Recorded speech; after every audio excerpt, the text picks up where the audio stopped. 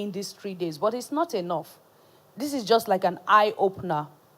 What you do, the truth is, no matter how we pray and wish that everybody here will change, it's not everybody here that will change. It's only those that will take responsibility that will change. The excitement, the euphoria of, oh, I want to be different. Now that we are in this confined environment for 3 days, you feel like you are ready to take it to the next level. But when you step out from here, and the next 1 week, nobody talks to you about transformation, right? You now go back, of course, you face challenges. You are trying to do something different, and then life pushes you back. That is when we'll know if you are really ready to take responsibility. So you are going to gauge yourself in the next 1 month. What would change when nobody is there to tell you, go and read a book? When nobody is there to tell you, transform your mind? When you are alone, and maybe you are even surrounded by people who do not understand what you are trying to do, that is when we'll know if you are ready to take responsibility. So who would summarize what we did in day 1? Then I need 2 persons to summarize what we did in day 1, and then 2 persons to summarize what we did yesterday. Who is going to volunteer?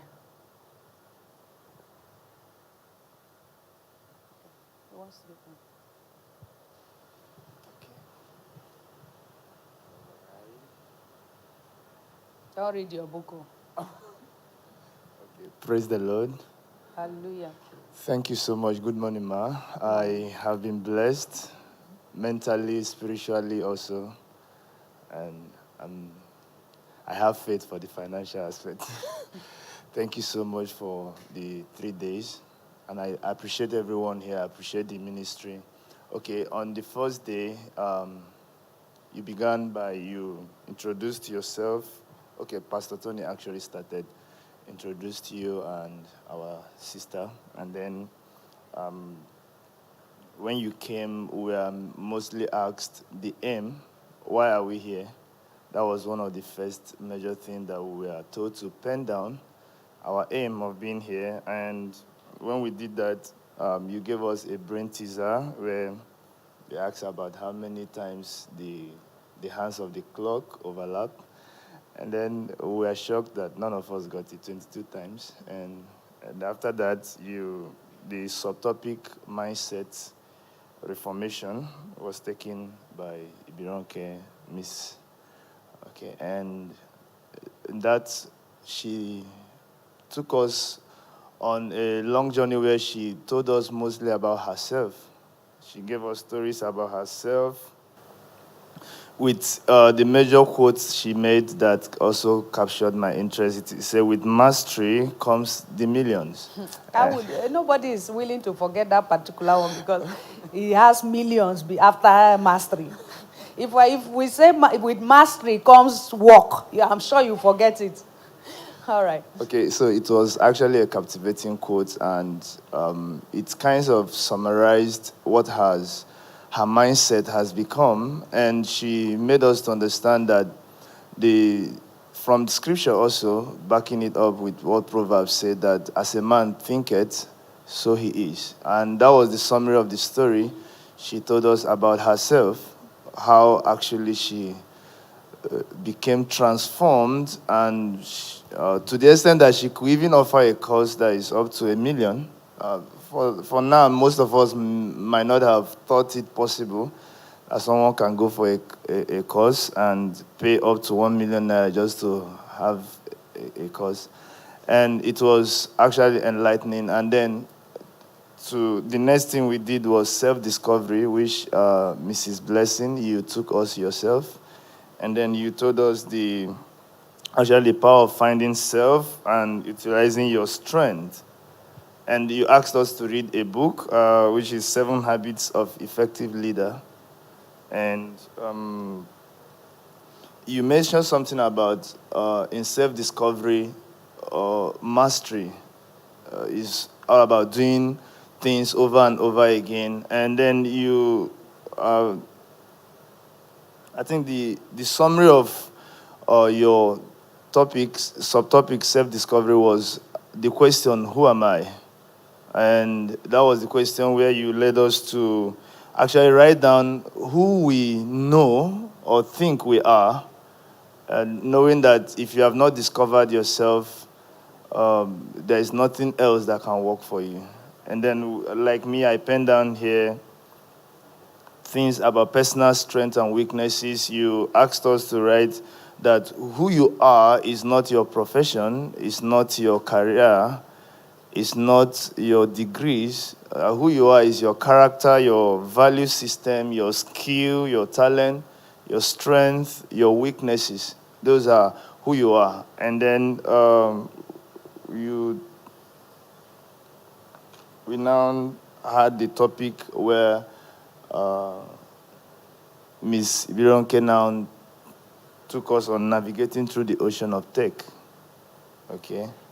And then that was where she actually made us to understand what is tech and why is it important and what are the various tech sectors and how to achieve tech career. So she took us through that, telling us that tech is actually the sum of everything that is one can use to accomplish an objective. So it doesn't matter what it is that you have as the objectives, the things you want to do, tech is the solution that you can use to achieve that. And for her, that is what tech is. And she made us to understand that there are various careers in tech. And the key part that she made us to understand is why tech career? Why should I consider taking a career in tech? For me, the most outstanding was the flexibility. Okay, I know Jesus has called me to serve him, and I know being a minister takes a lot of your time. To download grace and anointing from heaven, it takes time. And then, so I need something that can be so flexible that I can focus on the spirituality and then I still make the money without any of them affecting each other. And when she's mentioned the flexibility, I said, this is it. Okay, I need something. That was why I asked the question that day, how can I work at home? You know, I was interested in knowing how I can still be doing my prayer work and be doing the work, or, you know, making my money. I read a book by Sunday Adeleja, Money Can Make You Rich. And the summary of that book is that being rich is all about investment. It's all about having your money work for you, not you working for money. That's just the summary of the whole book. Okay, and then she mentioned other things like tech is the future, and we're already in that future. Everything is about. Then he mentioned there are diverse careers that you can, any aspect you pick in tech, there are other thousands of careers that you can venture to become mastery to the extent you can work, the extent you can put in your own effort. She mentioned the work opportunities, the job security. She mentioned something that you are the boss, you determine where you work. It's not that. She mentioned about COVID, that how she was able to, even during the COVID working, after COVID working, you can, you know, you are the boss. You can quit anytime you want, and the company will still be begging you. You know, I love that, you know. Yeah. So that was, and then I think that was and then she mentioned about 4 things before taking tech job, and I think she emphasized here, very importantly, there are these 4 things. If you can know them and practice them, even as we are going into this, you really, the first thing she talked about, research in depth. You know, an in-depth knowledge. It's not just coming superficially. We just have these 3 days and then you go home, nothing else. There should be digging deep, you know, ability to research in depth, know what you want to do, why you want to do it, what are the scope, the things you should know. Read more, you know, she mentioned our journals, you know, going online, internet, you know. And then the second thing is pick one and practice. Because many of them will present various opportunities that you think you are interested, but you have to know how to pick one and go for it. She told us about her own self, how she began by touching many things. Well, now she's software testing, has a master's in cyber security, and so now she's very specific and she's hitting it, making the money there. And I think that's one of that second point. Is what that will give you the real cash, actually. Okay, and then the third one is complement. To implement, sorry. To implement. It's not just that you know, it's not that you pick one, but you implement the things you have learned. And then fourthly, you analyze it, then iterate it. I think that's the first day and second. Then the second day, okay, towards the end of the first day, we watched a video on cloud engineering. And then the second day, we now began by watching the video on cybersecurity, data analysis.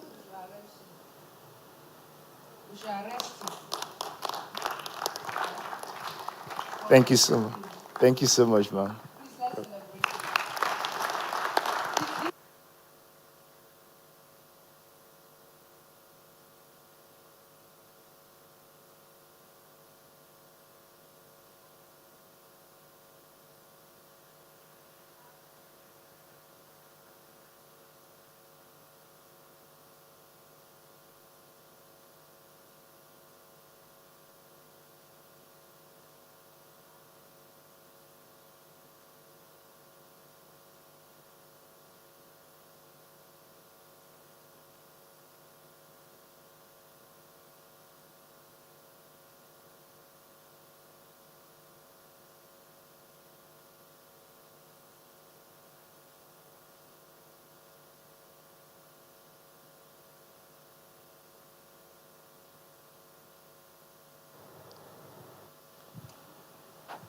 Good morning. Good morning, everyone.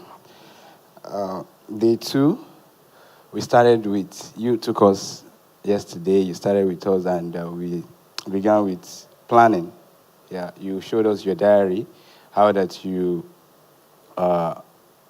executed some of the things you taught us in the first day, especially when you were talking about the mind and how you can project into what you intend for yourself and you can plan towards it.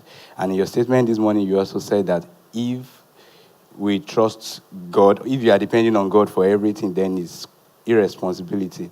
So yesterday you emphasized how we should plan ahead, we should have a diary, we write things down, and also make evaluations for the year 2022 finance, how we manage the monies that came into our hand, what were the things we were able to achieve this year, what things did we achieve what we could have done better. So, and for the things we could not achieve, what was the challenge? Why? Is it our own limitation? Was it planning? Was it procrastination? Some things like that. So, and then you said after all of that, you can now make plan for the following year. What are the things you did last year you think you can do better the following year, and what are the strategies you think you can put in place to get a better result? And after all of that, we began to watch the videos. We saw the video on cybersecurity, on UI, UX, on data analysis, and on I can't remember the last one now. Okay, then after we had the breakout session. Thank you. Oh, software testing.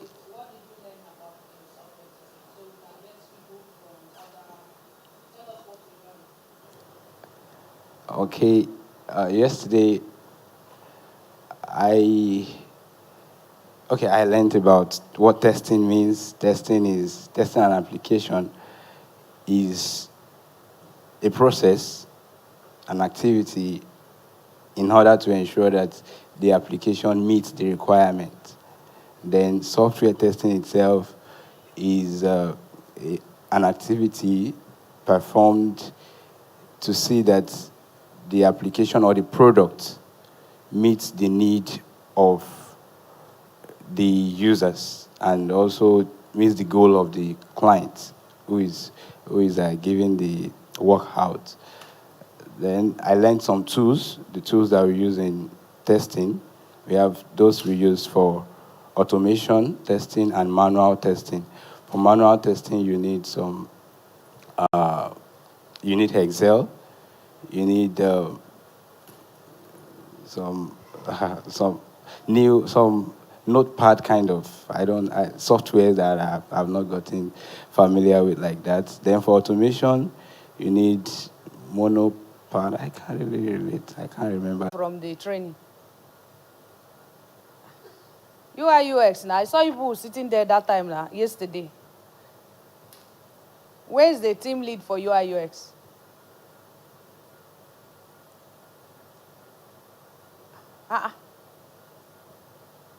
All right. Cyber security. Someone from cyber security. Is it only software testers that is here? What are you thinking?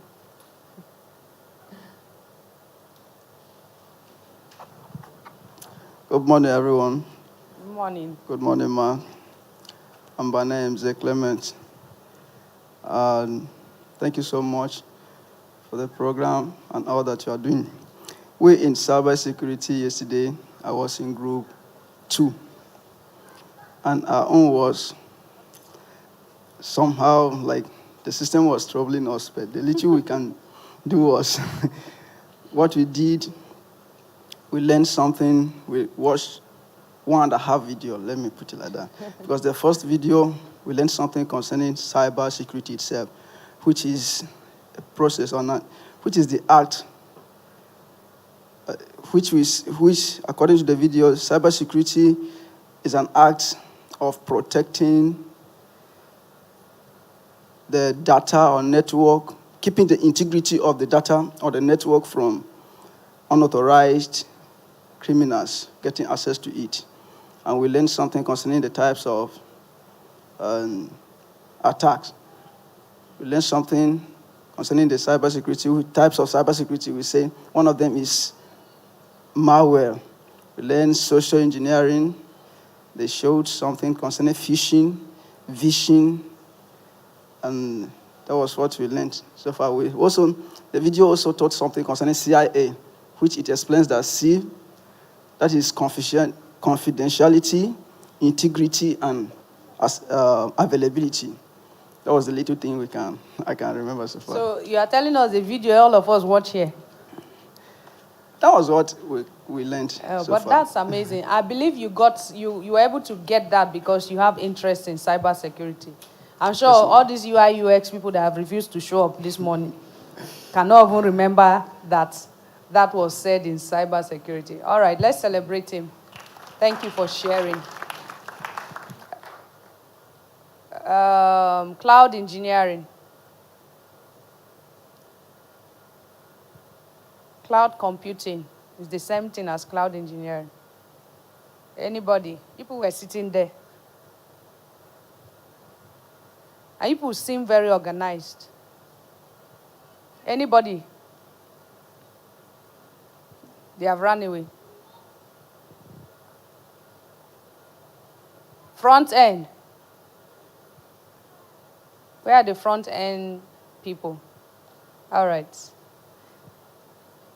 Please pass the mic. There's a lady. Let the lady speak. See her here.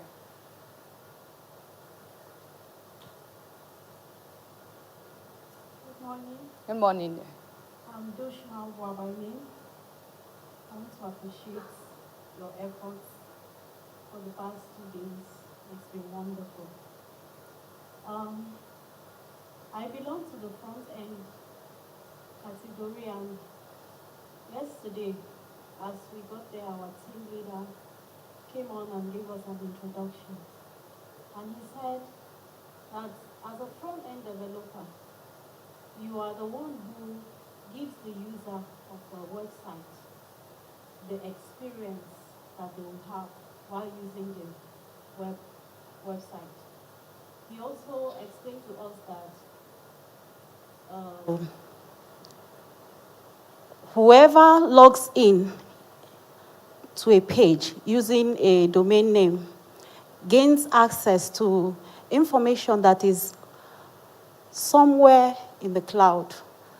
And it is the front-end developer that would enable the user of the application access those informations that are already available in a easy and user-friendly manner. So what interested me most was I've noticed that sometimes I log on to an application, maybe on my mobile phone, and I'm trying to get information out, and whenever I click on something and a drop-down menu appears, it doesn't really give me the choices that would lead to exactly what I'm looking for. So I knew that I was in the right place, because now I can get to sit down and design and code in exactly what a website should look like and make sure that the user enjoys using the application. We're also taught the 3 basic tools that we would need. We'll need HTML, we'll need CSS, and we'll require JavaScript in order to carry out our functions. We're also made to know that the front end is a kind of a team arrangement. You don't do everything single-handedly. You only take care of a part. We were told that there is the design, there is the front end, and then there is the back end. And we're also told that it's not every web page that has a front end and a back end. And he gave us an example with Facebook.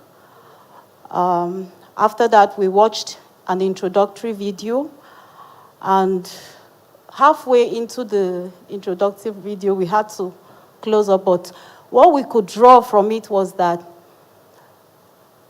in being a front-end developer, you need to be very creative. And we were also encouraged that it's an exciting journey, it's very dynamic, and it's a field that is very relevant in today's world.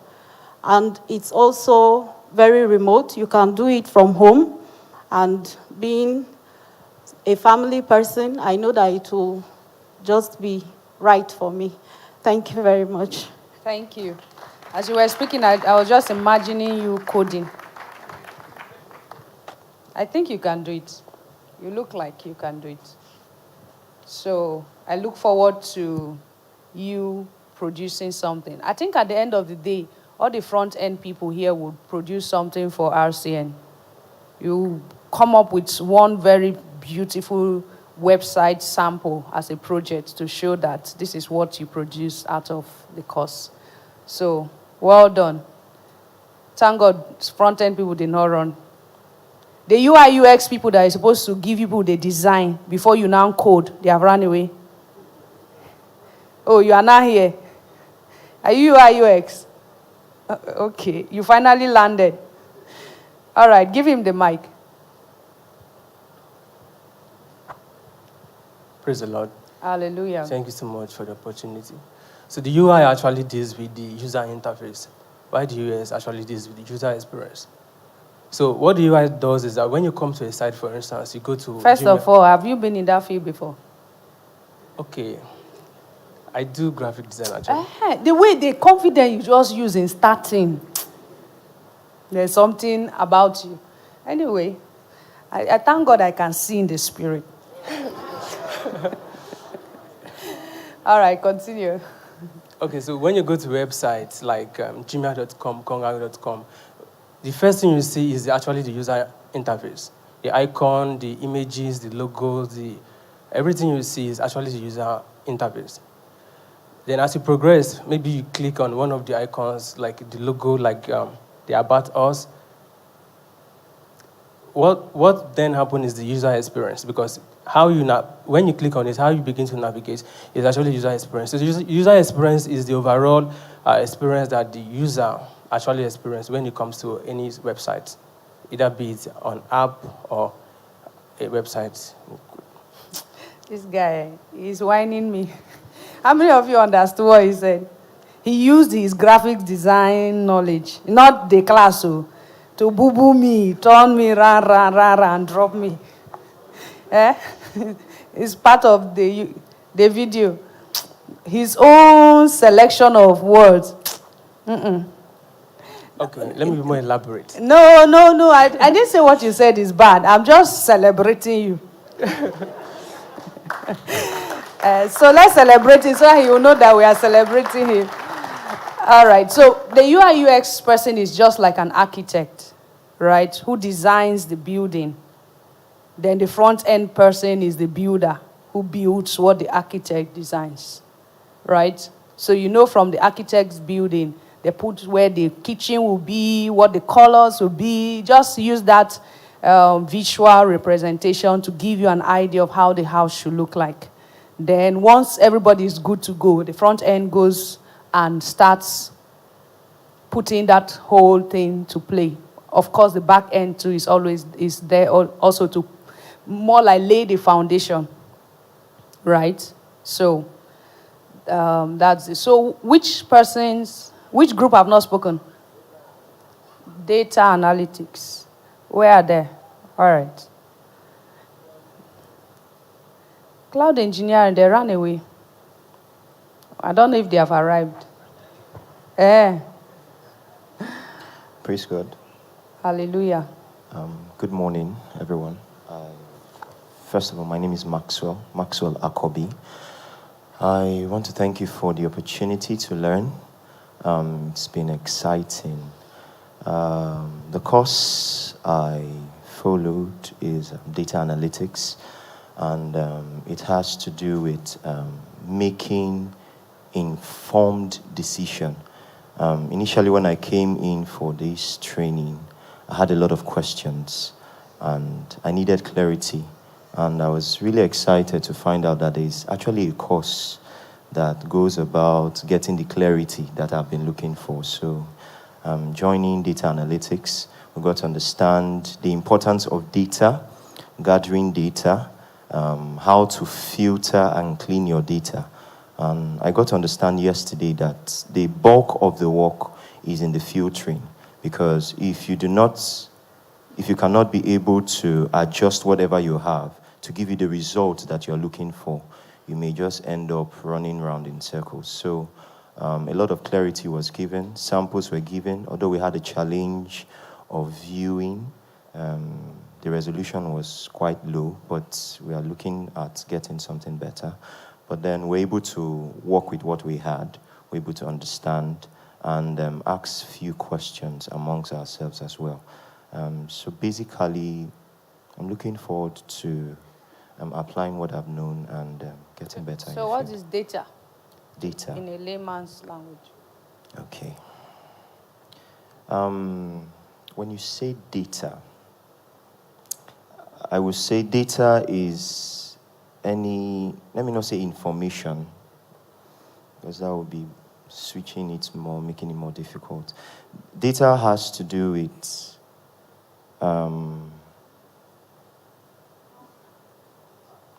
well, let's say facts. Go and give him the mic. Who is that? The person in glass. He wants to save you. Pray I don't ask another question. No? Okay, ma. Data is just raw facts that you collect. What is from facts? the facts? Information. What is information? Information are the things that are available to you, things you can see, things you can interact with. You Yes, have broken it down, at least everybody can understand that. All right, let's celebrate them. Cloud engineering, have you arrived? They are the last persons we've not heard from them, right? Cloud. Oh, because they are in the cloud. Give them mic there. At least they are the media stand. They should have like 2 mics.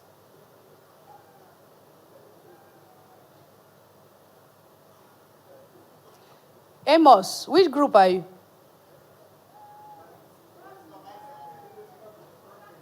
Front end. Because you are standing in the front.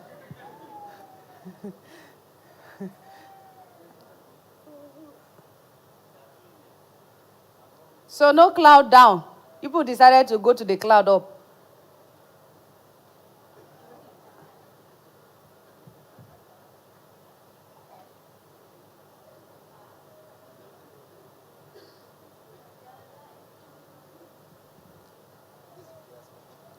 Let's see who is talking.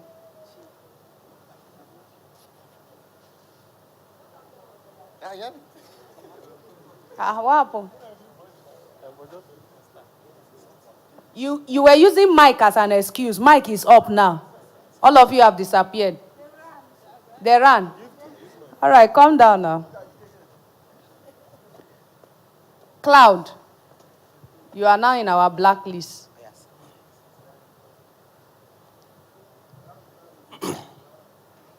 Oh, someone has decided to save them. Ask me the question, don't ask them.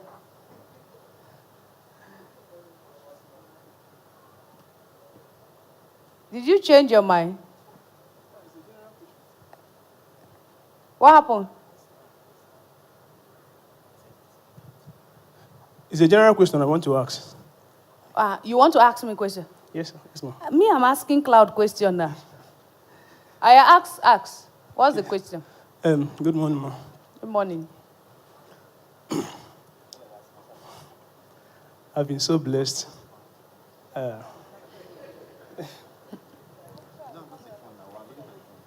Okay. I've been so blessed so far this last couple of days. And my question is this. It's concerning the payment. For the training, Okay. those who are interested. Some of us, we don't have the financial capacity to do it. I don't know if you can give us the chance to do it instrumentally, the payment. Which course? Testing. You are in testing. Yes, ma'am. Do you want to pay for it? Yes, I want to go for the training. You want to go for the training? Yes. And you are I willing? can't pay once. You can't pay once. Yes, ma'am. You can't. Yes, ma'am. Or you don't think you would be willing to pay once. No, I can't pay. Like, I can do it instrumentally. You can't. I think that word can't should not be in your dictionary. Yeah. I don't have the capacity to pay once. You have the capacity to pay once. Say you plan to pay instrumentally. Yeah, I plan to pay instrumentally. Don't say you can't. Because if I give you 1 million now, you can't pay. Yes. Right? Yes, ma'am. So can't should not be in your dictionary. Even if you don't have the money now, there's a better way to present it, not can't. You can, Okay, actually. If I put gun in your head, you bring all the money. So, yes. Anyway, I'm sure Ibironke would have something to say about that later. Is that okay? Yes, ma'am. Thank you, ma'am. All right. Okay, so let's move on. Amos, have you gotten Cloud? They have disappeared now. They have gone to the cloud. We'll meet you in heaven. The slides. So today, what we'll be doing, a summary of today, is just to ensure that everything we want to ensure that everything we've done in the last 2 days is properly, like we cross the T's and dot the I's, especially as regards from the place of personal development, right? How many of you came with your cardboard paper and newspaper? Okay, amazing. So we are going to do a vision board. And we're going to talk about vision today to help you get a clearer understanding of what vision is. We're going to talk about character, which is the foundation. I will always say skill will take you to the palace, but what keeps you there is character. Right? It's not when you get there, you've gotten there. But if you go there unprepared, you would come down faster. And it's better not to go there than go there and come down. So beyond just thinking about having access to opportunities, the question is, how can you sustain those opportunities? Do you understand? So there are things you do. If you say, oh, you are talented, right? And you say, okay, come and do this for me. You come. When you stay around me, it's not your talent I'm looking to anymore. I've seen your talent. What else? That is where value system comes in. That is where character comes in. That is where the principles that guides your life comes in. People want to be around people whose aura bets productivity, responsibility. People want to be around people and then feel that they are respected, they feel they are honored, right? Those values is what really takes people to the top and keep them there. Okay? You cannot be a skilled, arrogant person. You cannot be a skilled, lazy person. Or you cannot be a skilled person who doesn't understand emotional intelligence. You go and you talk anyhow. You don't know when to talk. Those things can just close doors. So in as much as we are pushing that you should have relevant skill, we're also balancing it and ensuring that you do not go and disgrace God. Right? Let you go, sit on the table, and then stay there for a long time so that you can also use that platform to help others up. But if you go and then they pursue you, that will be the end. How would the people connected to your life have access to that same platform? The reason why God will give you access is because he depends on you to draw others to that access. So that's what we are going to ensure that we try to cover today. And in order to do that, we're going to... Ibironka will take us on the first session on vision, right? Let's understand, what is vision? What's the difference between vision, mission? What really is the vision for your life? When you get that right, every other thing will fall in place because you will know where to look for your solution.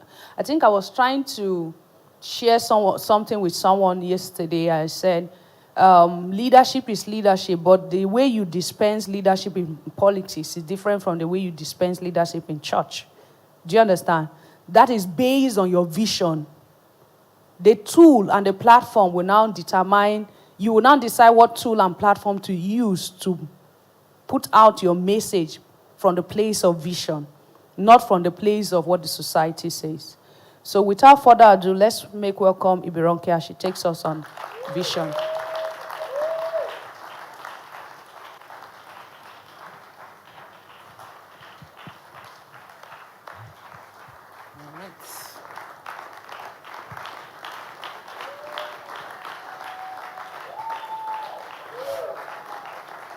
Good morning, everyone.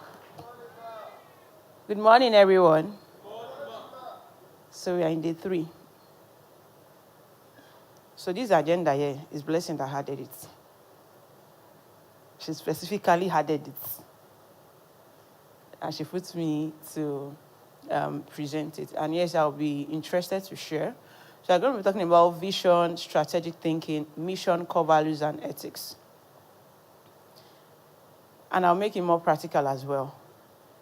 So I would call on, I don't want to start calling on people. Just raise up your hand if you like to share.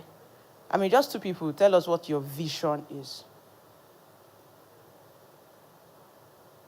Any 2 people? Okay, there's someone here, and there's someone there. There's someone next to you there, and then there's someone here. Please give them the mic. That's him over there.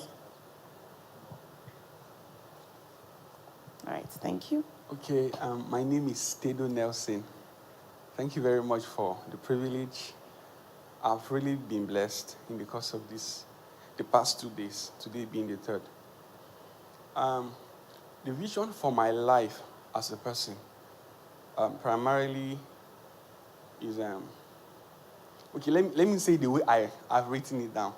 Raising indomitable youths for indelible exploits. It's big grammar, sha.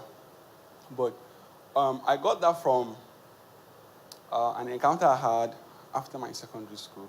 I used to work with an NGO that majored in capacity development for young people. And I saw the passion the moment I worked under her. I was like a PRO to the organization. And I thought it wise that if everybody comes on earth, lives for money, and the usual get married, go to school, get married, get a job, give birth to kids and die, what happens?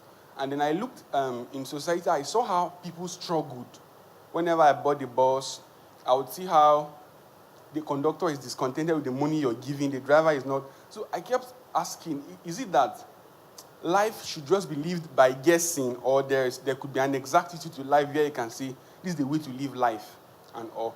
And I did my personal analysis and I discovered that if one is to live an effective life, it has to start from the days of one's youth. That is where lasting foundations that could make one be successful tomorrow can be laid.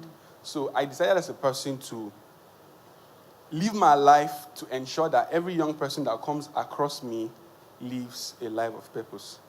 So that big grammar I spoke just meant you raise a young person to become somebody who tomorrow, no matter the challenges of life that comes, the person will still be very effective and relevant in society. So for me as a person, I'm giving to human capacity development, especially for the young child. What's the definition of young? Okay. Someone who is between the ages of, between his teenage and full adult stage. Someone who is within the range of from 15 years to 35. Okay. So that's a mission, not a vision. But thank you for sharing that. Sorry, the next person. Okay, thank you so much, Ma. I love the blue shirt. Thank you. Okay. I'll just give this, and then I'll tell you my vision. Okay, should I say my vision first? Okay, that's your question, so let me say it first. Thank you so much. My vision is to be the anointed man God would trust spiritually, with finance and with people, and with the world and the church. All right. Please give me a round of applause. We are holding that other man to a clap. We didn't clap for him earlier. All right. Thank you very much. I made mention the other time when he explained what he wanted to do as a mission and not a vision. They are two different things, even though they have shun at the end of their words. Mission is how you want to do what you want to do, while vision is what do you see, right? I still need all these things that people listed are normal thing. I still need vision. Anybody? Okay, so please give her a mic. Let me hear vision. Okay. My greeting goes to the facilitators and the pastor, and I appreciate. Vision simply means seeing. So as from today, I started seeing myself in fully ICT because I'm educated. Anywhere I go, I return and I say no. Even last week, one woman came and meet me. She said, teacher, and they are going to on exam. She asked me to educate her. I said yes, but in my mind, I say I will be running Xmas thing. I won't do it. So right now, I'm within January. I have my laptop, and I will start educating people. That is my vision. That is what I'm seeing. To start training people. Yes, thank you. Right. Thank you very much. Well, I feel like that is a knowledge. Everybody should be able to share knowledge. And that's a general, basic vision that we should all have. It's still not the kind of vision I'm looking for. Next person. And we have people at the back too. Yeah. Good morning, ma'am. Good morning, sir. Good morning, everyone. My name is Eddie Francis. And my vision is to be a CEO one day. CEO like Elon Musk, Steve Jobs. I really admire, mostly Elon Musk. I really want to be the first person in Africa that is doing something like Elon Musk. That's my vision. But finally, we already have first man. In fact, we already have second and the third person. In my own generation. Of course. You don't know everybody in your generation. So we have people in your generation that are already doing that. What do you want to do that is unique?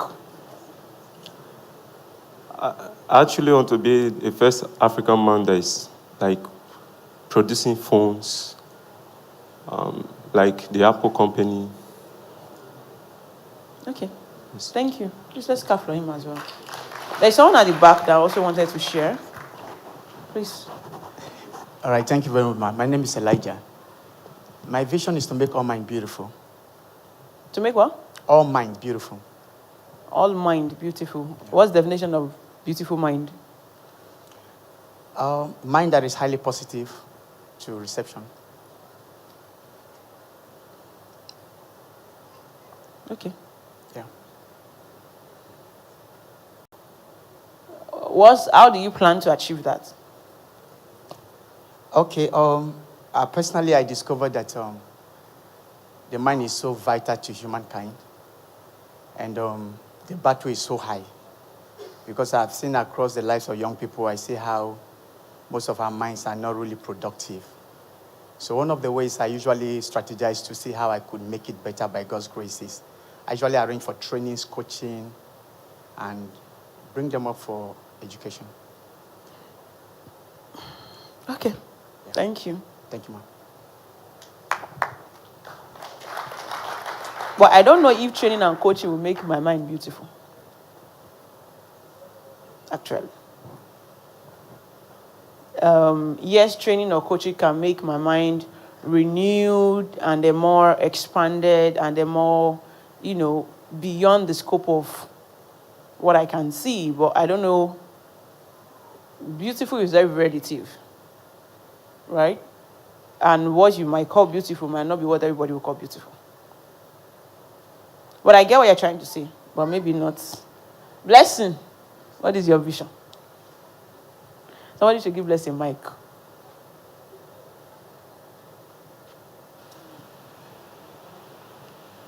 Why is she putting me on the spot? You just want to use my example and teach. Blessing, AJ. In fact, let's say Mrs. AJ, what is your vision? My vision is to have a leadership institute, a global leadership institute that raise leaders that become strategic nation builders. And these leaders would be positioned in various industries across the world, driving positive change. So I would be that person who will build a global leadership institute that would attract people across the world to come and learn leadership skill that will make them strategic nation builders. All right, thank you. Please, let's give her a round of applause. What's different between what she said and what every other person has said? Anybody wants to volunteer? She said that nobody wants to volunteer. People at that back, they are sitting here now. Let's use the seat in the front. Like we have a whole 5-lane or seat here that is empty. Please, can we come forward? Those people at that black, please, at the back. We have up to like 20 people there. I think we should come forward, please. We're all here together.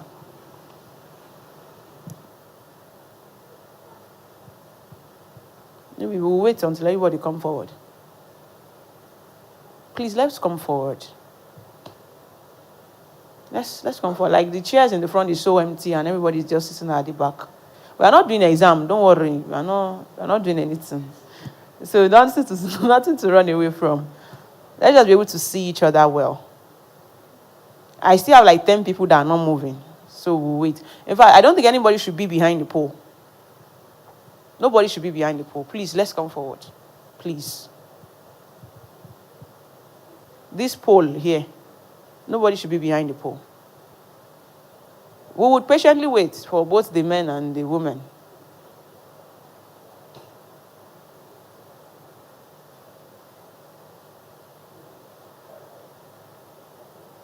And then online, it will be as if there's nobody in the hall. Please, nobody should be behind the pole. Not even one.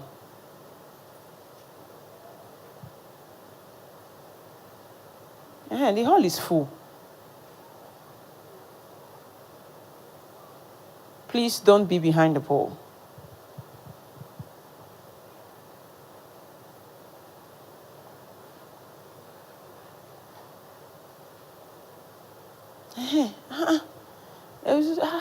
So no, we are not seeing them to call them. I want to stay behind the pole. All right, so anyone wants to volunteer to tell me what was different between what she said and what every other person said? Okay. Praise the Lord. Praise the Lord. Okay, for me, the difference is she told us basically what she has seen, like the mental picture of what she wants to achieve. Though she didn't tell us elaborately, or she didn't state at all how she wants to achieve it. But Yeah. she has told us, okay, this is exactly what I've seen. Yeah, I mean, what we needed is the vision, not the mission, how you plan to achieve it. For me, the difference between what she said and what everybody said, I think, is the mind gap. If I want to advance on what she said, I would ask her to be more specific on the number of leaders she plans to raise. Because if you plan to raise a global leaders and then you raise 10 people, of course you have actually achieved that statement, right? But the number is the numbers that should, the data that should give us to the volume. So in case you don't have a vision, which, in the Christian way we call it a purpose. Your purpose should not be that I want to just be a minister of God. I know we still have people behind the pole, but if possible, please come forward. You should not limit yourself to being a minister of the word. God is a multifaceted God. Right? He's not just a healer. There are every other part that he does. And so also you as a human being. So it's beyond being just a man of God. You want to be a man of God, you want to heal the sick, you want to make the lame to walk, you want the blind to see, you want to do all expression of God, ministry. However, there are more. The biggest businessman that you would ever imagine is still God. He knows how to transact. If you want to learn about business, I'm always saying that the best book to read is the Bible.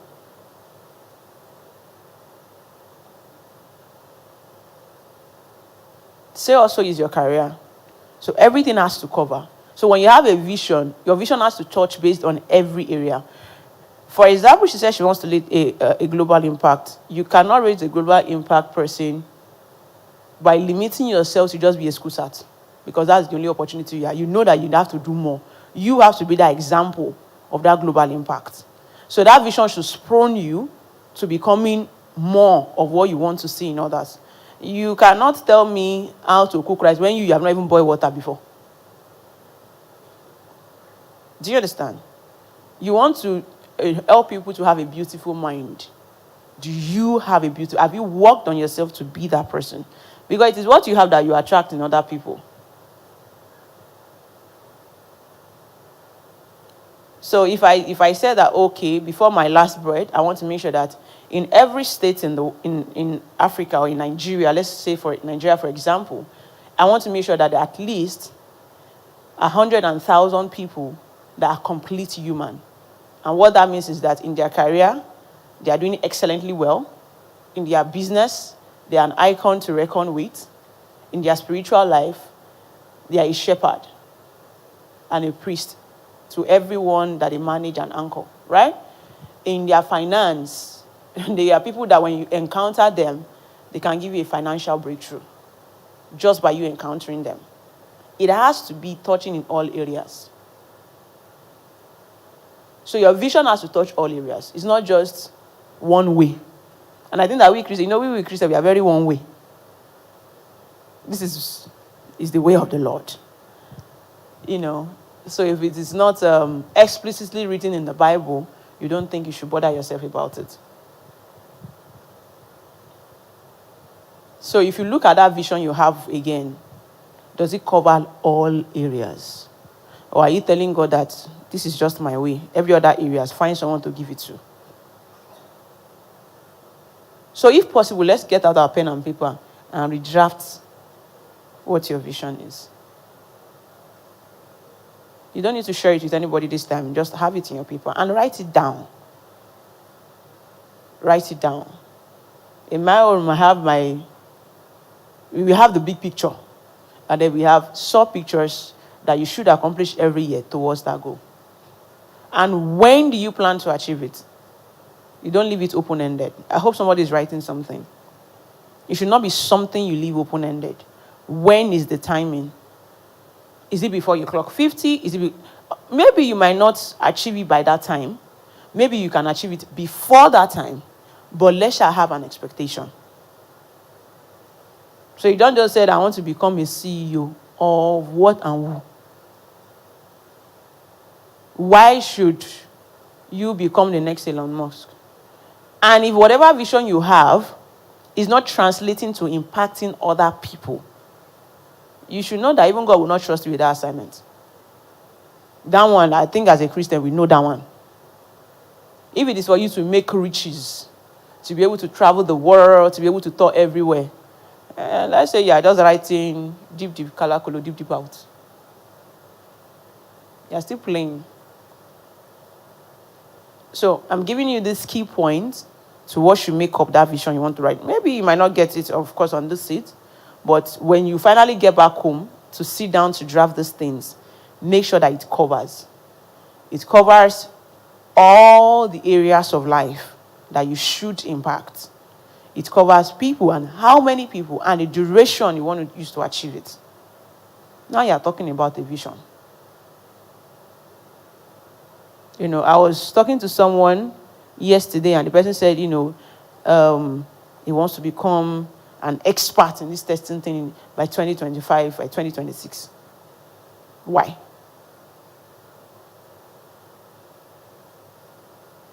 That's the why. Why? Why do you want to become an expert? Is it so that you can make more money? Is it so that you can be confident and say, I am a software test manager?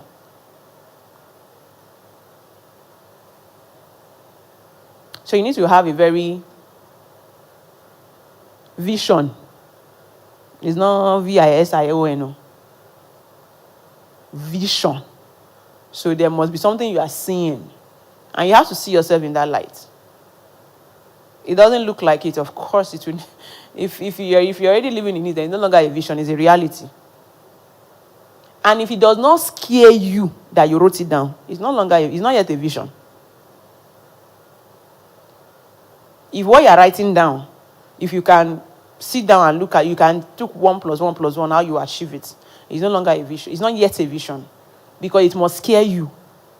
When it scares you, when you to remember that vision, and you are scared, we have started talking about vision. All this grammar that people are, very good grammar that people are blowing here now, is possible. When we sit down here now, before the first quarter of 2023, we will achieve it. It's still grammar.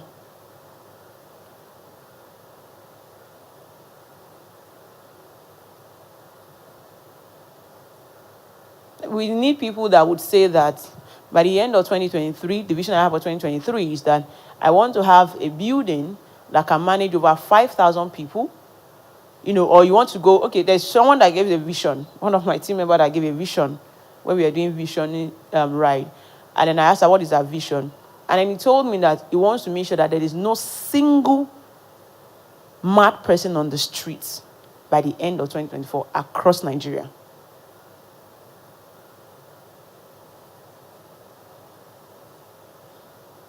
So what he wants to do is to make sure that it goes across every state in Nigeria, pick out every mad person on the street, heal them medically, groom them spiritually, and help them to build a career.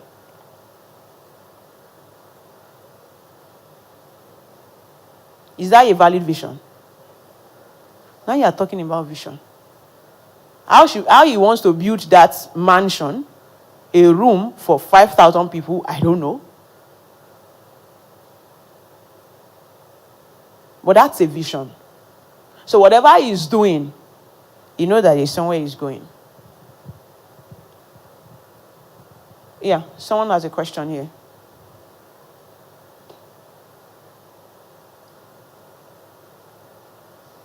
Thank you very much, ma'am. I'm really discovering myself again, because I don't know if every other person is not taking what you are saying seriously, but I'm not joking with it. I want to ask, a vision, is it something you can fine-tune as you progress? Mm-hmm. Is it something that, because even if it doesn't sound realistic as I speak it now, is it that maybe this is what I intend to achieve so time, but when I get there, I discover that I was not able to achieve it. I could still pursue it. And it's not necessarily something that I put forward, I wrote down, because I want to start writing now. And I want to believe God that 2023 is in trouble. I will be so mad. I've never entered a year thinking of what I will achieve by the end of the year. I just believe that tomorrow will take care of itself. But enough is enough. I'm going to enter 2023 with a mad expectation. And I'm going to pursue it. And it's a serious deal for me. So what I'm asking, I'm just not asking to show myself in camera. I'm just serious about it. I want to write down something now. And I want to be sure, if by the timeline I've fixed and I'm not able to achieve it, it's something I can still fine-tune. And even if it's not clearer to me now, I believe I could still rearrange it to have a better version of it, even as I progress. Okay, thank you very much for that question. And that brings me back to what we are doing now is something I envisaged around 2015 that I plan to achieve, let's say, by 2017. So it's called Tech for Christ. If you go to IG, you see _Tech for Christ. In fact, you know that that logo is an olden days logo. In fact, I used Canva to design that thing. And when Tech for Christ came to me, what I wanted to achieve is youth in the church. We know that you are spiritually groomed. Our pastors are doing perfectly well in that area. But when we come out to the marketplace, you're always at the back seat. Like the one we are practicing now by staying behind the pole. So Christians are always like in the audience. And then we see other religions taking the lead. But you want to make a change. You have prayed in the place of prayer. God has answered your prayer. Now, how do you exercise what you have received in the place of prayer? So I knew that there was something missing. Now, there might be 1,001 ways to do that. But how I know how to do that and the way God has helped me to do that is through tech. That was when I started Tech for Christ. And from that year till this year, I was not able to find expression to it. Until last year, I was not able to find any. In fact, I can show you on my drive how many proposals I've decided to write and send to church.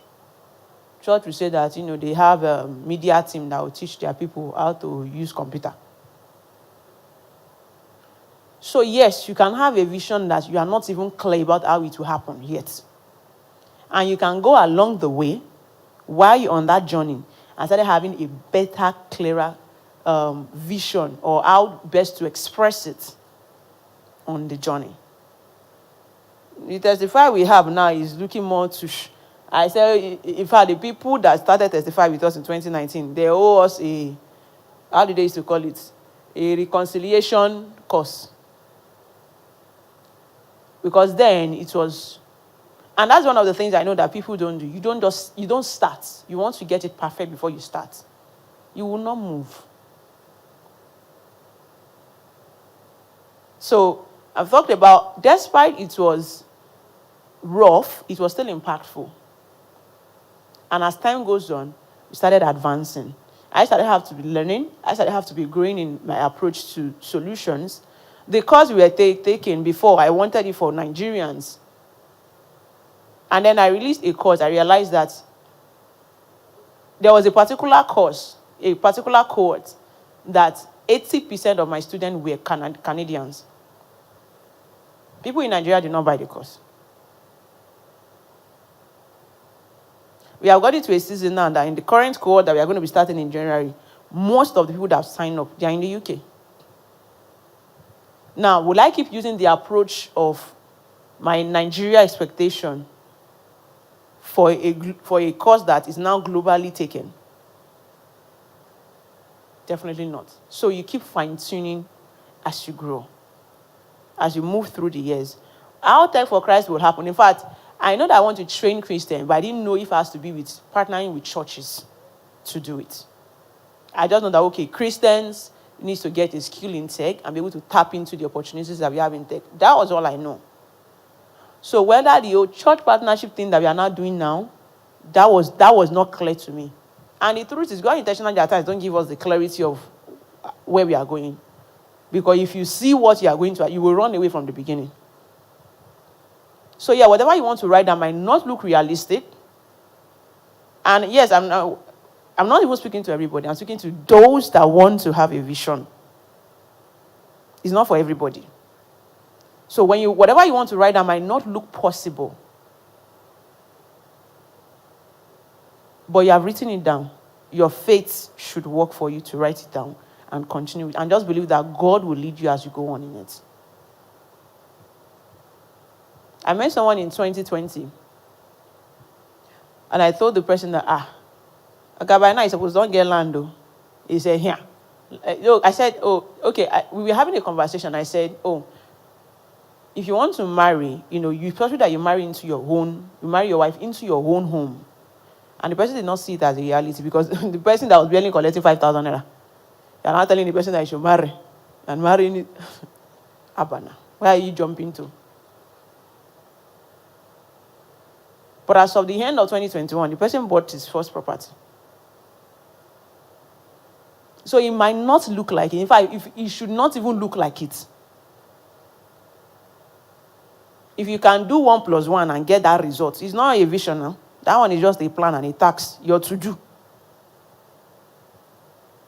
I hope I answered your question. So we have talked about what a vision should contain. It should be all round. She mentioned about building global leader. Of course, we know that it's not just about taking up you're going to take up an industry. But that means you need to work on your character. Right? You need to work on the way you deliver tasks.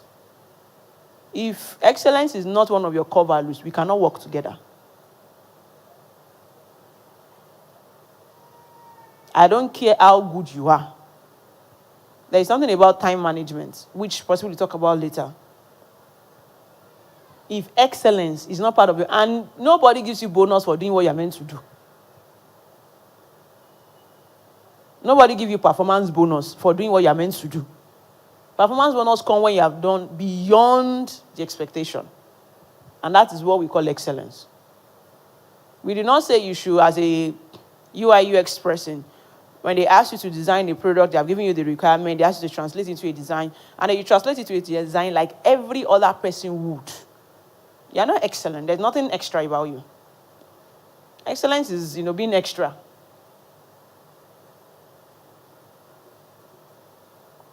So you have to have a vision. And for you to be able to have that vision, how do you want to achieve it? Now you can put in your prayers to achieve mission. It could be all you know how to do is to drive a car. But he has told you are going to be driving ship over the sea. Perfect that car you know how to drive first. Then if you need to learn how to drive that ship, then you need to go and learn. Oh, I will need 2 million naira to go and learn how to drive a ship. How do I? It is not for you to run away. I think I mentioned it yesterday for the software testing people. When you hear the price, it's not for you to run away. It's for you to go back to God. And that's what I said, we Christians have an advantage. We have who to go back to ask questions. We have someone to go back to give us blueprints. So when you see a money that is scary, or anything outside that is scary, you have someone to go back to say, how can I get these things done? It's not for you to run away.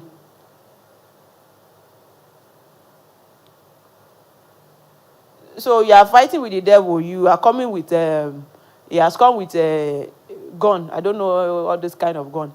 Then you are coming with a knife. You need to know what you need to do at that point to fight and still win that battle, even though it's only the best of the guns. It's not for you to run away and go and hide.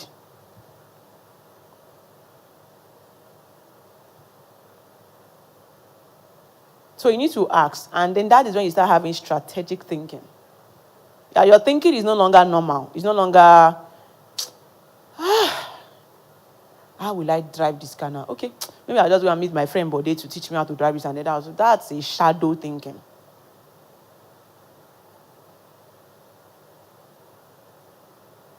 When you ask questions, I will know if you're a thinker or not based on the kind of questions you ask.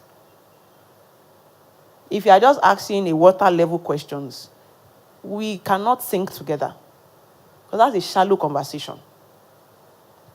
People are you call them early life, are the one that ask those kind of questions.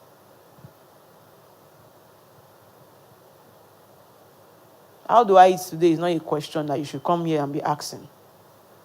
Or you don't ask God, how do you want me to eat today? No. How do I feed the nations? At that point, you have think. And there are evidence that you can do it, so you know that you can do it. So when you want to think, those questions you want to ask, the first thing is, can they be answered on Google? If yes, there's nothing deep about your thinking. If you need just yourself to answer that question,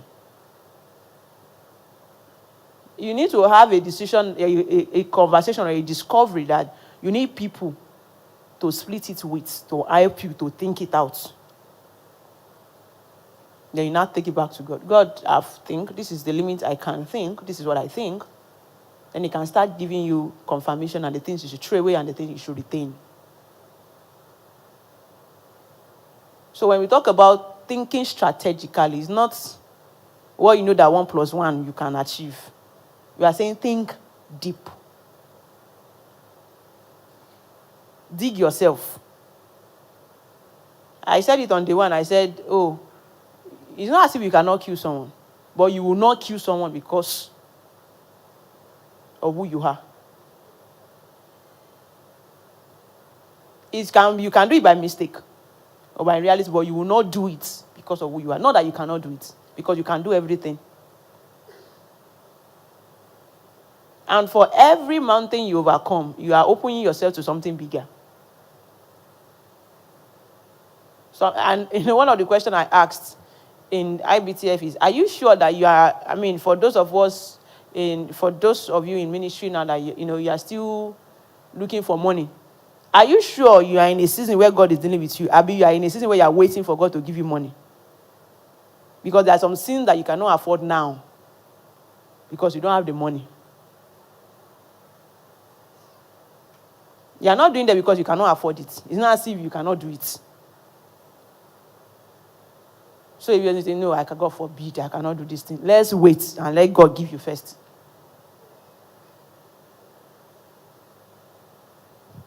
Some women now, I think one of my mentors, she made a quote on IG. She said, there is a difference between submission and obeying as a woman. And she gave an example. She said, you have 5 million naira. You want to go on a trip that will cost you 2 million naira. And then you tell your husband, and then he said, don't go. And then you do not go. That is submission. But all you have in your pocket is 200 naira. And then you want to go on a 2 million naira trip. And the husband said, don't go. And then you did not go. You did not submit. You obeyed. Because you do not have the money. Do you see the difference? So first of all, you need to have that thing first before you can say, yes, this is who I am and this is what I'm not. Do you understand the difference? So when a man is saying that, I cannot cheat, is it because he's poor? Because what does a poor man has to offer? Like my mentor would say, than humility. It's true. What does a poor man have to offer than humility? Let's give him money first and see if he cannot afford that sin. The same it is for women, which we'll talk about in the phase 2 of today's session. Are you actually an obedient wife or a submissive wife? They are two different things. So you need to think critically, strategically.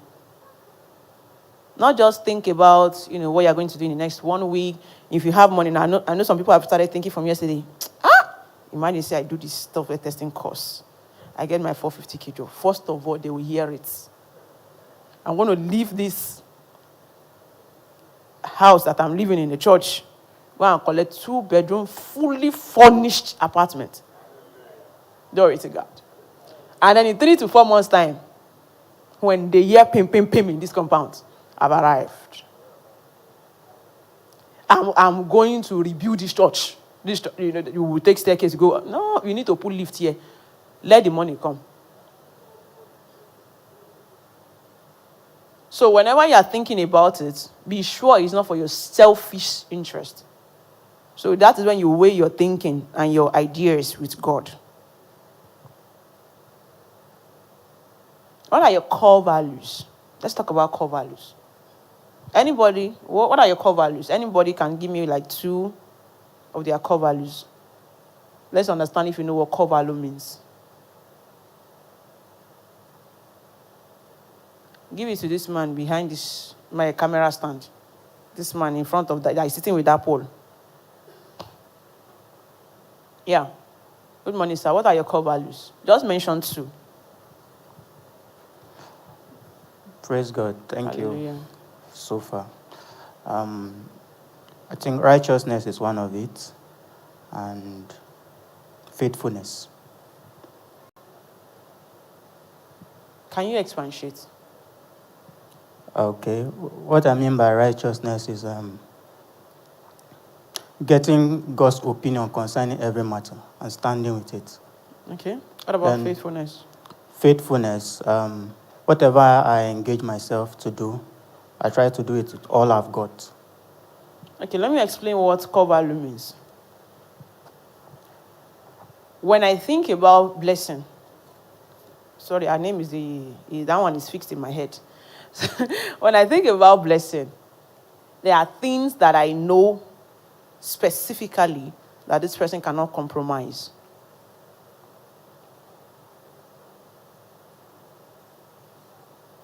I don't want us to over spiritualize it.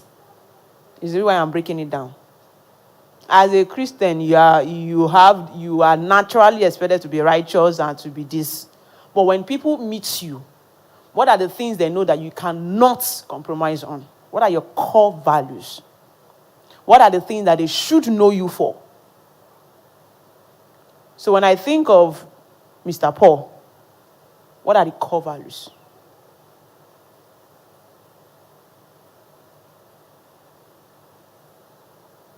Blessing.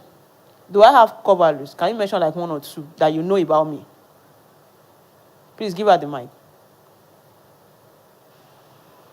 So if you think about me, because I'm going to mention 2 that I know about her. So when you think about me, what are the 2 core values you think about? Excellence. And what? Troublemaking. You know I'll find you trouble and you gave me mic. Excellence, and there are so many. I'm just trying to pick those ones that would hit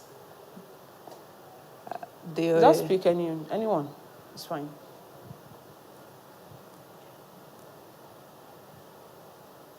Value stack. So there's that, when I say value stack, over giving value is what I mean. So you have that principle of always over delivering in whatever value you want to bring forward. So you tell people, I'll teach you 1 thing. By the time they come, you're teaching them like 10. Okay. If I'm to think about blessings, core values, I will think about mentorship. So if blessing meets you, whether you are the chief executive director of something, or you are a baby trying to climb a ladder, she has the kind of mentorship to give you regardless of your level. And another thing is serving as a leader. I don't know the right word to coin for it. But you know that, yeah, she has her own company, let me say company that she runs, but she's still working with Testify. And she still does it as every employee should do it. So you cannot come to work with Blessing and say, because I'm the founder of this system, so I'm going to relate with you on the founder level. She will relate with you as a staff that she should relate with you. But you will not get the best value out of her. So for me, I'm very core on, the two things she mentioned. And one of the things, when you're having a contract together, if I ask you, when will you deliver? And like you said, 3 p.m. on Wednesday. If you deliver 3:01 on Wednesday, you are failed. There is nothing excellent about you. I don't care if you give me the best of the designs.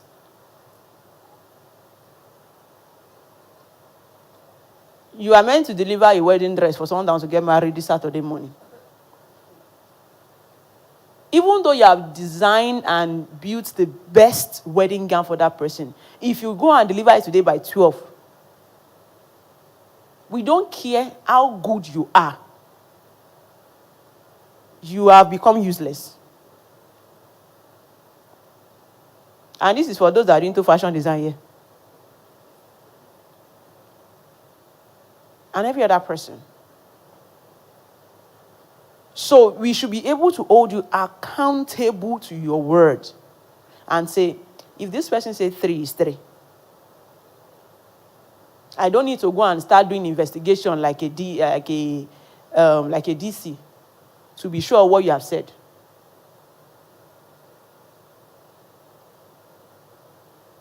So what are core values? Do you understand the difference between core values now? Righteousness, you are a Christian. If you choose not to be righteous, that one is you and God.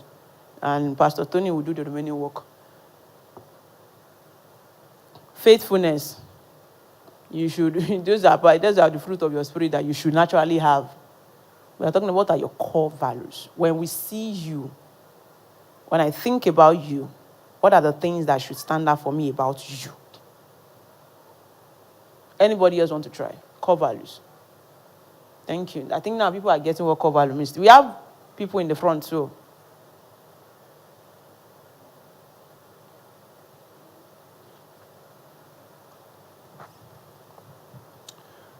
Thank you for the opportunity.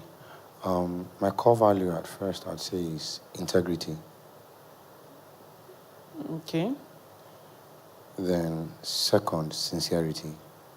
Sincerity. Integrity and sincerity. I can start demystifying what that two words means now. We'll not leave here. Okay, any other person? So these are core values. But we want to believe that who and who knows each other here? Let me switch the table. Who do you know here? You know him. You know him very well. Come, Oga, please come and give him mic and tell us the core values of this person that you know. If you say anything here, you know that all of us, we are plenty. When we leave this hall, it's you and him that will remain. All right, thank you very much. The young man here is very humble. Humble. Yes, ma'am. And he's diligent to everything he does. What has he done for you before to make him diligent? Okay, we are classmates. Okay. Okay, I've seen him in school. We meet, we pray together, and many things. Like, I can attest to that he's humble and diligent with his books and everything. Okay. You know, if I have asked him what are his core values, he might have told me something different. What you think you are could be totally different from the way people have perceived you to be. So, I'm an integrity man. You might not be the right person to tell us. That's why I didn't tell you what my own core values are. And I didn't have blessings to tell us our own core value. So, who else knows who here? Please, let's bring mic. Sir, who did you know? Hope it's not Pastor Tony. Okay, you know him? Yeah. Okay. What are just one of his core values? Okay, diligence to whatsoever he wants to do. Whatsoever assignment given to him, he's very diligent on it. What do we mean by diligence? Giving attention, keen attention, details to get results out of whatsoever you put in. Okay. All right. Thank you very much, sir. Any other person? Who knows who? Women know they know themselves. Please give this woman here. I know this brother here. Why do you not know a woman here? He's more closer to me than the sisters. Oh, wow. Glory to God. Let's clap for her. Let's clap for her. Okay, so what are his core values? One of the core values is that he cares so much. Hey! Not only me, not just about me, everybody around him, he cares about them. Even though he's not comfortable.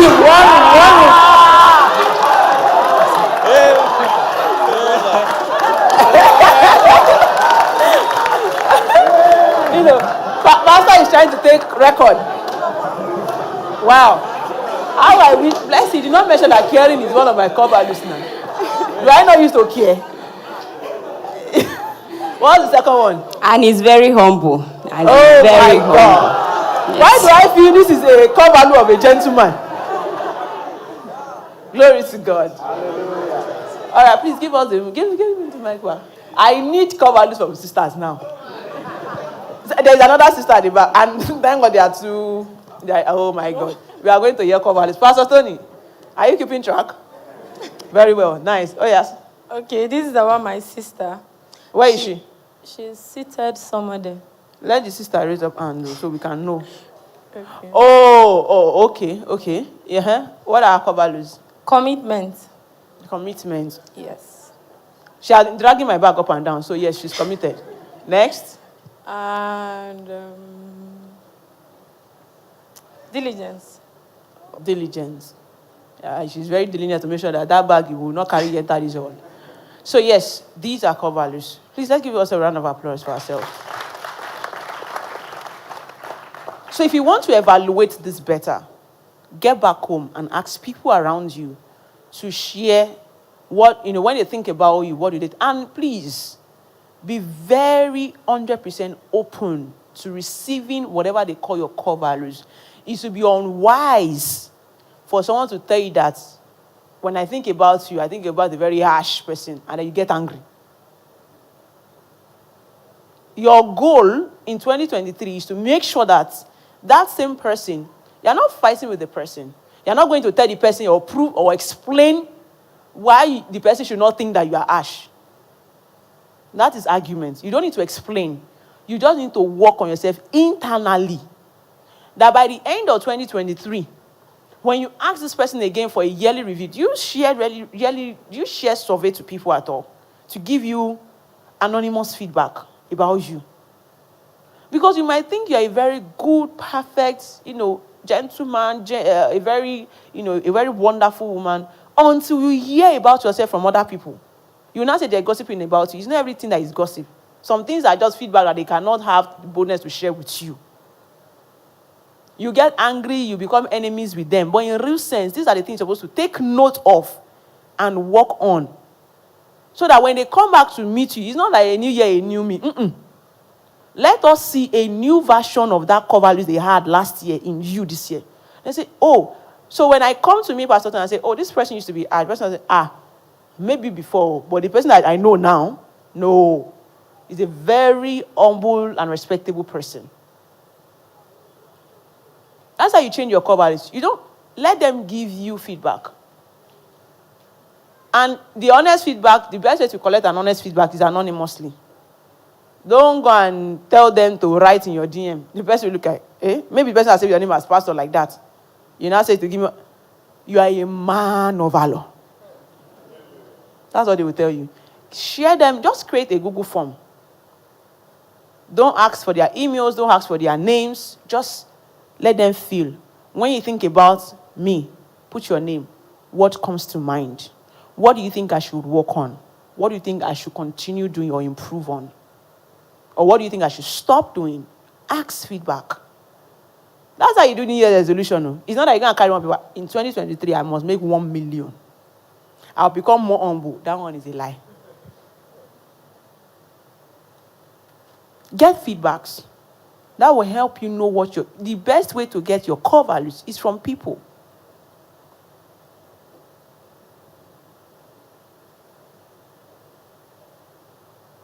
I don't want to know the kind of core values I used to have before.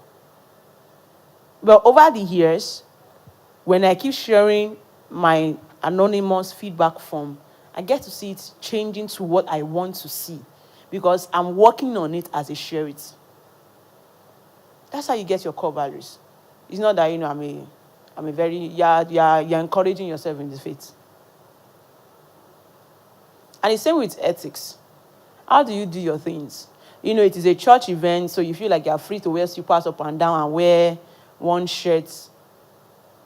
And come. I know just lie to the dress. I'm not a dress kind of person. Who says? Does God himself wear rags?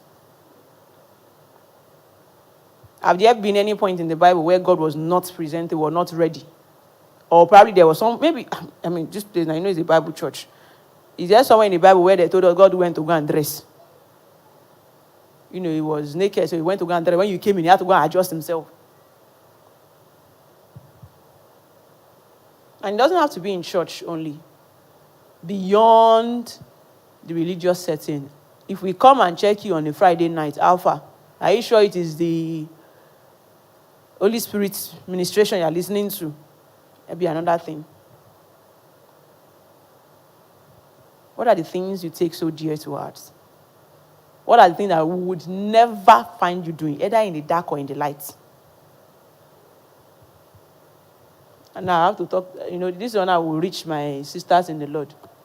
We know that when you go to office on Monday to Friday, you have to prepare us. But on Sunday, glory to God. You're a mixture, and in your mind, you call that balancing. When it comes to my working place, I have to look pem. So even the secret of God is revealed. The only thing we cannot see when we see you is your heart.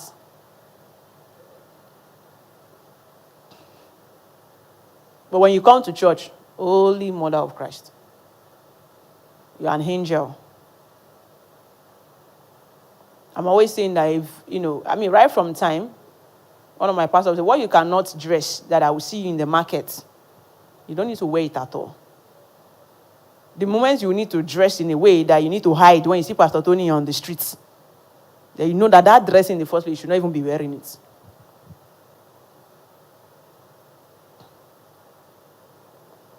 So your presentation matters. Even if you are the one out of the 1,000 best men in RCN, if your presentation negates it, you are as good as what we can see.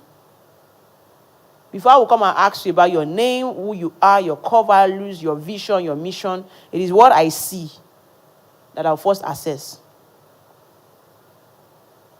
I'm not a man that likes to dress. We did not, even if it's 20 naira shirt, iron it.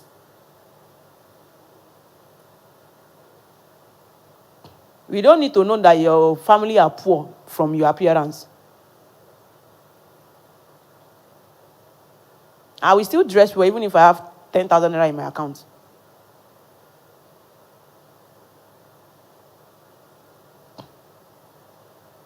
Have core ethics.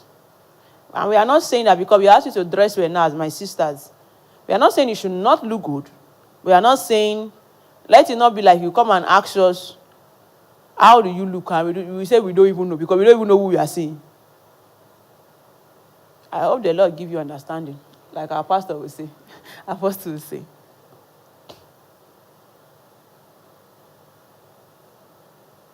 Have a vision beyond yourself.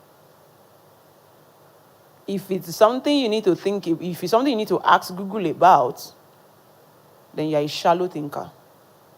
Have core strategic thinking. I'm not saying where you go and sit down, how you do ritual and make money.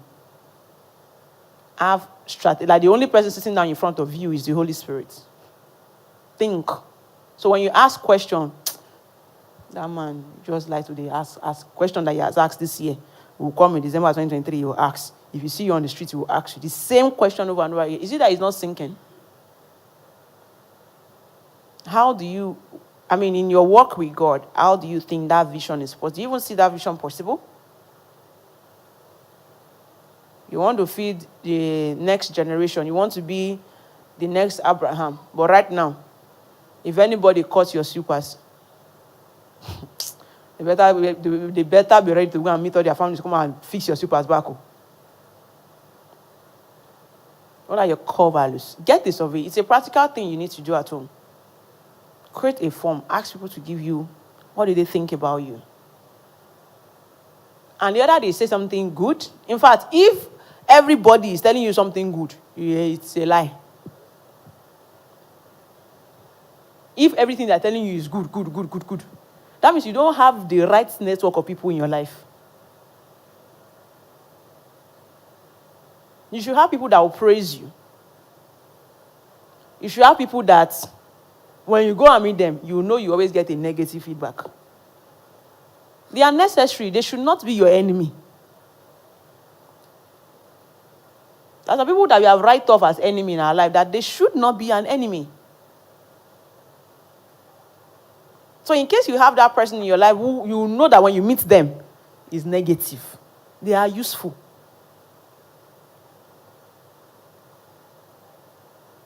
And you know that there are people that can hold you accountable and scold you and tell you factually. They don't care if you choose to be with them or go. But they will tell you the way it is. You need them. You need that 3 people in your life. But if everybody you have in your life is, praise you. Everybody is praising you. And you feel, you are a man loved by so many people. That there is this adjective that men too used to use. I'm a man loved by everybody. Everybody likes me. You're in problem.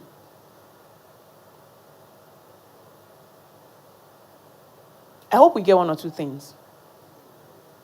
Hello? This morale don't go down. Bless you. Come and continue for where you stop. Thank you, everyone.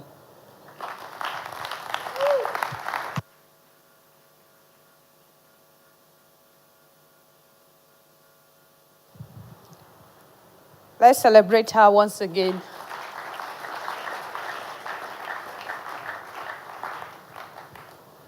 All right. Thank you so much for that session. While I was sitting there, I just thought of something. Our software tester, he has picked it, lift up his eye. He knows himself. You have been sitting on that seat since 2 days ago. You too, you've been sitting here. You too, you've been sitting here. Since, let's scatter. Scatter. Sit another place. There's an anointing on one seat waiting for you. You are in that particular one. Change seat. Meet another person you've not known before. This is the last day. We are seeing sisters that have identified caring brothers. Something can happen today. Change seat. Don't sit. People are exchanging. Please, change.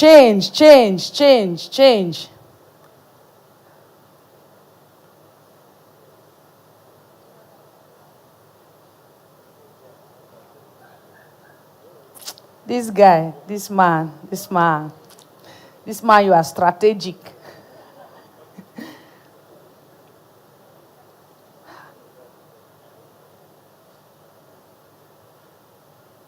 Back people, you are vowed that any English I speak, you will not stand up.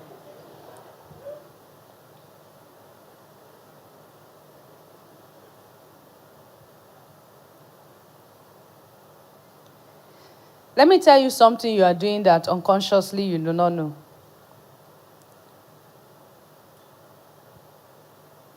You walk into a place, or even right now, I can see the front seat empty. You believe subconsciously what you are telling yourself. You are not valuable enough to sit in front.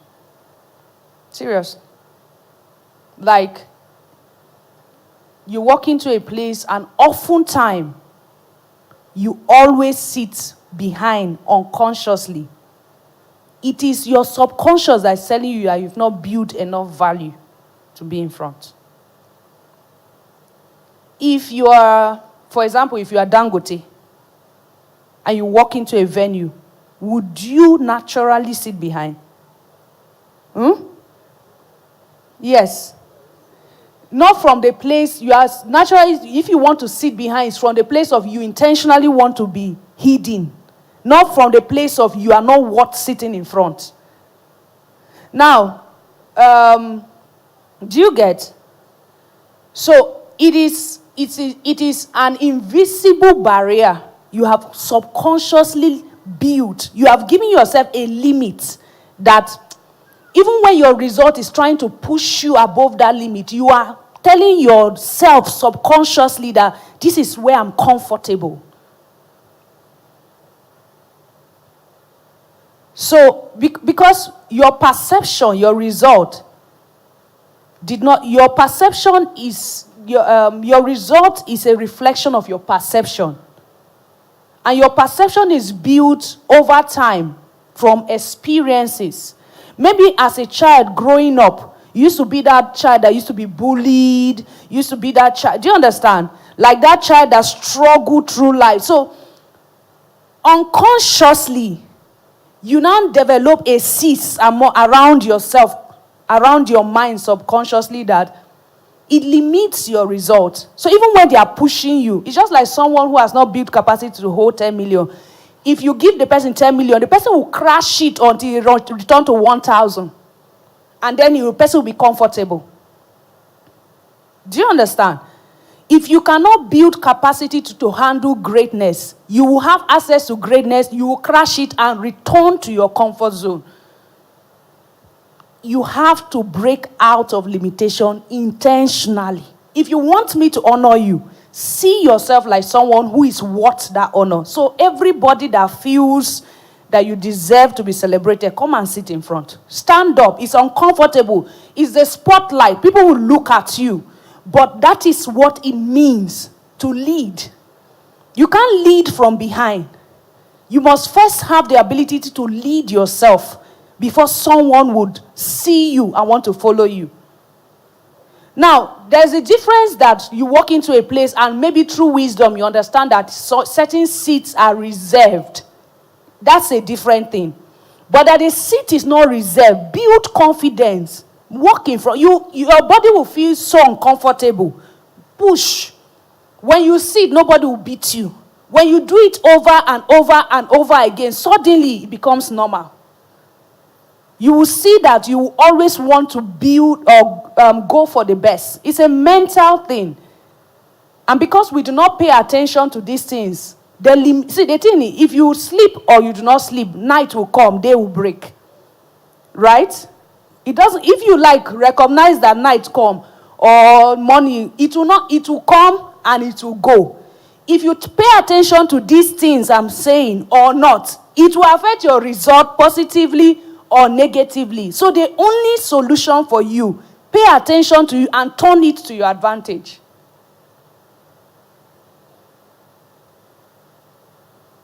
Do you understand? These principles, if native doctor apply it, it will work. So it doesn't respect whether you are a Christian or you are not. Some of these other people understand this principle of life and they leverage it and they are getting more result than you pray in tongues. When you pray in tongues, finish. What next? Just like the brother who was leading this morning. You pray in tongues from morning till night. They ask you, they give you small team to manage. Anger issue will not allow you. You do not understand how to talk. You do not know when to talk. You just feel like you are motivated. You just talk anyhow. It doesn't add up. They say go and read books on business. You want to grow business that will make impact. But you have not read one full chapter of book before. When you read one book, you go to the mountain 3 days. You will come back, like he was saying, he will see vision, but there's nothing else. Your vision cannot translate to result. There's a price to pay. You must pay the price. No matter how glorious that vision you see, God can show you angel, finish. You will come back. That angel is to give you grace to go and sit down and learn. So let's consciously take responsibility for our lives. The vision she's talking about, if it doesn't scare you, there's no need. There's no need. And like the question our brother asked, of course, as you grow, as you improve, you will see that you begin to see things clearer. And that's why, like yesterday I was explaining, that if you are doing resolution or plan for your year, you should first of all have like a 5 years plan. So every year become a minus of that 5 years. When you complete the 5 years, you have the next chapter, because you have a long time to spend on earth. So it's easy to plan your life in 5 years or in 10 years, as compared to you want to plan your life for 100 years. Do you understand? So every year becomes a minus. You are not doing something completely different. You are only taking deliberate steps towards that particular vision you have seen for 5 years or for 10 years. So I'm supposed to speak to you about building character. Next, please, can you project that? Building character, developing resilience, inquisitiveness, and flexibility. Of course, the book I had recommended, which is 7 Habits of Effective Leaders, but this is more like, I'm just trying to point to you what it means to be an effective leader. Because you have to come from the place of taking responsibility for yourself. You have to, if things go wrong, you need to take responsibility. When you are in that place where you always push blame, you blame society, you blame your family, you blame your friend, you blame your spouse, you blame nothing but yourself, you would never grow beyond certain limits. You will never grow beyond certain limits.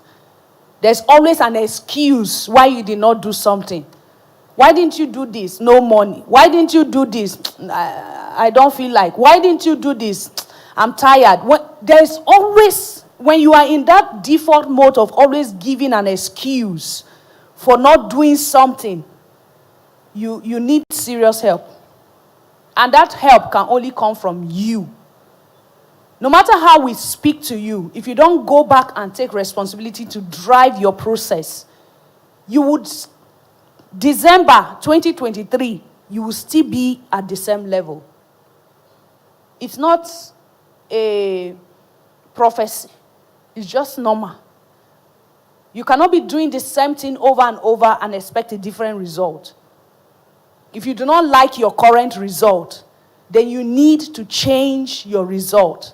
And changing your result, change is one thing that they say happens always, but nobody tells, what most times they do not tell you, change is not good. It's not, I don't mean good. Change is not easy, or it's not sweet. It's not convenient. Change is not convenient. But it must happen if growth would take place. So we are talking about character, building character. What is character? What do you understand by character? Or why do you think, I'm sure some of you may be thinking, why are we even talking about character in a tech event? Or what character? We know now, we know what is character in the surface. But what is character? Who wants to explain? Who wants to share?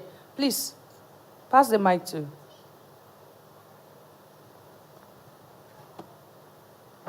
Good morning, ma'am. Good morning. Thank you so much.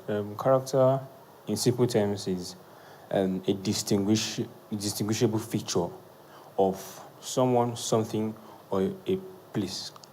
Or a place, a community. Okay, I need a more simpler. There's a lady in pink.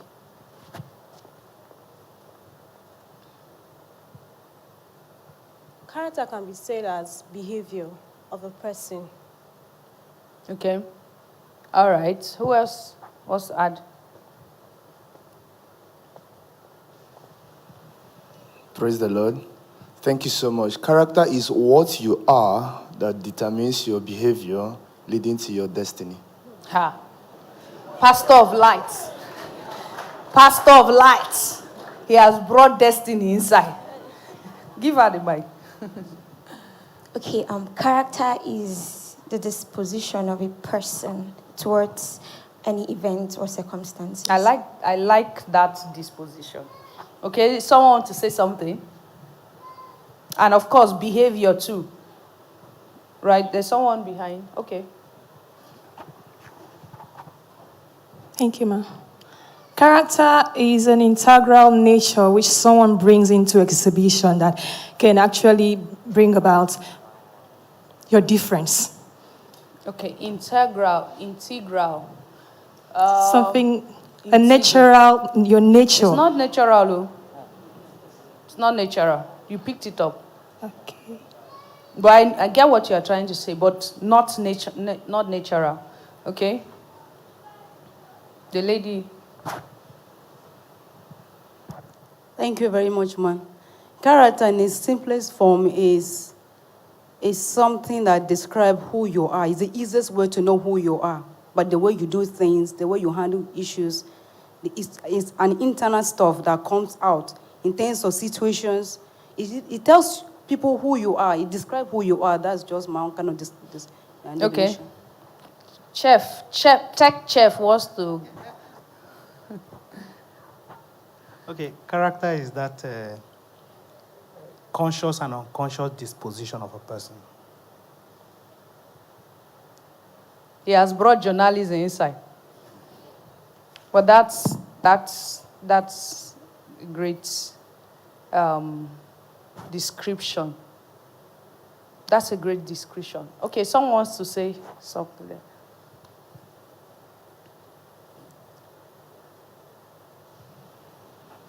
Good morning, ma. Okay, to add up to the definition, I see character as a moral quality of that is particular to an individual. A moral quality. What? Quality. Palliative. Quality. Oh, quality. Okay, quality. Yes. Okay. That is particular to an individual. Moral. Yes. Moral is relative, but quality. It's not like everybody is wrong, right? I'm not saying everybody, I'm just getting different perspective. Of course, there is no one-off definition, right? I'm just getting different perspective from people. I think we can see one person behind, and is there there's someone, two persons here. Maybe we'll take them and we can continue. Okay.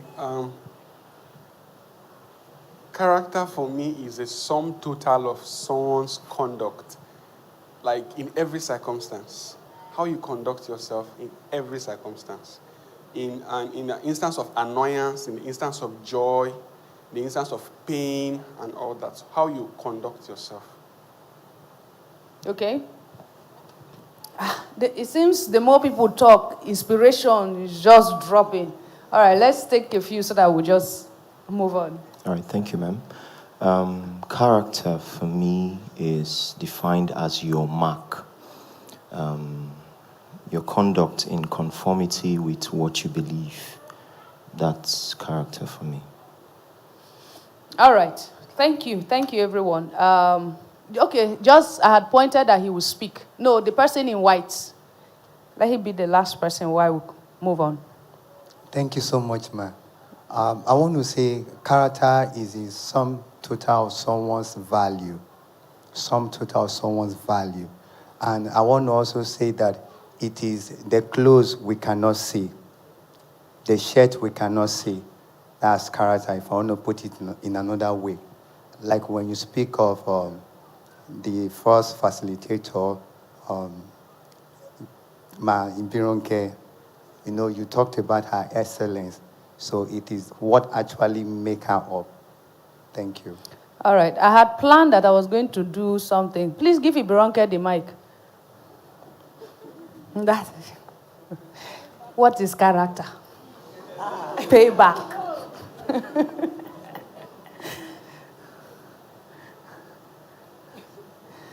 Clap for her while she's planning to speak. You think sitting near Pastor Tony will save you? If you don't care, what is character? I do me, I do you. Man, no go verse. The way of life. The way of life. You are boo-booing us. All right, thank you. So, everyone shared their opinion, which, like I said, none is completely wrong. It's just that some persons were able to choose words to describe it better, right? And truly, character is a person's disposition. And I like the fact that he said conscious or unconscious. Because these things are built. It's not natural. You pick these things over time. From childhood to your educational exposure to your environment. Like you pick up this kind of disposition. And then you begin to practice them. You begin to display them consciously or unconsciously until it becomes almost like a part of you. Do you understand? Now, character is our value systems that are developed consciously or unconsciously over time. Character, a value system that is developed consciously or unconsciously over time. When someone mentioned moral, I said it's relative because you can pick up negative character. Do you understand? So the fact that your value system can be a wrong value system. So when we say value system, it doesn't mean automatically its value system means something good. Do you get? Or when we say character, it doesn't mean automatically when you hear character, it means something good. No. We are saying that things you have picked up and you leave out, consciously or unconsciously, that becomes a display. Like people used to describe your personality. So these things are formed inwardly, but then they are displayed outwardly, consciously or unconsciously. Whether you do these things, whether you pick up this value system consciously or unconsciously, it reflects on your results. It reflects in the way people describe you. It reflects in the way you get opportunities or you do not get opportunities. And just like I had emphasized before, whether you know these things, whether you accept them, whether you take responsibility for them or not, it will not stop the fact that it will affect your result. But when you take responsibility, your result becomes different because you begin to identify value systems you want to be known for, you want to build over time.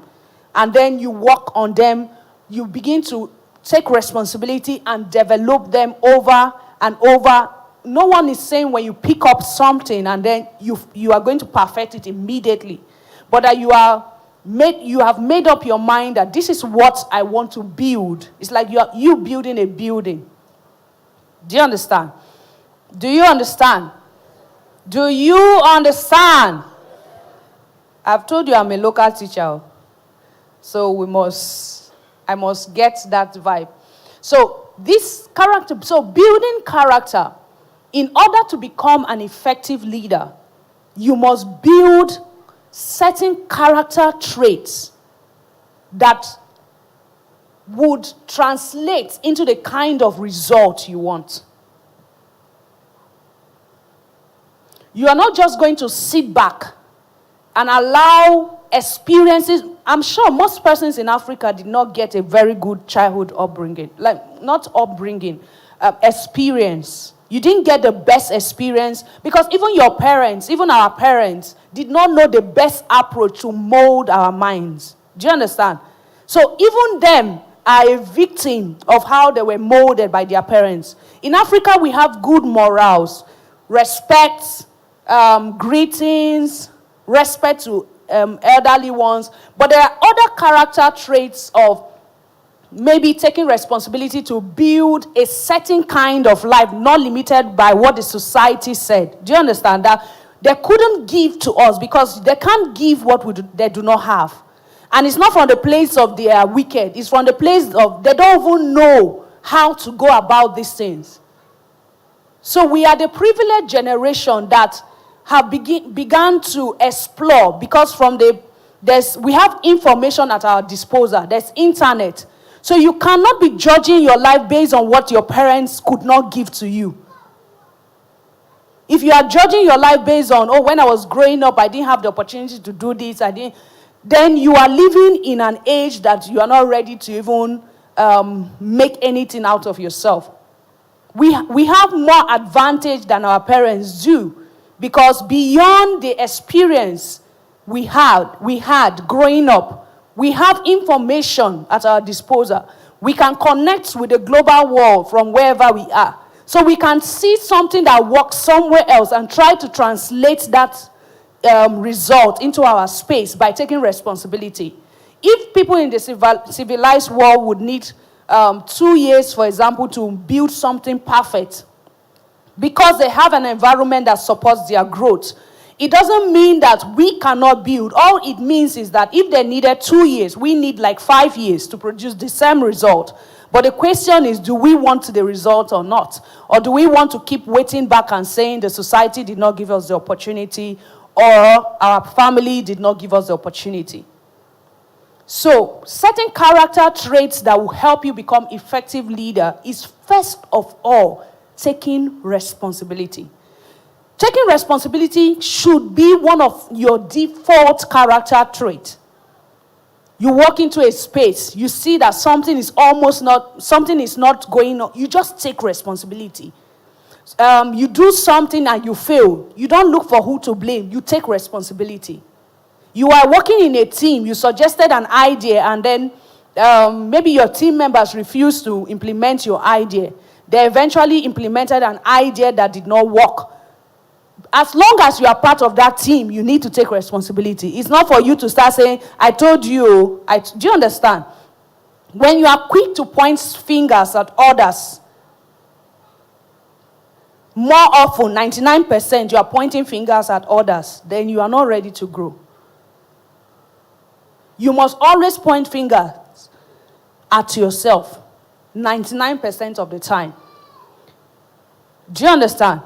And in taking responsibility, if it's easy to push the blame, especially when it's teamwork, and then you will say, I told them, but have you also thought it from this point of view that maybe if I had sold my idea in a much more better way, with proofs and details, it will have given them the opportunity to see why my option is better.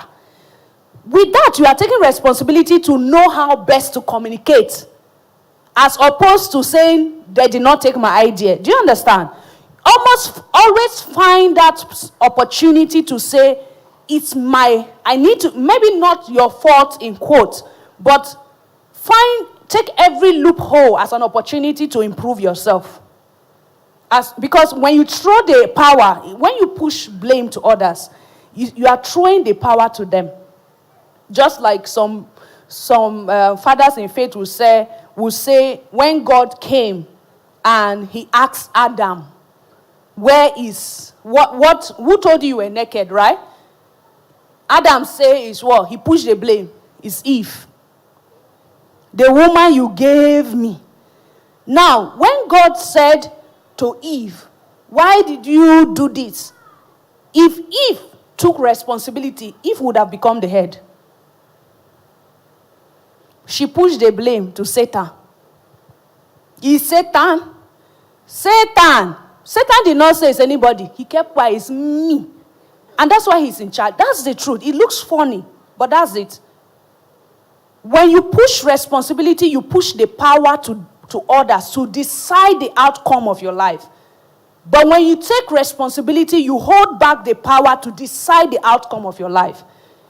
If Eve or Adam has said, I failed, I'm sorry, They are still with the power. They only gave themselves an opportunity to learn better and do better. But when you push it, you are saying that there's nothing wrong with me. I'm perfect. It's them. Do you understand? So you exclude yourself from growth unconsciously because you have pushed the power. And that is what you see that most of these terrorist groups do. Maybe an invasion happened somewhere. It may not even be them. You see them coming out to say, we are the ones. What are they trying to do? They are trying to take the power and let you know that they are in charge. Do you understand? With that, people's attention are turned to them. They almost increase their power because you are now putting them on the negotiation table as opposed to those who do it and hide that they are not the ones. So one character trait every leader must build in order to become effective in your delivery, in your results, career-wise, spiritual-wise, any-wise, is taking responsibility. You must take responsibility. The next character trait I would share that every leader must have or develop is the ability to be proactive. The ability to think and be proactive. You are in a scenario. You are trying to do this. It's not working. You want to die there. Do you understand? You have to be proactive and think. You are hitting this rock and it's looking. You have to be proactive. You have to bet solution. You must put yourself on your feet to think for the next possible solution. You must be proactive. You walk into a space, chairs are not arranged, but you know somehow you have to be. Don't always wait, let people tell you what to do. When you are always waiting for people to tell you what to do, it means your brain is not working. So the difference is if you leave this space after spending some months, people would not even know you came. It's a shame. And not from the place of eye service. You know, the difference between every result is motive. The difference between every result, even as I'm saying take responsibility, your motive. Remember, I talked about the process of a thing is more important than the outcome. Your motive for doing everything you do is very important. In being proactive, you are not trying to be proactive so that people will clap for you. You are building it to become almost like a default mood of yourself that wherever you are, you have the ability to bet solutions. You may not have the answer, but because you have taxed your brain and your mind to always bet result, and you are taking more responsibility by reading books and going for trainings that exposes your mindset to such kind of ability, you will see that your result, you walk into a space and you can find solution to problem. And for people who do a lot of events, if there's one thing you would always have to do is being proactive, because planning on paper is completely different from execution. You plan now that all the guest speakers will sit here. All of them will come and decide that it's here they want to sit. How do you improvise? You come, the projector is not working. How do you improvise? And your disposition in doing those things, not the one that, first of all, everybody will know that there's a problem. Have you seen actors, even or people who do stage drama? Maybe because I used to do a lot of stage dramas, and I used to direct stage dramas then. You see that somebody goes on stage and is meant to act a particular role. Maybe he was trying to climb a staircase. The person will fall. The person will turn that fall to the drama. Do you understand? Even choir members, they will do one pitch. They will turn it to worship in the Holy Ghost. Your ability to, I think that is also where that flexibility comes in. Your ability to bet solution, being proactive. Something wants to be a challenge. You just bet another solution. Because by default, as God's children, we have solutions. But we are not using it. Because first of all, your mindset has not even thought of the fact that you have what it takes to profile solution.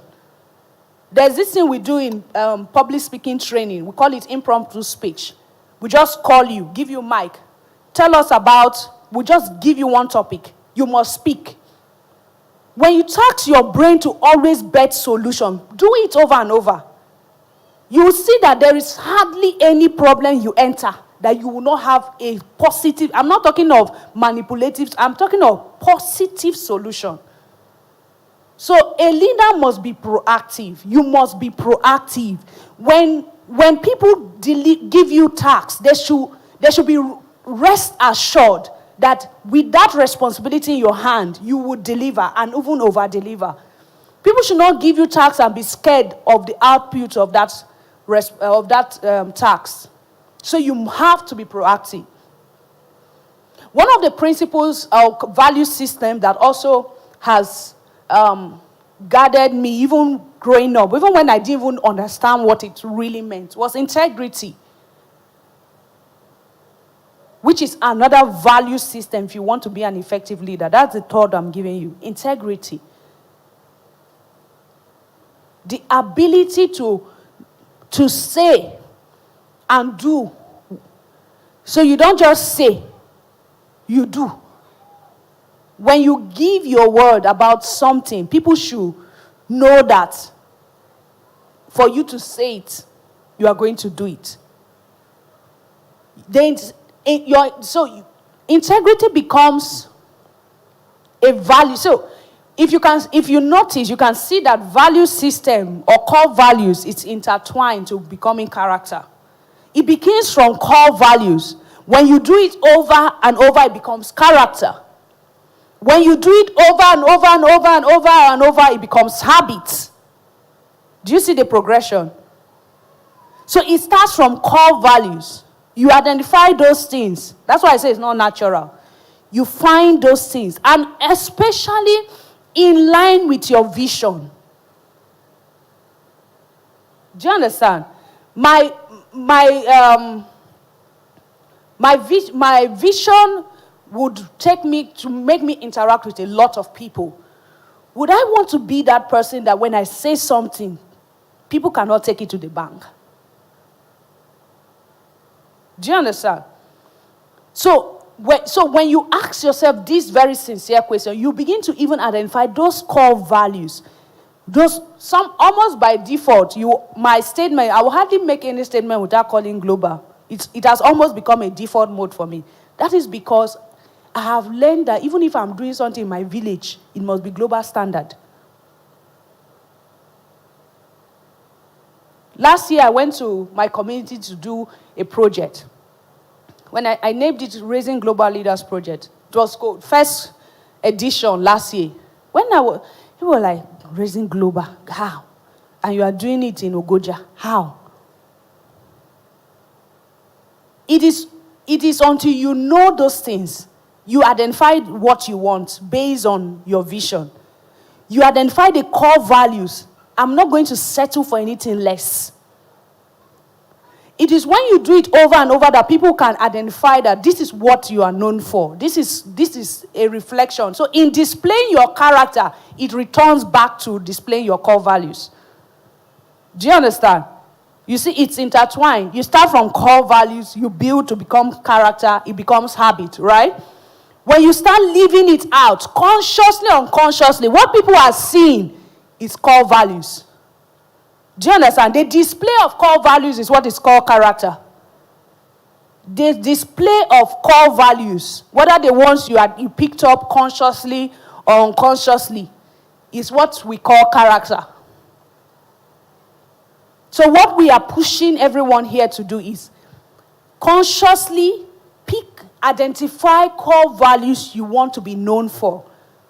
Then build and discipline yourself to live by it. Go for the right books. Listen to messages. Listen to materials. Buy courses. Go for conferences. You were born in Makurdi. You school in Makurdi. You marry in Makurdi. You grow in Makurdi. You die in Makurdi. Doesn't make sense. We're not saying you must pack, but we are saying that explore. Stay. Pick up. The internet is there to help make life better. Look for events in Abuja. Look for events in Lagos. Pay and go. Nobody say if the event is not in Makurdi, you know. So if the event is not in Makurdi, you not go. I was in Calabar a few years back when there was an event, Live Your Dream Africa by Bankole Williams in Lagos. I paid from a Calabar. I went to that event in Lagos. The output of that event was that I brought Bankole Williams to Calabar. So you can't stay within your just small circle and then you want to influence the world. How now? So those value systems will push you. We've talked about responsibility. We've talked about being proactive. What's the third one? Integrity. When you say you will do something, do it.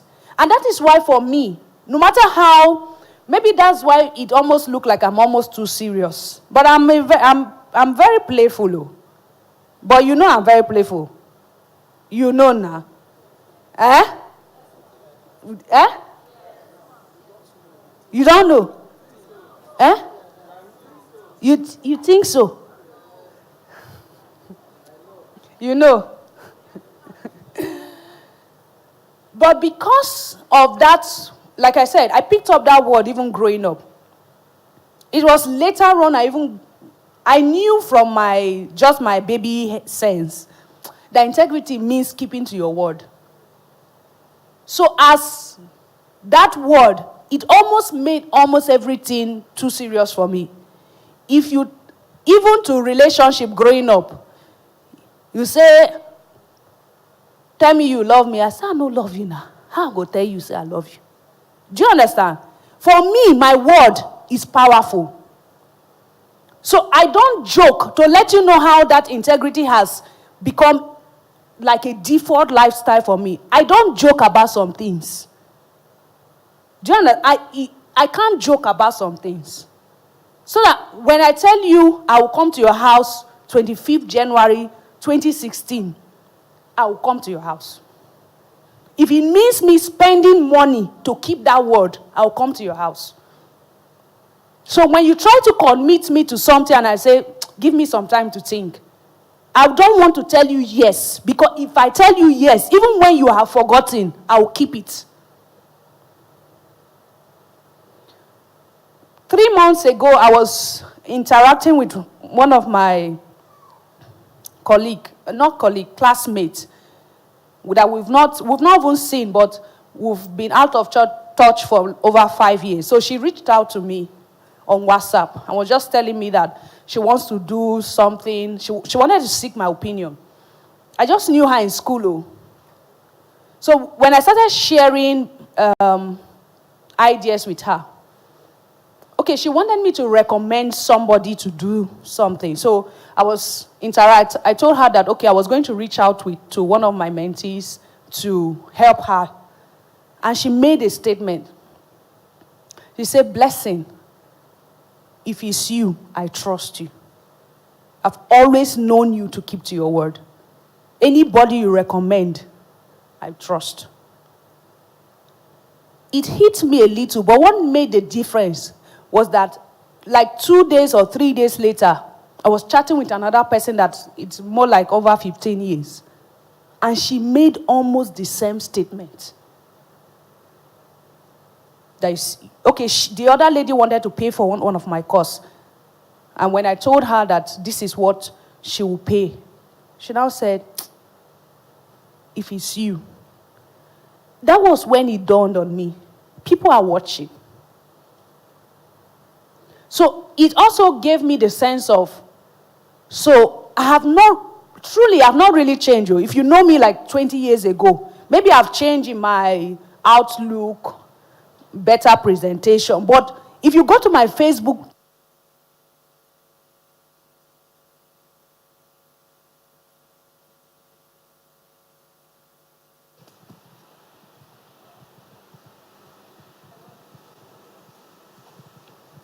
thank you. If you go to my Facebook page from the first day I joined Facebook, for those of you that have time, go and scroll.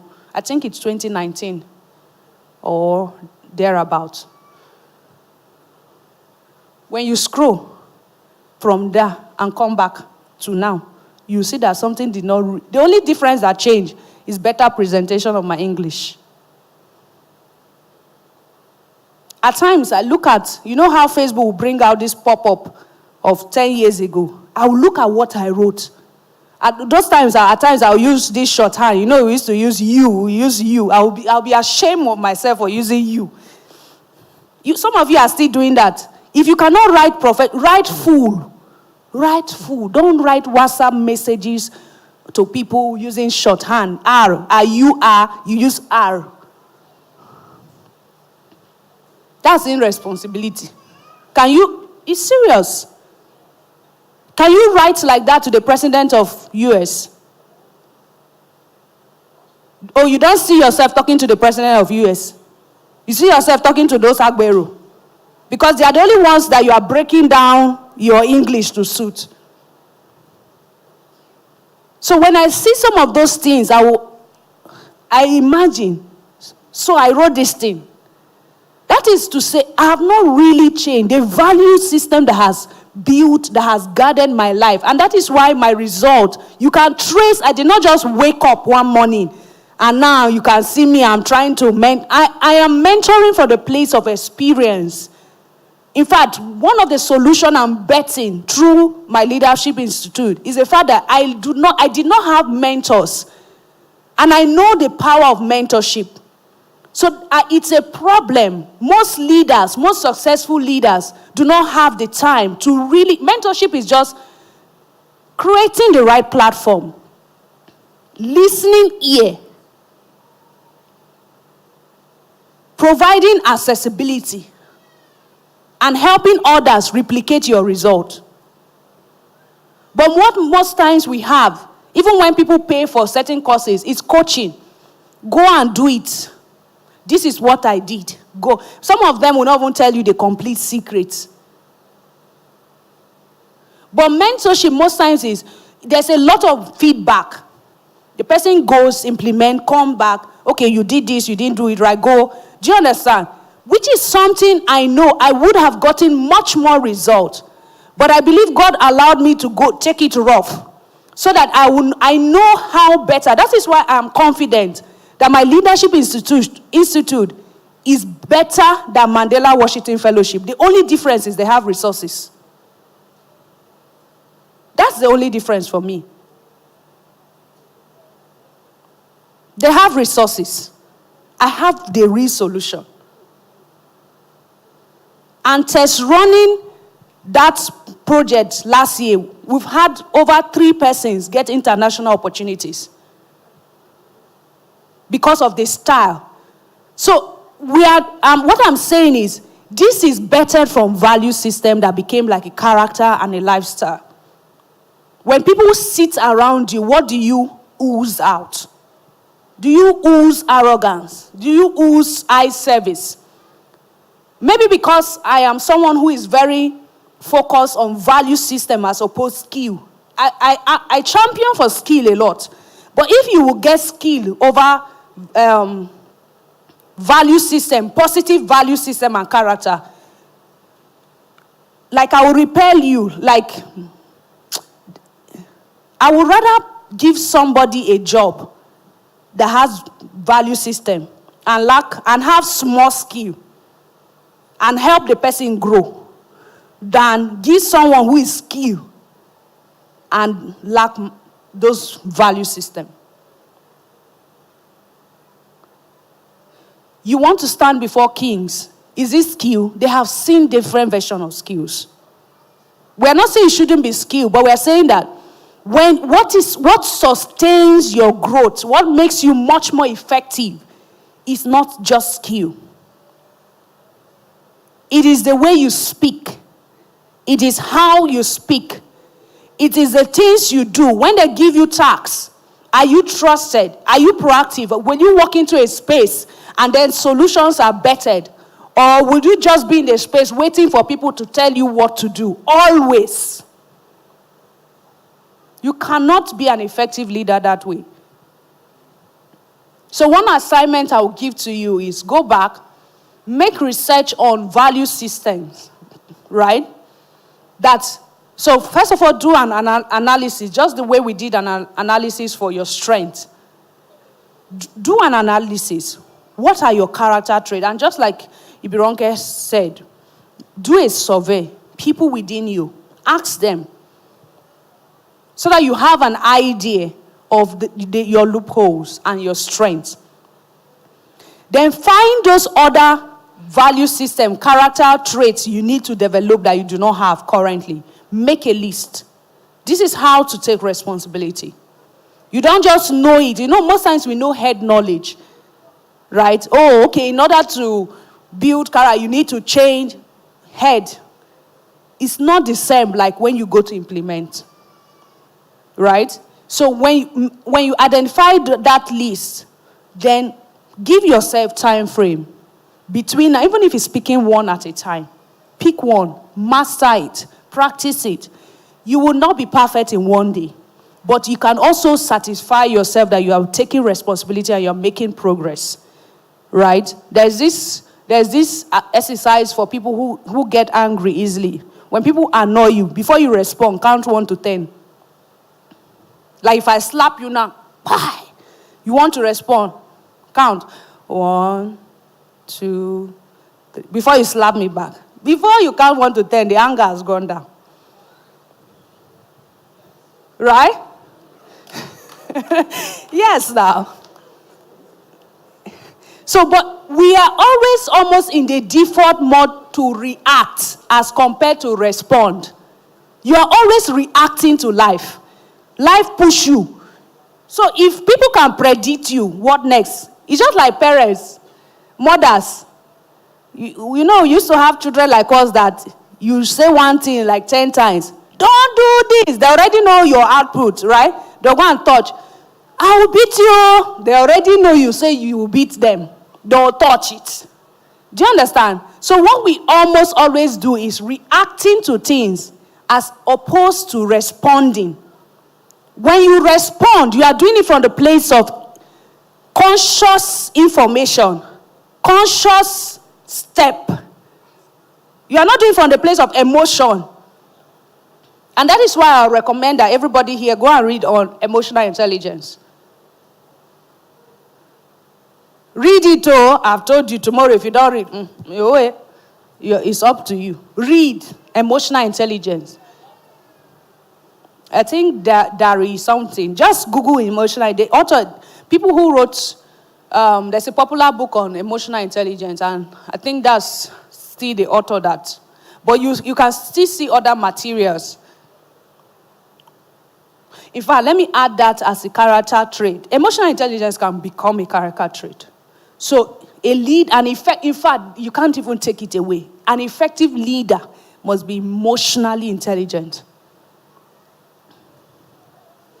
Have you noticed that maybe for those of us who finished university much earlier, there are these persons who used to get A, and then you see the other persons, maybe they used to get like C or B or by E. Years later, someone who used to get A seemed not to have a good job. And someone who used to play in class is having a great job. It doesn't add up.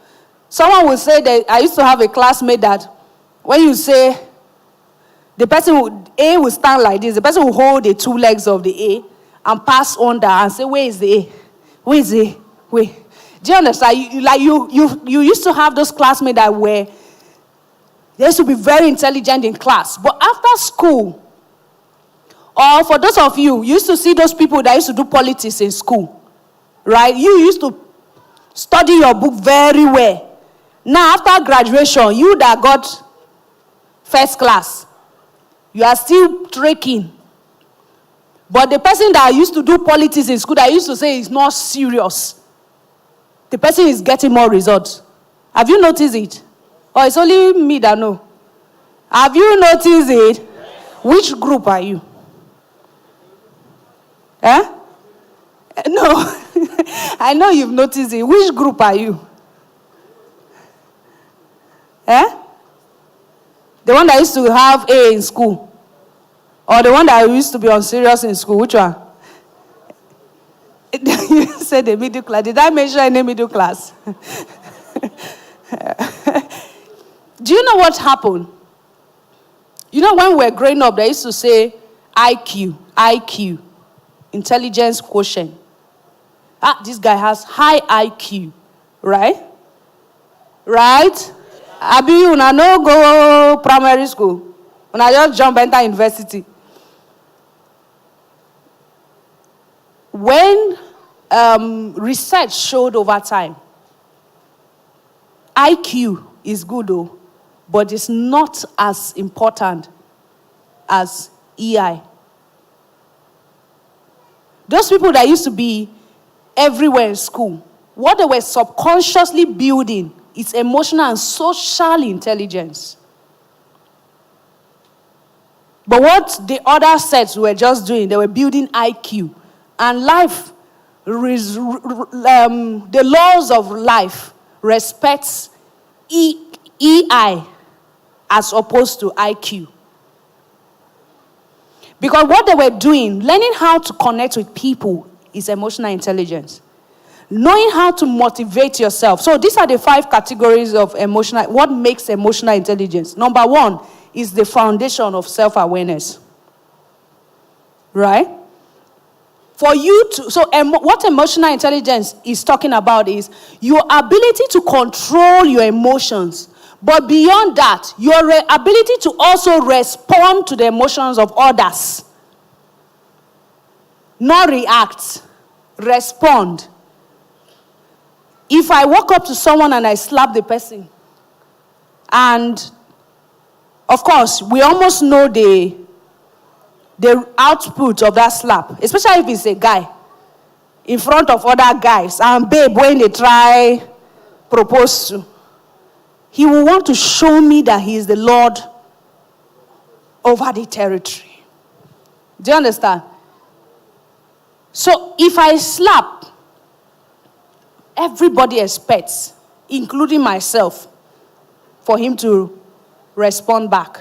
Right? Right? Bros, I suspect you. But imagine that when I slap him, he doesn't respond. Maybe walks away. If you were in my shoe, what would you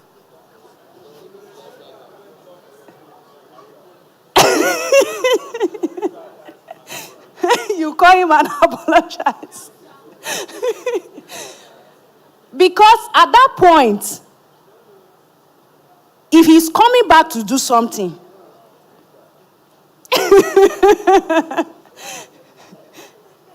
do you understand?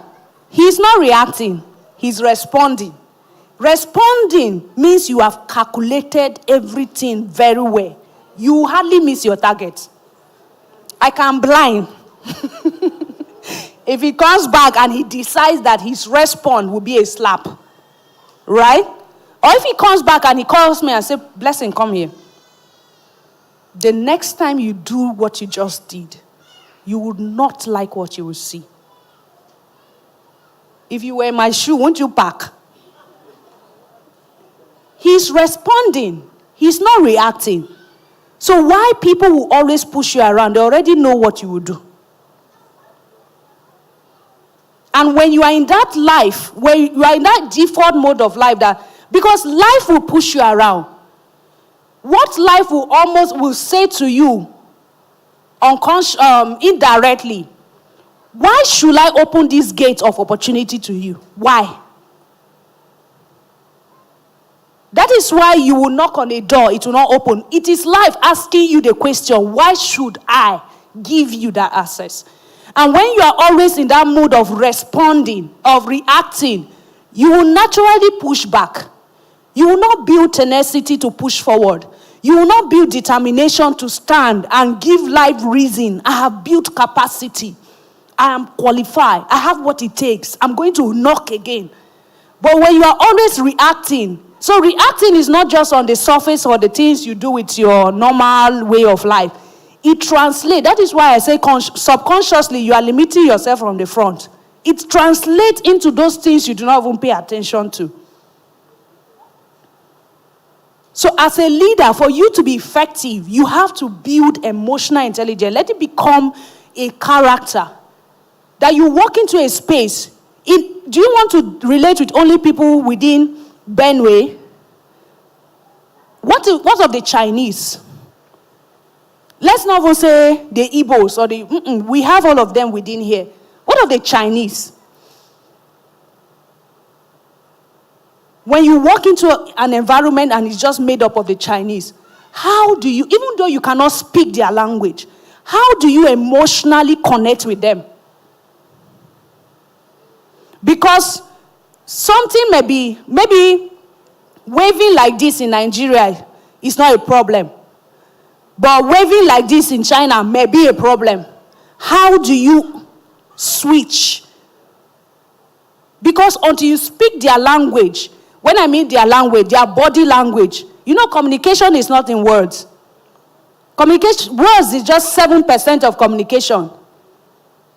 55% of communication is body language. And that's why you see people who are challenged with speech impediment. They can communicate effectively because it's body language. The highest form of communication is body language. So in building emotional intelligence, it starts from self-awareness. It moves to self-motivation. Like you must be able to motivate yourself even when life pushes you around. So you see that self-awareness is not, emotional intelligence is not just that you are smart in, there are 5 dimensions that make up emotional intelligence, that we can look at you and say, you are emotionally intelligent. From self-awareness to self-motivation.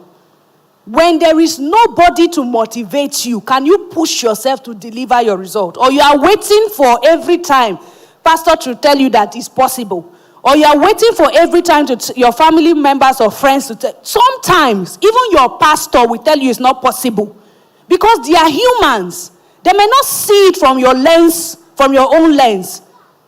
They are humans. They can make mistakes. They can tell you that vision you believe in, okay, why not do it like this? And you know that doing it the other way is not your vision. Sometimes you have to build that courage to push on your own. It's a lonely journey.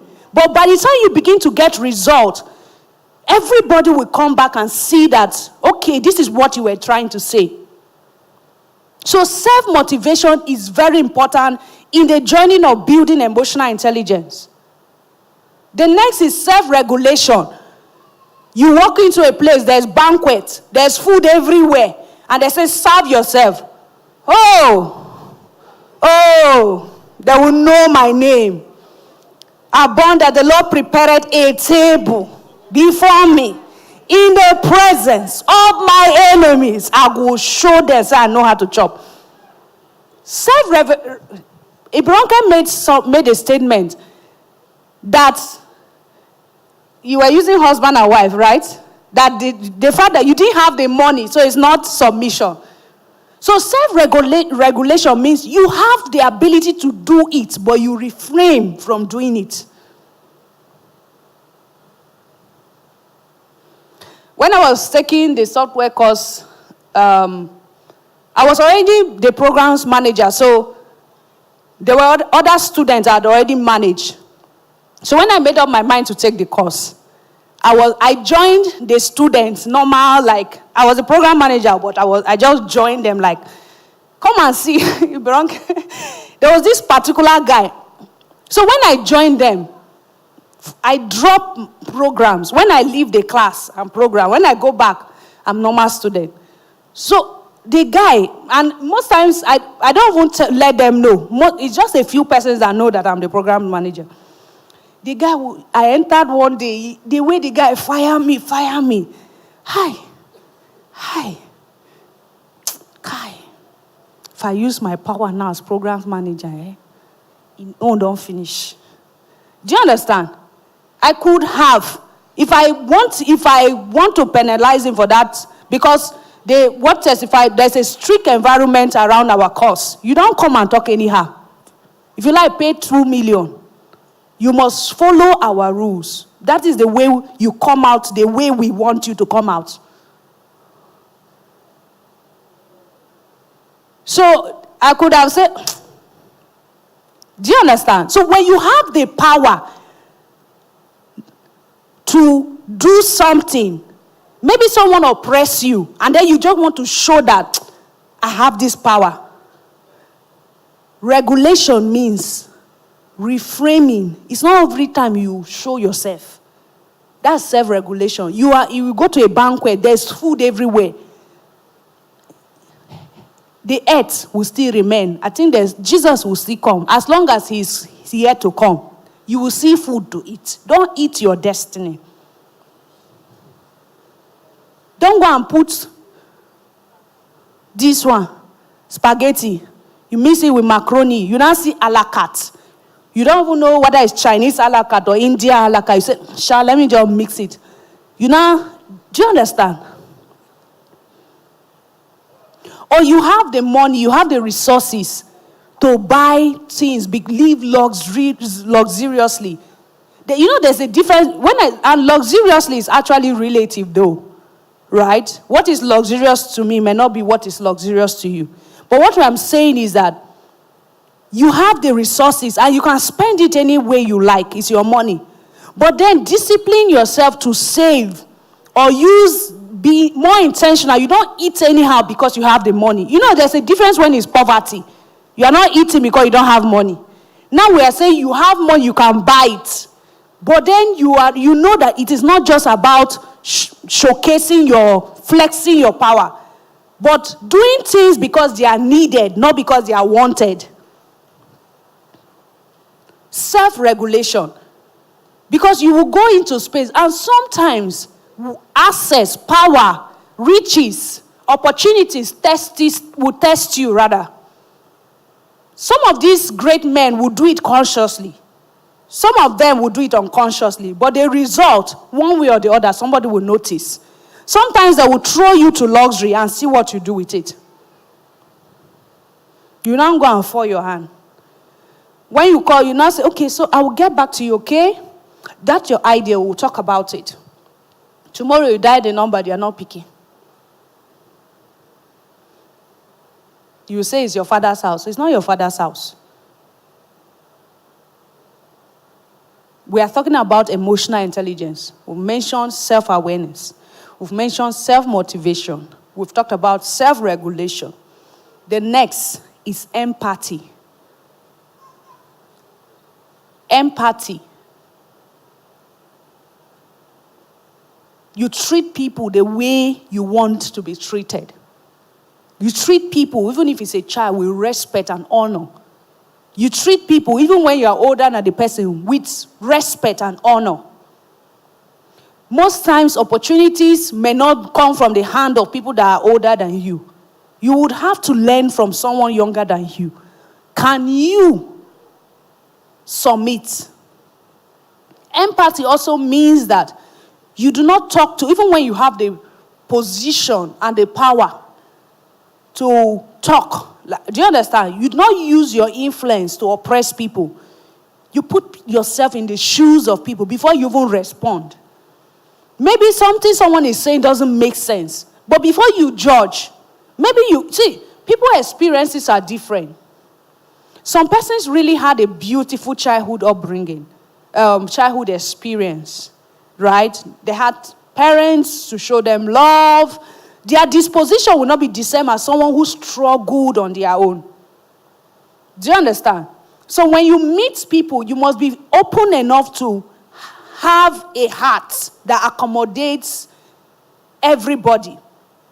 When people display character, before you even judge them or make them pay the price for what they have done, try again to step back. It is when you've stepped back and analyze over and over. Remember, we are talking about responding, not just reacting. Try to see the thing from the person. When you have done that and you are sure that this person has been given opportunity over time and in one way or the other have not done the right thing, you can now make a decision. But don't always make a decision before proper analysis. Do you understand? And in empathy, that is where you always put yourself aside and put the person in the picture and try to see what possible ways is the best way to respond to this situation.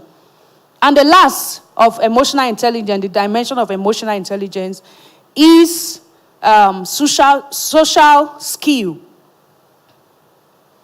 That is your ability to connect.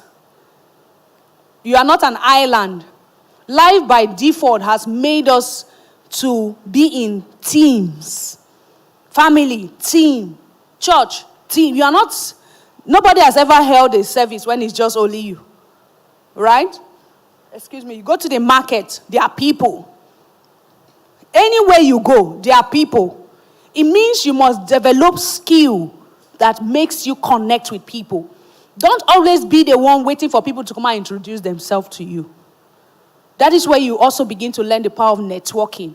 You walk into a space. How do you put yourself together that you can walk up to people, connect with people in a manner that they want to be around you? Not just go and, because we say you should sell yourself. You just sell yourself so much that the person, you don't even give the person the opportunity to speak. So there are rules to these things.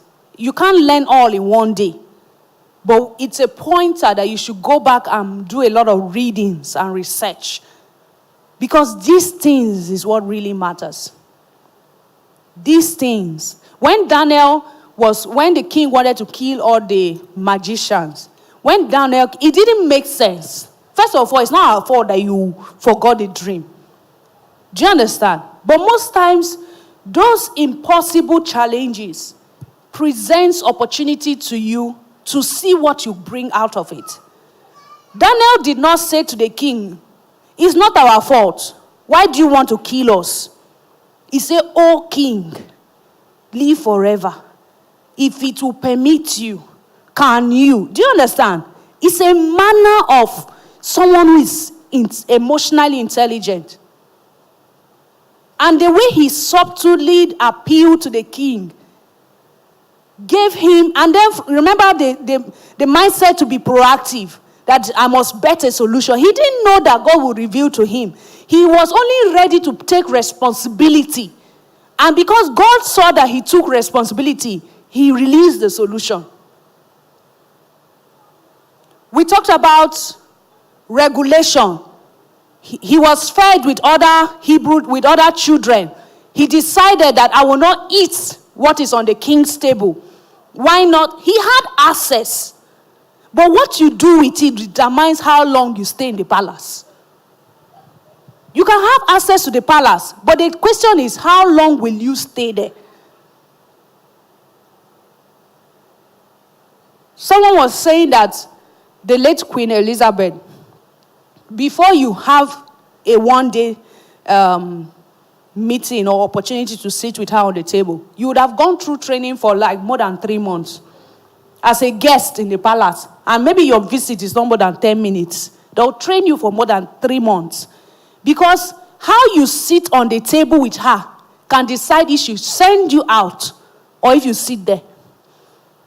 When she do like this, there's a way you must respond. There are rules. See, you want to go to the top. Staying on the top is difficult. If you don't build capacity, you crash. There's a way to speak to kings. There's a way to to appeal to them, to want to open more opportunities to you. And it's not from the place of eye service. So it is good to identify these things, master it, so that you no longer go there, you are struggling to do it so that they don't go pursue you. When it becomes a default mode, it becomes a character. You are doing it almost subconsciously, but you are in the best version of yourself. Have you learned anything this morning? And of course, the whole resilience, inquisitiveness, and flexibility are all sub of some of the character traits you can build. Resilience, the ability to not give up. That is where self-motivation comes in that we talked about. Flexibility, inquisitiveness. The ability to want to ask the right question. You can be with a mentor that will change your life, but you're asking a foolish question. Do you understand? You can ask a question like, if you want to meet someone and you ask a question, please, what is your name? What would you say? My name is Benjamin. He kept quiet. That is because of the kind of question I asked him. If I ask him, I want to know him, right? I say, hello, sir, please, can I know you? Tell us a little about yourself. What would you want us to know about yourself?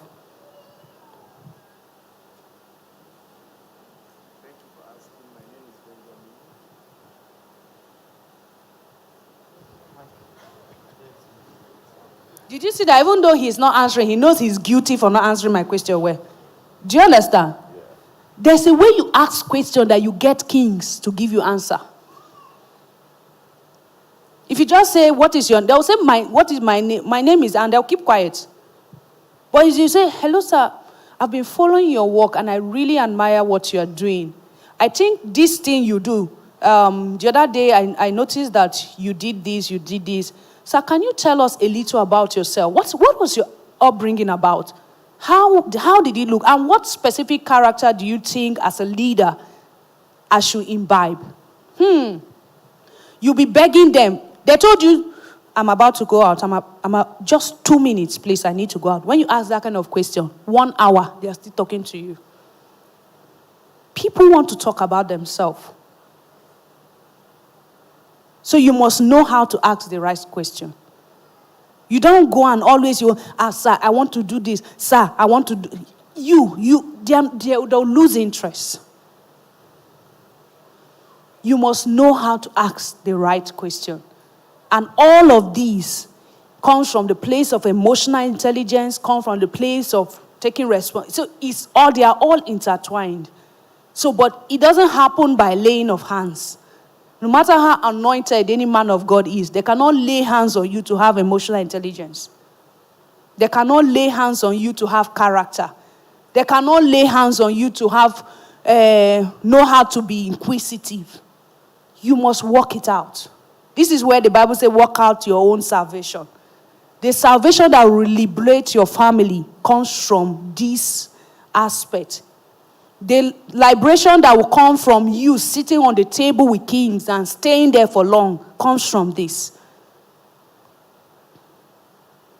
Vashti had access to the palace.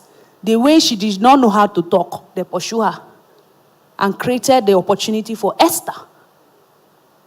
Esther wanted to be killed, but she went to the king and said, oh king, please can I? She saw that it was Haman that was killing her people. She did not just go and say, it's Haman, no, kill him. She asked for an opportunity for a banquet. The question is, what has about to die got to do with banquets? There is a way to ask. There is a timing to ask. There is a how to ask. If you don't understand this thing, you sit before people that will change your life.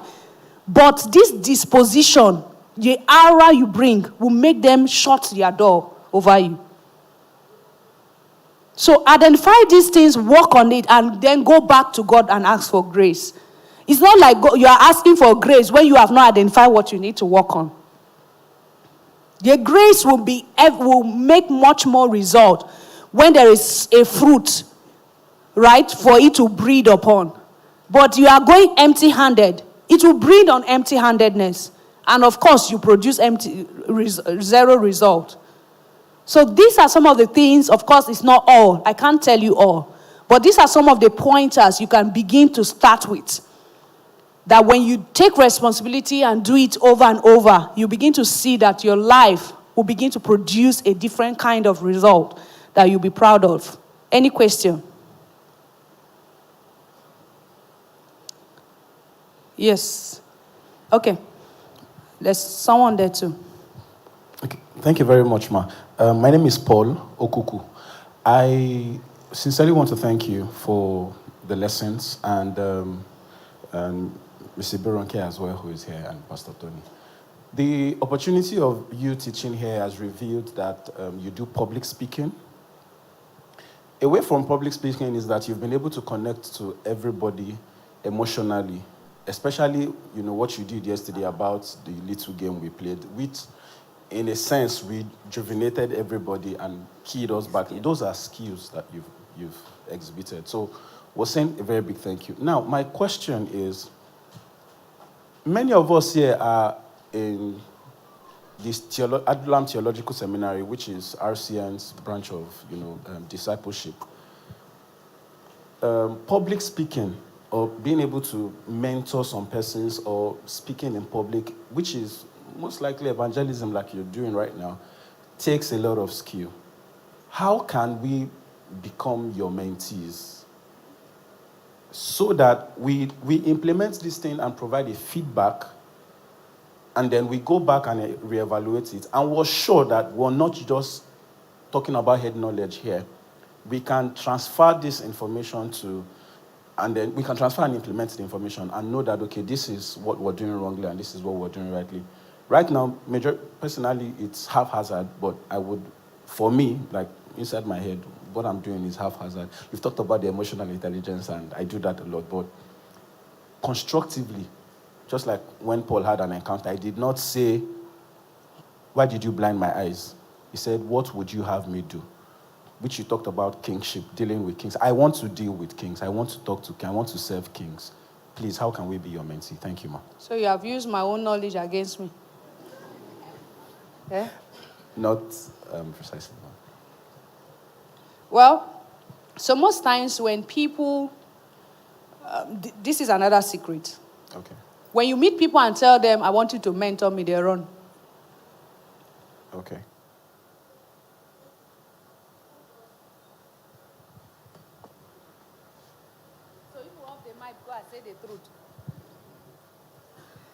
So when you meet people, this is real.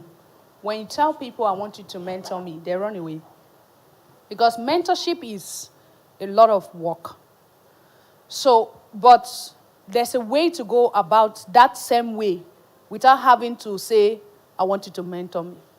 First of all, oftentimes, the first way to connect with people is follow them. Try to implement, without their knowledge, trying to implement some of the results you are seeing that you like. And then so that when you are coming from, this is what I saw you do. This is what I have done. Then you can now ask a question. That is the first soft landing. Like I'm giving you secret to come and kill me. I don't know why. I'm giving you people's secret now to come and kill me. And I'm almost thinking if I should continue with part 2.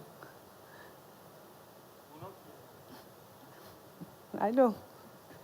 So, but this is it, right? Because everybody is pursuing their lives. And you are not really a big deal to anybody. Why should I leave what I'm pursuing? For me, I don't have enough time. And people are truly busy. Like, do you understand? People really are truly busy because the reason why you are even thinking that they have certain results to show to you is because they are also putting themselves on their toe to work and grow better. So for them, they are also growing. So it's like carrying load, climbing the mountain. So you have to give me a very strong reason why I should put you on my back while I'm climbing the mountain when the mountain is already hard for me. Do you understand? So you must understand that mental load first. The next thing is try to follow the person and try to replicate some of what maybe they gave from post, or do this. Go back, practice, and come back and show. Maybe don't be pushy.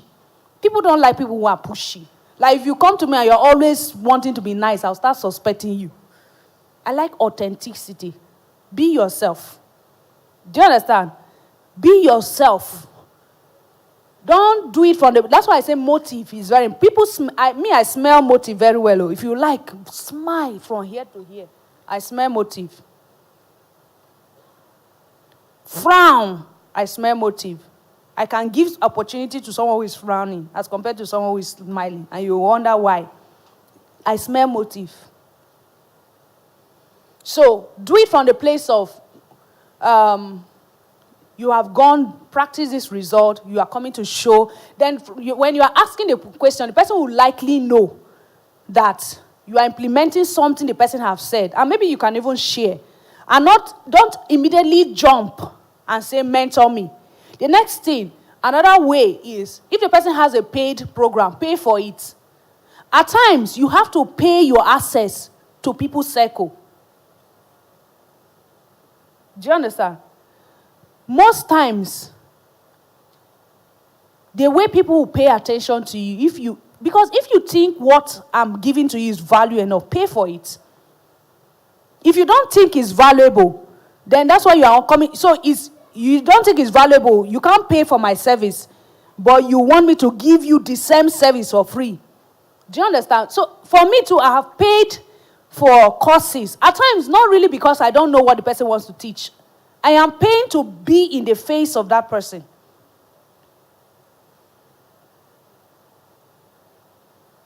There's this man I was able to bring to my event, and everybody was shouting, how did you bring him? He traveled all the way from Port Harcourt.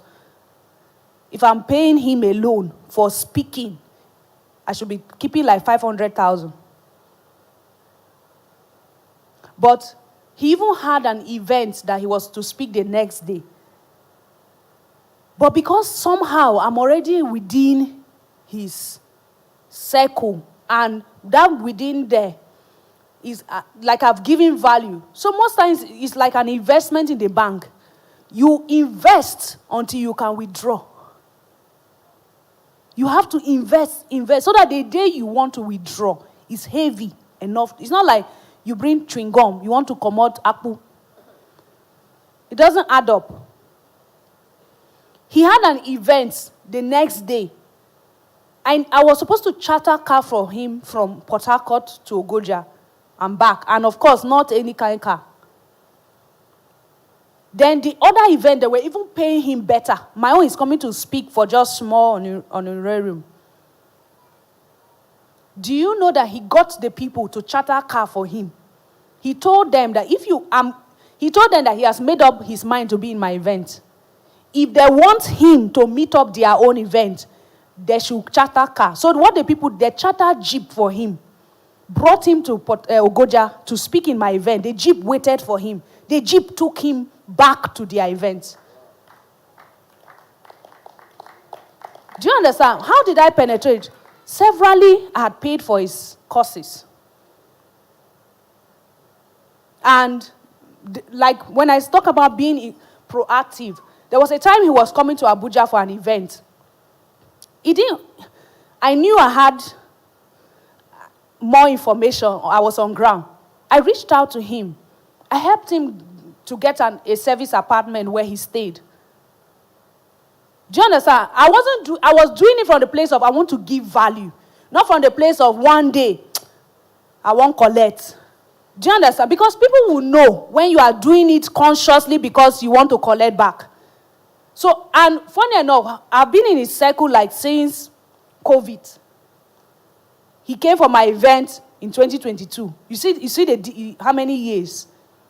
So it's not like I put today and immediately, there have been a track record over time. In fact, one of the times, he reached out to me and said he wants to be part of my event. There was a person I wanted to invite last year that couldn't make it. This year, the pastor came from Calabar. He reached out to me that he will come for my event. So people know when you are bringing value to the table, and when people want to identify with people that can give value. Even the kings, they are looking for value. If you can give them value, they will want to be around you. So most times you have to start that way, then pay for their services. When you pay for their low circle, maybe limited number of mentorship class or coaching class, maybe 10 people paid for it. Within that 10, it's easy for them to pay attention to 10 people, and you are part of that 10 people. The way you contribute, the way they give you something, you go and act and come back, you will unconsciously or consciously separate yourself from the 10. Do you understand? So that is it. Everybody is fighting to be in it, but you have to up your game. Oh. That's it. Right? Yes. So, and this strategy is for everywhere. You see someone you admire, first think of how can you be valuable as opposed to how can you collect. When you sit under the feet of Jesus, you will hear stories that you will not hear when you were running to give him food, like Magdalene. Any more? Someone? Okay. All right, thank you very much, Ma. My name is Elijah. I have just 2 questions. One is on mind tasking, then the second one will be on the core value. Regards the mind tasking, where you were talking about proactiveness, in a situation whereby your resilience and your inquisitiveness is being tamed in the sense that you are restricted and you know what to do, but because of that restriction, you are tamed. In that scenario, what do you do? You leave the environment. Okay. If you are a fish, they throw you on land. Won't you return to water? Okay, second question. Did I answer the question? Yes, yes. So the truth is, yes, you can be in environments that do not allow you explore. Okay. If you know where you are going to, and you enter Abuja car, you are actually going to London, you will come down from the car. You will know that this is not where I need to be. And that is why you should be valuable enough to know what you can take and what you cannot take. Okay. Not from the place of fight. If I'm in an environment and that space is not supporting who I want to become and where I'm going to, I will pay the price and lose it so that I can open up myself to other opportunities. Okay. Most times you are scared of leaving your comfort zone. That's why you are not growing. You have to lose in order to win. But you should also know if it's the right time to lose. Okay. So at times, there are times when you should be able to design and know if that place is supposed to train you. There was a time I was working in a space where over 3 months I hadn't been paid. I'm someone that, like I said, I'm always about the vision. So, in fact, this time I just moved to Abuja. Of course, I was starting afresh. So I needed money. But I was in this space. Of course, I loved the environment. I was willing to, but it started entering like 2 months, 3 months. It started telling on me because I was paying to go to this place. And I started making up my mind to resign. Or not, okay, I had an option. Okay, I spoke to the management. I like, okay, since this is a tech war space, can I work virtually so that I can deliver the same result, but I don't have to pay transport and come to the office? Okay. Since money is not coming in. I'm not leaving. I will still support, but at least let's have a win-win. Okay. Right? Yeah. They accepted. Later on, when I got back, in my place of prayer, God told me to be going. This one now wasn't. God told me to be paying transport and be going. He was teaching me something else. At that time, I recognized that I was learning to walk, to bring forward my values, even when the system doesn't support. So I'm building resilience. Okay. I am building determination. So if you are building, if you trust God to build wisdom, He will give you a situation that will make you look foolish. That's where wisdom can be bettered. If you are trusting God to overcome anger, He will bring people that will annoy you. He will not bring peaceful people to you. It is in exhibition that you build that trait you are trying to build. So you should not allow environment that does not support your environment. But because you are a Christian, you have an advantage. You should understand timing. That's true. Are you there for training? Because at times God sends you to certain places, not for the money, for training. So you should be able to know, are you there for training or you are there for something else? And when your timing is over, you should know when to move. All right, thank you, Ma. Then second question, I found myself in a system some years ago where we bring in people that have registered companies, probably registered under CAC. So part of what we do there, we want to extract their company's core value and personal core value. You know, I'm asking this question because why Bironke was speaking, she did mention that when it comes to core value, she was emphasizing on integrity. You don't actually tell people your core value. People spot it from outside your space. Now, but what we do then is when we bring them in, we want to know their company's core value and their personal core value, and they just keep saying it. And the operation continues without even verifying if actually these traits are part of them.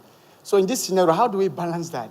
Yeah, so it's true. Like, of course, the thing is, beyond, you are there for business, right? You have a time frame to work with them. Okay. It's possible that they have identified their core value that they want to live by, but are not living it. So as a consultant, your job is to know if they are living it. Okay. Because that is the problem you are there to solve. You are not there to know, just have a head knowledge of what their core values are. You are there to see that beyond saying it, they are living it through their services. Okay. Do you understand? So, of course, it's good to always, this is from a business perspective because you don't have all the time to understudy them. Yes. So within your limited time, you want to identify the things. So it's more like you want to know where they want their result to be driven to. Okay. Then you now find out, are they really doing that? What is missing? And that is where you come in as the consultant to help them translate their communication through customer service, through other structural processes to communicate that core values that they say they want to. So because it always starts from the place of, this is what I want to be known for. The question is, are you paying the price to be known for it? So people identify, but they always stop at identifying. Okay, all right. Thank you, ma. Any other question? That time it was only 2. Okay, only these 4, so that we would move to the next. All right. Thank you very much, ma. I've been following, and from my question is from core values also. She said something about knowing your core values. You should ask persons. That is evaluation, asking people. Okay, I've seen a situation where somebody, okay, let's say this is my brother now. I'm from this side, seeing him as a humble person. Okay, I've seen many people say this person is humble, but from the other angle, many other persons are saying this person is proud. So in this kind of situation where you are the one they are referring to, this person is giving a different opinion about you, and this person is also giving a different opinion about you. How do you go about that kind of situation? In a multitude of counsel, there's safety, ba? I can quote scripture. Child. Ministry. No, so what you do, of course, you should be able to evaluate. And then a review that comes from a sibling is different from someone you just met 1 month ago. So you should be able to filter who have really known you when you are mumu and when you get sense. Do you understand? It's true. Who knows you for you beyond the packaging outside? People's description about you in church is different from people's description about you who are your neighbors. So in getting feedback, identify people you know you in strength and in weakness from the lens of authenticity, not from the lens of packaging. Unless you don't want to get real results. You don't want to fan your ego. Like you just share to choir members who see you to shop, come put your tie. Of course, I'll tell you, brother is gentle, brother doesn't speak. But go and ask your mama. Sure you understand. So get review from people you know who have known you in strength and in weakness, good and bad. You don't know how gentle you are until you are faced with pressure. Pressure reveals the true you. When people push you, you just blow. That's your real you. If you can work on yourself when you are in pressure, you are building content. So ask feedback from people you know can really give you very good feedback. Of course, if I throw my feedback online, I know the kind of review they'll get. Because I'm intentional in building my brand online. Do you understand? But if I ask my brother, I know the feedback he will give. It's different from online. Do you understand? So that's how to get feedback. You don't just throw it to anybody. And when you have people like that, there must be something that is similar. It's different from people can give you feedback out of beefing, but out of 10, you will see the ones that is similar. You can now pick out and say, oh, there's something in this thing they are saying. Right? Okay. Thank you very much. I'm Abolaji Abiola. I love the way Did you speak in tongues? Oh, no. Abolaji. I am Abolaji Abiola by name. What? Okay. What? Abolaji Abiola. Eh? Oh. I am Abolaji Abiola. So you can pronounce it like that? Yes. Pronounce your name that way. Okay, I am Abola. Wait, I don't know why people are interrupting me to be sharing secret with you that I did not plan to share. When you go to a space, make your name, your presence stick in the hearts of people. Pronounce your name well. No, if possible, my name is so, but you can call me so. They will remember you. Don't say, hello, brother. How far now? Say, wait, you don't know me for that event. Which event? All right, continue. Okay, thank you. I'll do that again. My name is Abolaji Abiola. I love the way you speak. When I see you, I see Michelle Obama. That's Michelle Obama? Yes. Okay. Thanks for the applause. Very soon, when you see me, you will see me. Okay. So you talked about the 5 pillars of emotional intelligence: self-awareness, self-motivation, self-regulation, empathy, and social skill. That was really impactful to me. It got to me because in the last few months, I've had a lot of situations that I now begin to weigh my response to them, and I'm beginning to see where I need to make necessary adjustments. But I want to ask, are there games that you can recommend, emotional intelligence building games or tools or ways, okay, aside the books that you've mentioned? Then secondly, how do you, this is more, I'm tilting to finance now. There is what we call financial intelligence. So what is the link between your emotions and your finance? Thank you. When you said if there are games, something just entered my mind. The perfect game is let people slap you. If they slap you, you'll be able to at least 10 slap. You build emotional intelligence faster. It's a game now. Right? So, of course, there's no game that comes to my mind handy. But, of course, if you check social media, if you check Google, there are so many, right? But it all always starts from the place of gather your information. There's a scientific explanation for why people react, right? Normally, when information comes to you, the way I speak, the reason you can understand is the information is being processed at the back of your brain. But there's a part of the there's a part of your brain in front here. So when it comes, some fragment of the information drops here before it goes back. So most times, people do not allow it to get to the end and process before it comes out in an output.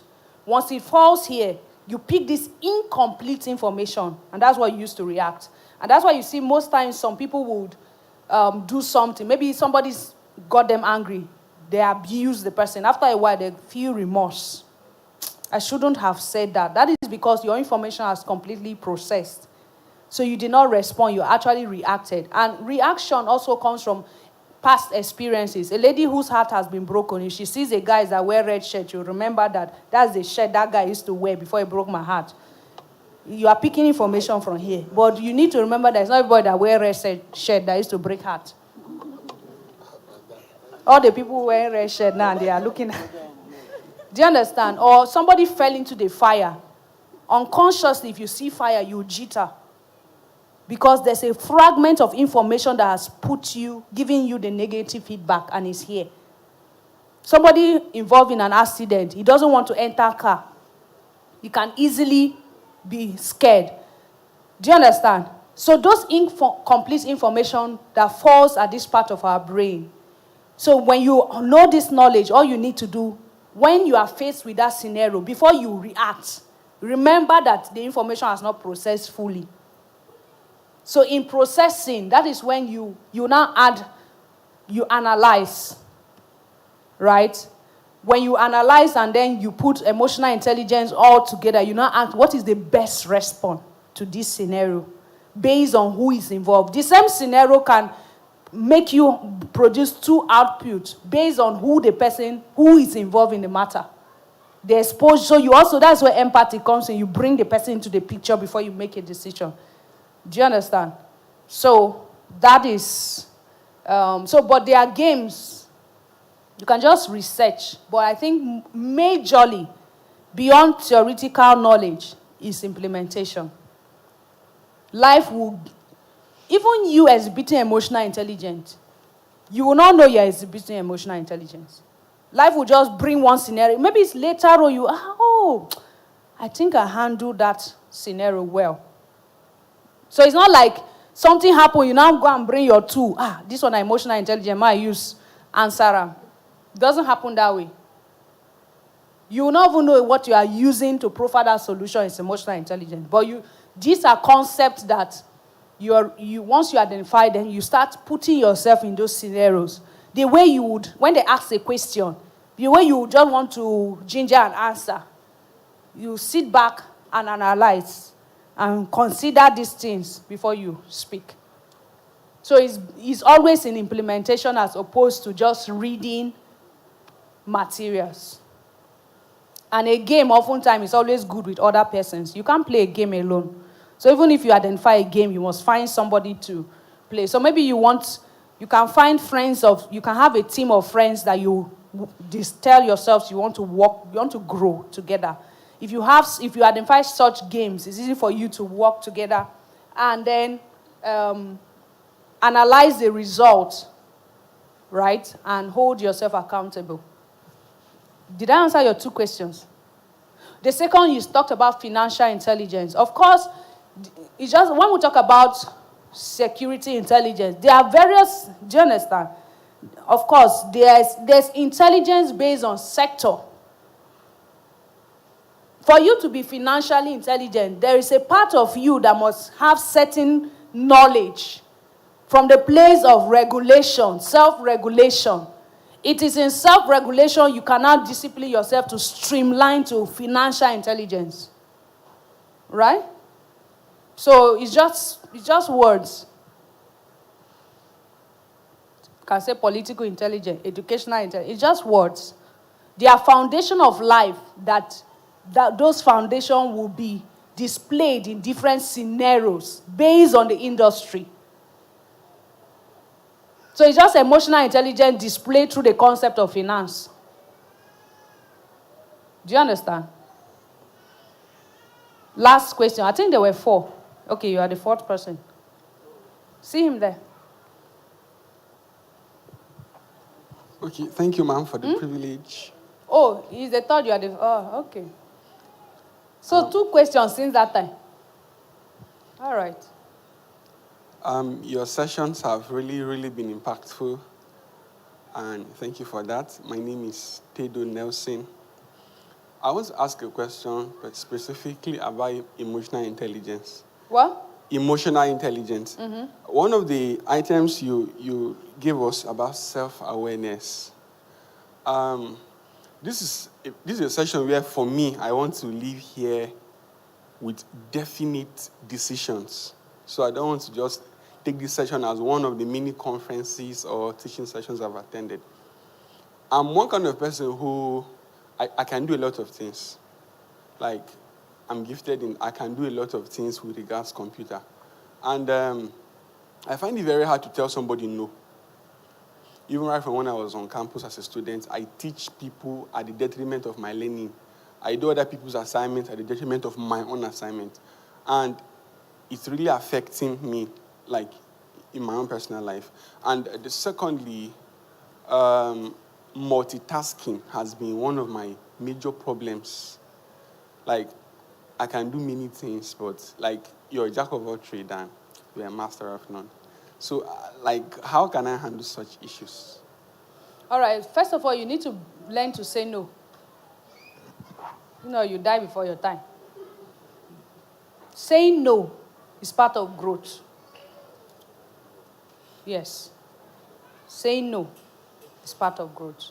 Because when you say no, what you do is that you limit yourself to specific things that you want to produce results. So you can say no, and with the basis of carving time for specific items. So you, just like a tailor can sew, every cloth they bring, the person collects and keeps promising they will deliver.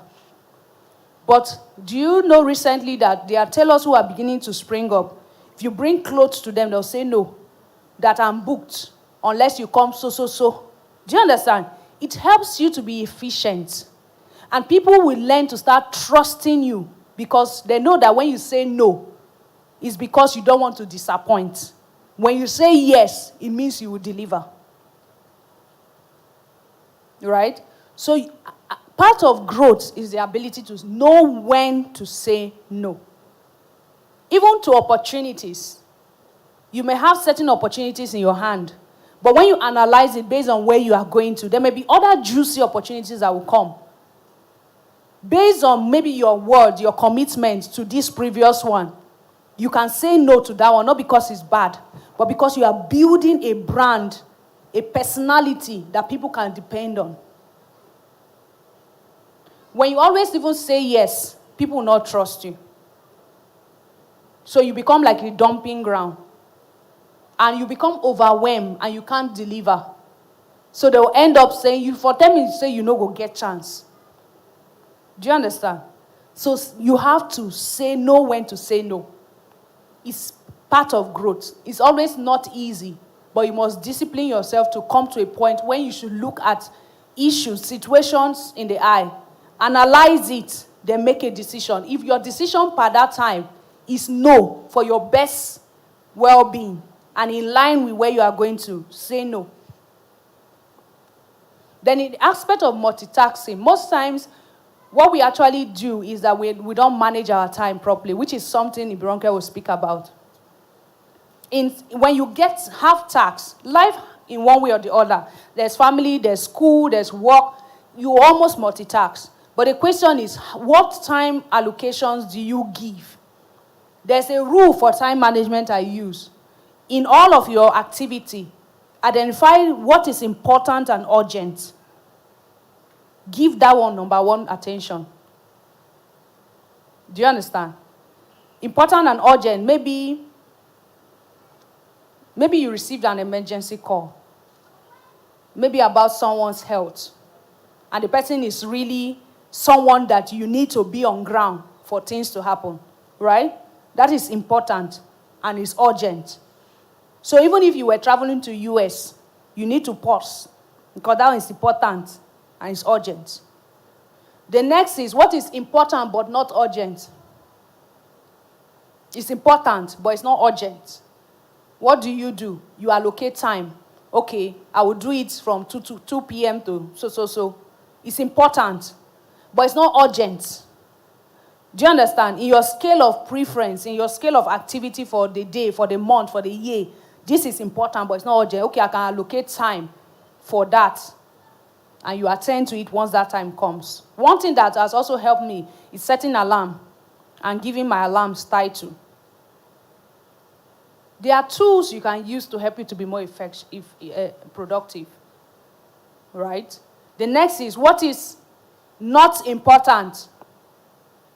Okay, the other one is, what is, I've used important, urgent, important, not urgent, not important, but urgent. There's not important, but it's urgent. Maybe someone just comes and, oh boy, mo go chill. You don't work tomorrow, mo go chill. Maybe to the person it's important. Maybe to you, based on your activity for the day, you've not gotten to your leisure time. And the person is pressuring, more will go. Or even social media, might just check my chat. Maybe somebody don't like my comment. To you, it may feel like it's not important, but you feel like, do you understand? You hear, boom, boom. There's that sense. Social media has put us almost subconsciously to that sense of urgency to always look at our phone once it beeps, which is what they really want. They want all our attention to be there. So you should be able to identify the things that are not important but urgent. Then you should make a decision and also decide to schedule it. Do you understand?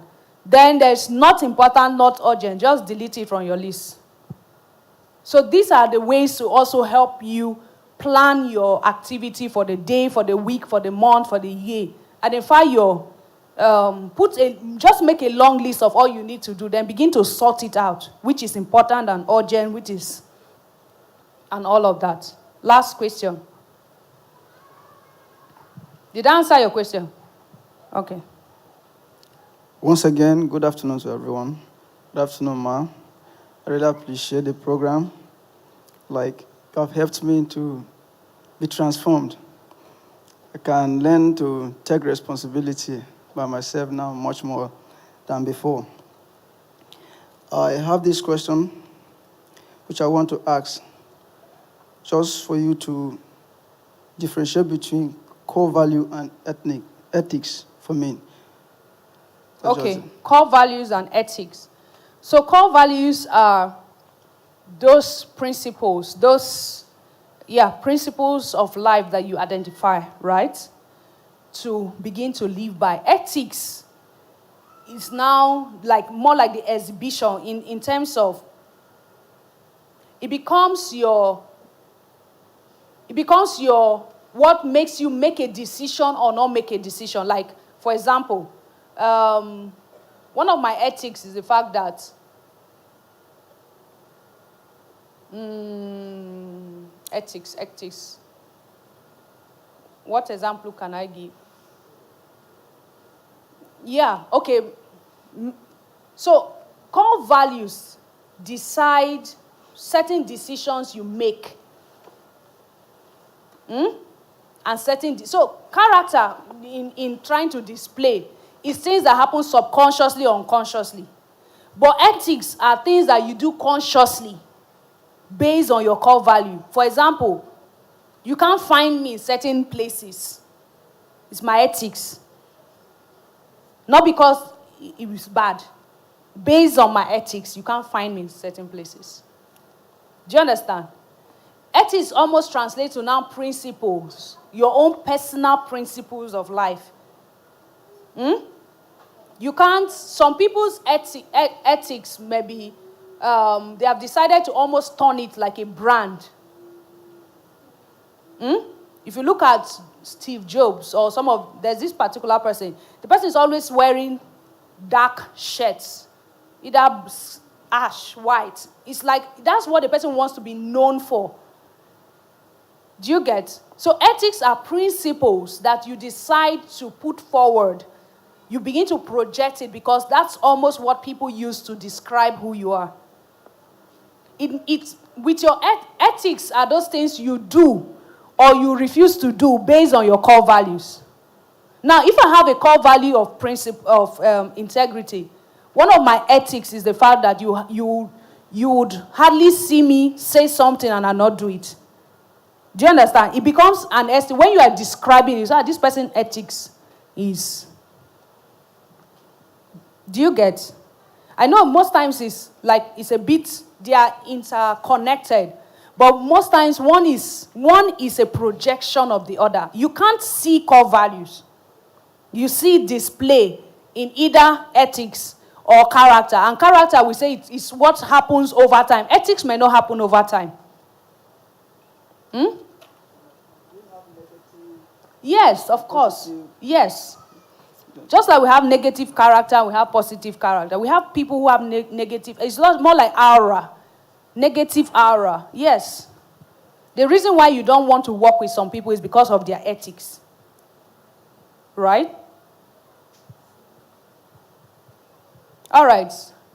I think we have come to the end of... No, Uncle. After. Don't ask question again. Thank you so much for your time. And Bironke will come and teach you time management and goal setting. But before she comes, please rise up on your feet and shake off, shake off, shake off, shake off, shake off, shake off. Shake, shake, shake, shake, shake, shake, shake. Don't worry, we are not doing lemon A, lemon B. Just shake off. Are you ready for the next session? Walk up to 3 people and tell them your core values. Walk up to 3 people, tell them your core values. I'm seeing everybody. Walk up to 3 people, tell them your core values. I didn't say your core values should go and be biscuito. Those people going towards the door. You must share.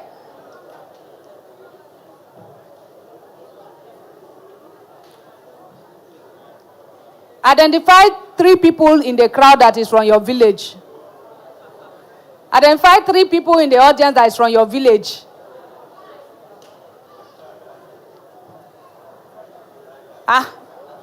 No, it's not possible. No, don't talk to him. Let him go and talk to somebody behind.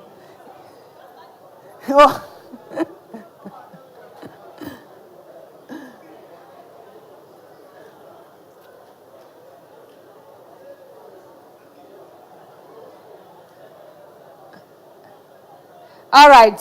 I think we can come back to our seat now. Celebrate yourself while you are coming back to sit down. Celebrate yourself. We are going to the bottom of the pot. I'm not hearing you celebrate yourself. Oh.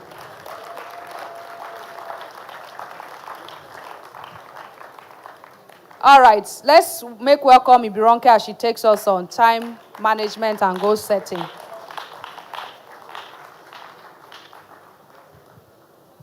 Thank you, ma. Good afternoon, everyone. So I think blessing to be part of those that will take time management, since you have decided to exhaust our time with your session. All right, please, can we come back to our seats? These are like people are going on vacation. Please, let's settle down. Thank you.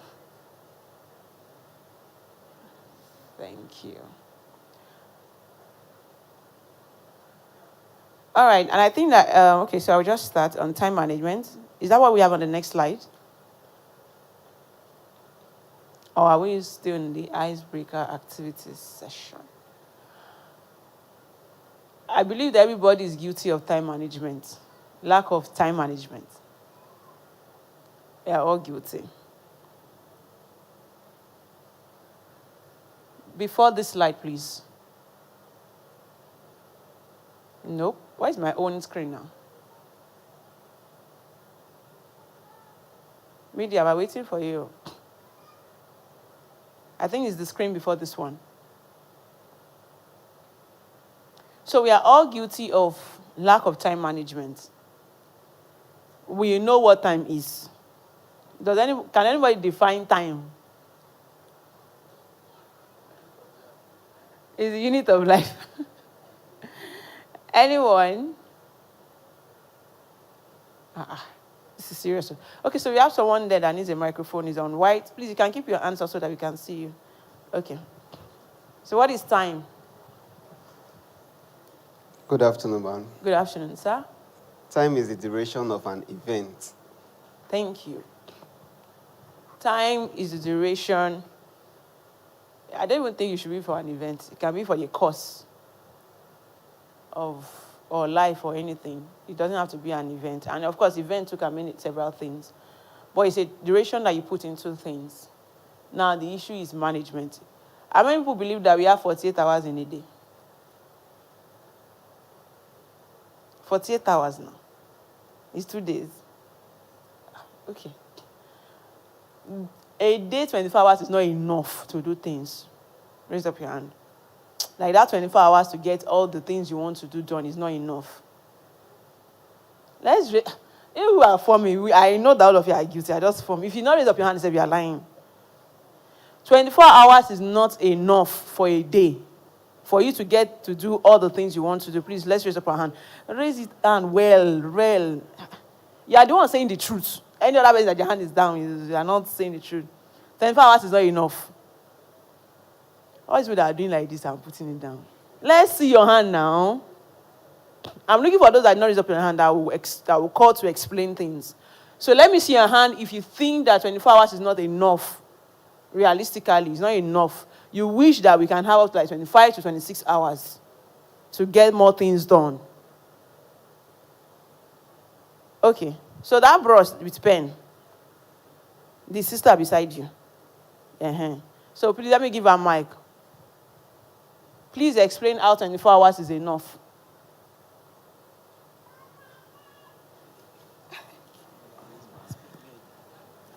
When you are done, you give it to the brother next to you. Okay, let's continue. Good afternoon, everyone. Good My afternoon. name is Francisca. 24 hours is actually enough, someone like me, because I don't really have any reason, like, I don't really have a comprehensive lineup of how to explain it. But that's all we got, and we have to utilize it like that. Okay, so to the brother next to you, I want him to tell us typical Monday. How does it work for you? What do you do on a typical Monday? Good afternoon, all. Good afternoon, sir. My name is Godwin. I don't think we can hear you, even though you're using the mic. I said, my name is Godwin. Okay. Okay, on a Monday, especially for me, before the day breaks, I normally draft out things I normally do before the day. That's why I think for me, 24 hours is enough. No, typical day, what do you do on a Monday? On Mondays, my activities normally ends by 2 o'clock. I normally go out by 8 o'clock. I'm into networking. For working? Networking. For networking? Yes. What does that mean?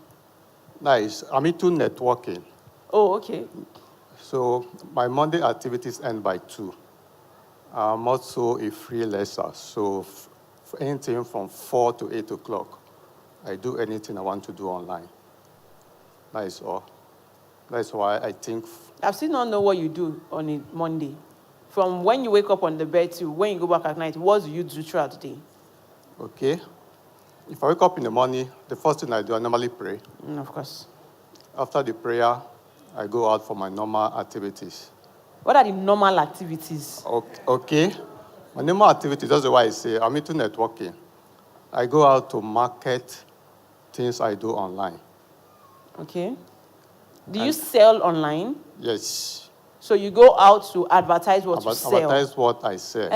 Let's be very specific, because networking means a lot of things. Okay. And the timing for that is normally from 8 to 2. Okay. And anything from 4 to 8, I do other activities online. Like? I'm into transcription. Okay. Then after that, I don't have any other thing to do than to plan against the next day.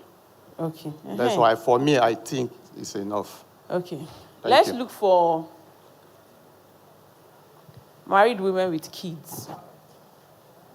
If you know you have children, you're a mother, please. Who has the mic? Let's pass the mic. This is serious. So people are Good far afternoon. back at that place. Good afternoon. Good afternoon. Thank you for facilitating so well so far. Thank you. My name is Stephanie Abutu. I'm married and I have 2 kids. Good. So I'm waiting for your own answer now. Your So, questions Mike, now. how do you manage? So, first of all, is 24 hours in a day enough? Yes, for me now it is. Okay. But before it wasn't. But Okay. now it is. Okay. So I'm saying now because I don't have a job currently. Okay. Okay. Okay. So there's one. Thank you very much, ma'am. Thank you. Good afternoon, ma. Good afternoon, ma'am. Thank you so much. My name is Hope Kings. I'm currently a nursing mother, and 24 hours is not always enough, just the baby. I wake up when the baby wakes up, and at times I will be up. The baby can just wake up around 12 a.m. and then sit and be playing till like 3 a.m. And I can't sleep. I can't do anything. If I pick a book, he tears it. If I pick a phone, he grabs it. So there is nothing I can do just to sit down and watch him till he sleeps. So if you take out that 3 hours from the night, and then I have a husband, and I have the house to manage. At times before I would take my bath, might be in the evening, the baby is very weighty, and it's not a child that you can back on your, and then do some chores. So if someone is not there, I'm in trouble. So 24 hours is not always enough for me because I don't even have time to sleep and rest well. Afternoon, I cannot sleep. In the night, I cannot sleep. This, see, please give her a round of applause. Thank you so much, ma'am. So we're talking about 24 hours. So for you, that by the grace of God, you are still a very singular form. You know what singular means? And 24 hours is not enough for you. There is a problem with your time management. I don't care even if you are doing 6 jobs.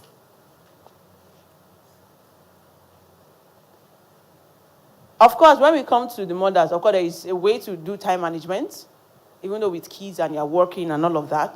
Because, of course, we have also icons that, they have children that they are nursing. We have, they have career, they have businesses, and they're still balancing all of that. However, let's leave, you know that they are special case because they have special us at hand. But AKA singular people, or those are now plural, but there are no multiple. There are no multiple offsprings yet. 24 hours is enough. Now, how do you manage time? Again, the reason why I did not take his own 24 hours is enough is because he doesn't really have so much he's doing. So 24 hours can be enough for someone that doesn't even have a job. If you don't have a job and 24 hours is not enough for you, do you understand? If you are running your own kind of business and 24 hours is not enough for you, or you are doing a kind of job that is flexible, you are not doing like an 8 to 5 job, 8 to 5 p.m. job, like 2 or 3 of it, and 24 hours is not enough for you, we need to start analyzing what you are doing.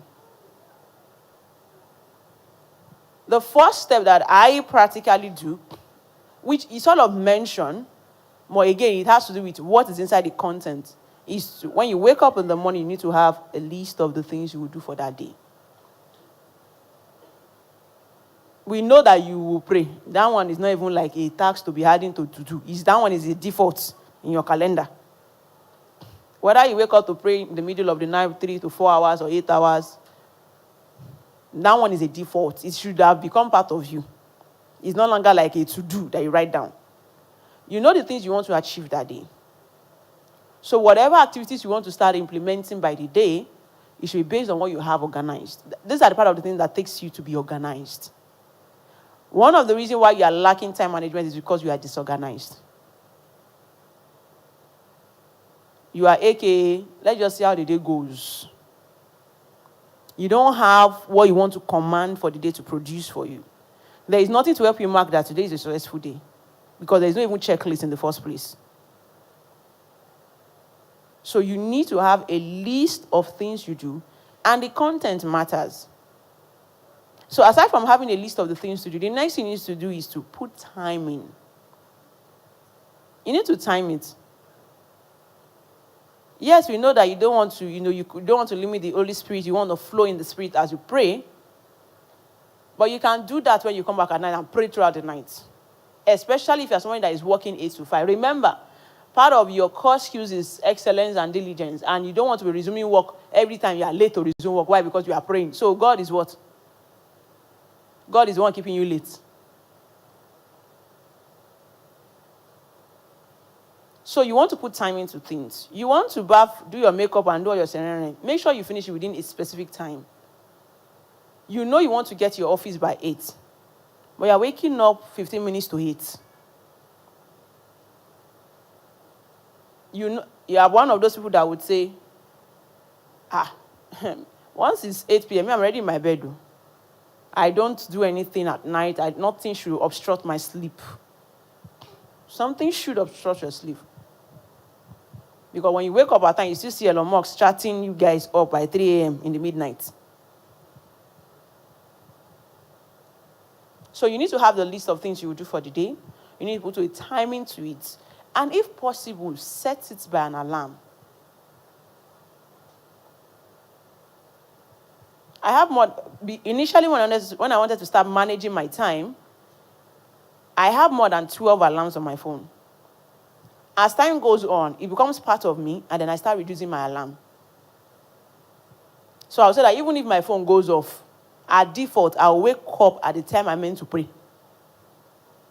It has become part of you. But because you are just starting, you can structure yourself with that timing, or whatever you think you should help you manage your time. Now, that is when you start seeing vacant time of the day. During the day, you want to pray by 12 or you want to pray by 2, you can start adjusting things, putting priorities. Of course, things can spring up that would affect what you have written down, but it will even help you to know that, okay, something chipped during the day. Then you know that, okay, when I'm done with this thing, I'll go back and continue what I write down. So at the end of the day, in real sense, you might not even finish all the 20 things you have written down. But if you can check off 5 from that list today, you know you have achieved something. Than not checking, because you don't even have a list in the first place. You don't even know what you're meant to be doing. That's why you forget things easily.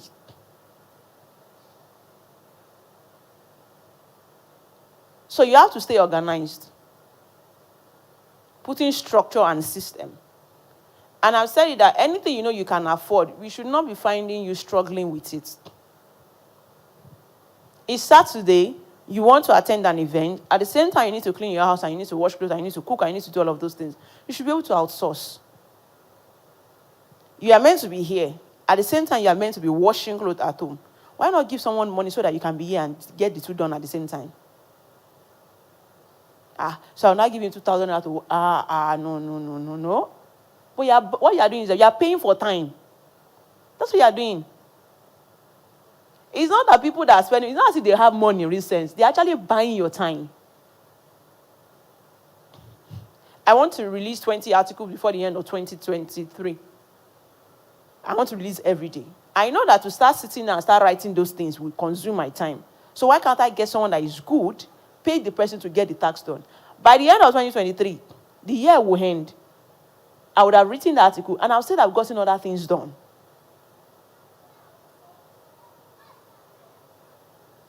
You should learn to outsource things. You are not meant to be doing everything.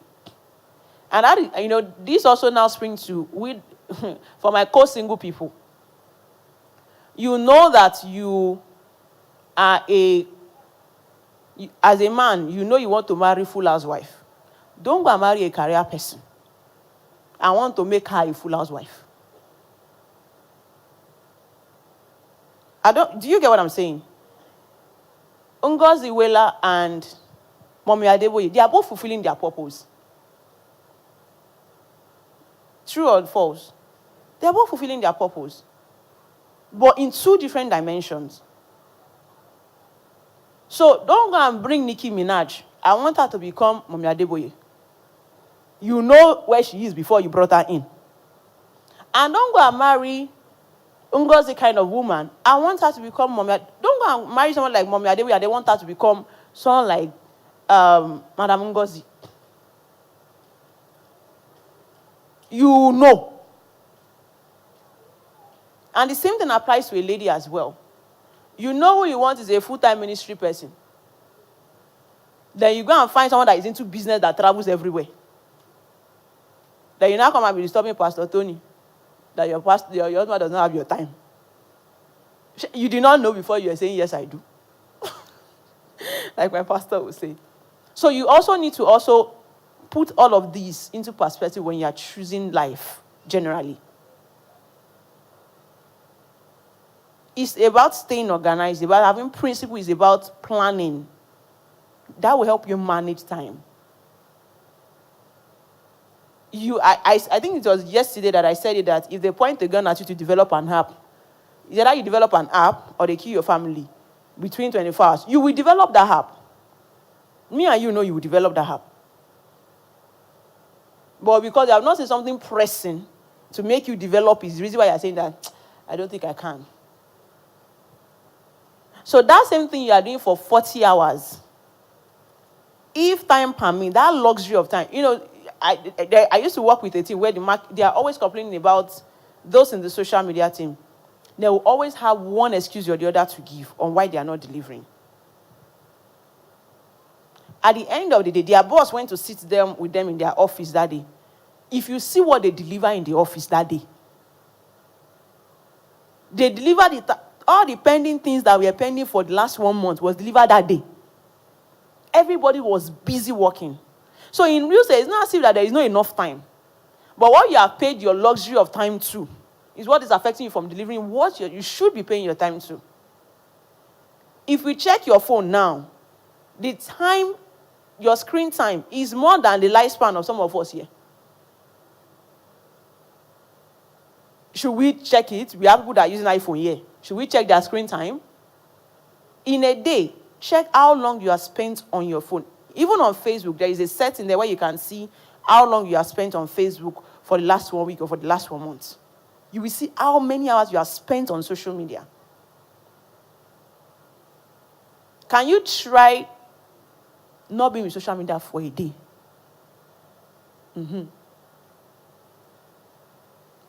Well, oh my. You're not, funny enough, they're not selling anything, no. You're not selling anything on social media. Oh. The only thing you're doing there is to like, reshare, tweet, comment, fill up your status like a ring, contribute from the conversation that you are not involved in, give your opinion that was not asked for. That's what you're doing. You're not selling.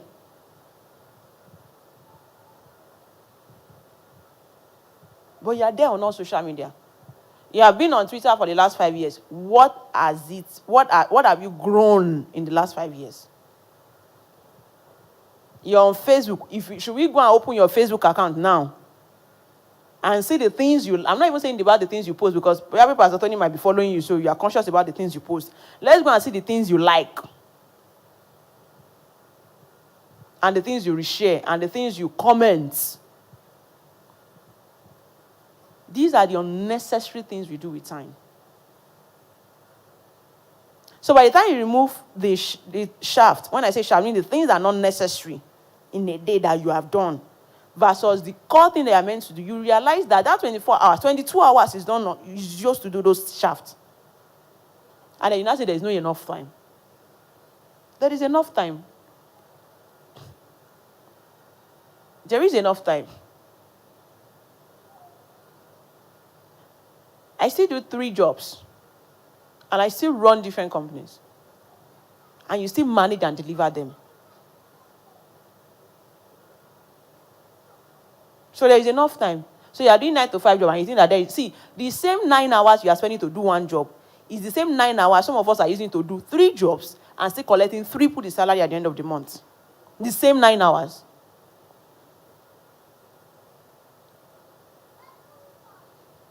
And especially if you are lucky to work in probably in a tech environment where they will give you a tax, do your tax, and you are free. Do your tax. This is what I want you to get done for this week.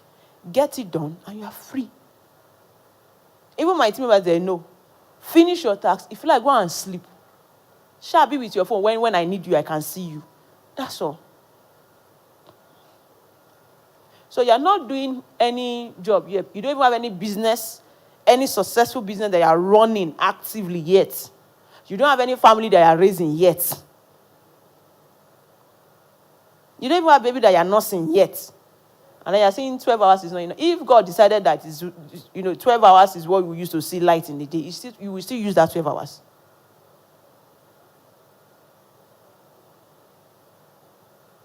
So it's about time management. Know what you want to do. What are your distractions? Is it that there's one girl in the office that used to come and do gossip for you every time? Give her time. Once you come in by 8 o'clock, you can try it today. Try to come in by 8 o'clock. Your call will not come in. And if you call me by 7:15 the following day, your call will not come in. If you have an emergency, let the Lord deal with it. I'm not the doctor. How much more I will still pray for you not to have an emergency. Once it's 8 p.m., my phone, I've said, these phones, they are meant for you to control them, not to control you. You should have a setting, do not disturb mode. Put it there. Once it's 8 p.m., what you want to do between 8 to 12 before you sleep, you already have them lined up. Focus on them.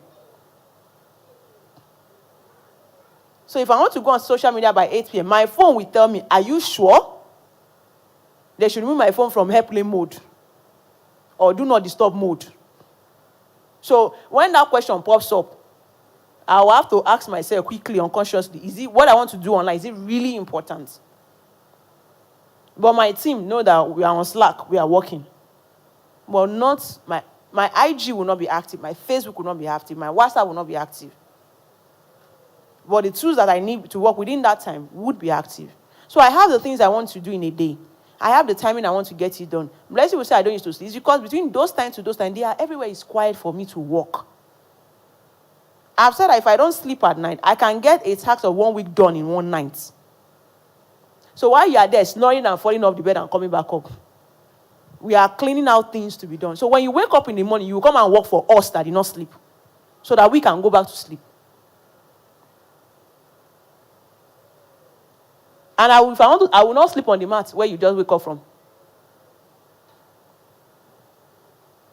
It's all about time management. You use 8 hours to sleep. I understand that it's good for you to sleep well, it's good for your health, it's good for your whatever that you are doing. However, you don't oversleep.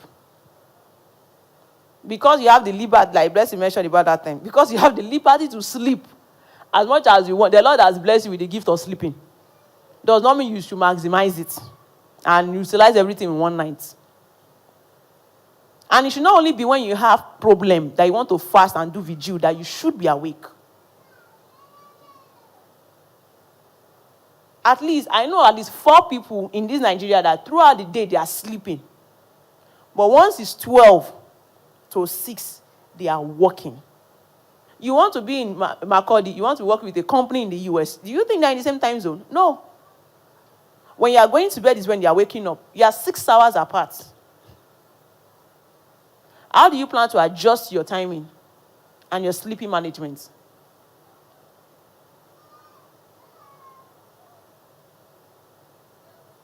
So by the liberty of the things you do every day at times, some opportunities will not open up. Because of the way you run your day every day. Some opportunities will not open up. So, know the things you want to do. Keep time to it. Know what are your weaknesses. What are the things distracting you? Remove them. They are not as important as where you are going to. If it's gisting, when that person is coming, stay in your room, lock the door, let them knock. When they did not see you, they'll go back.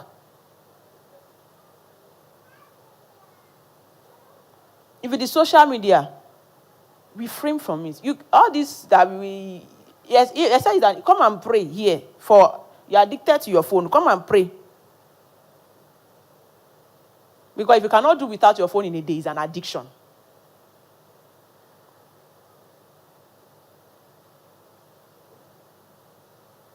Phone is a tool. What if you lost it? Would you die?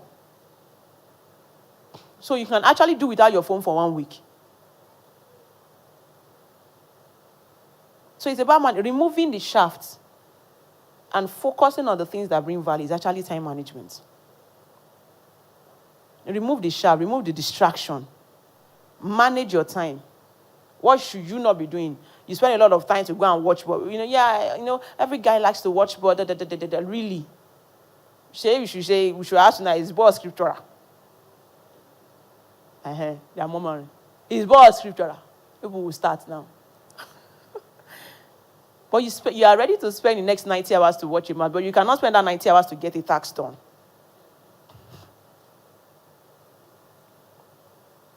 Remove the shaft. For the remaining things on ground, list them down, put time into it, and work specifically to that time. Specifically to that time.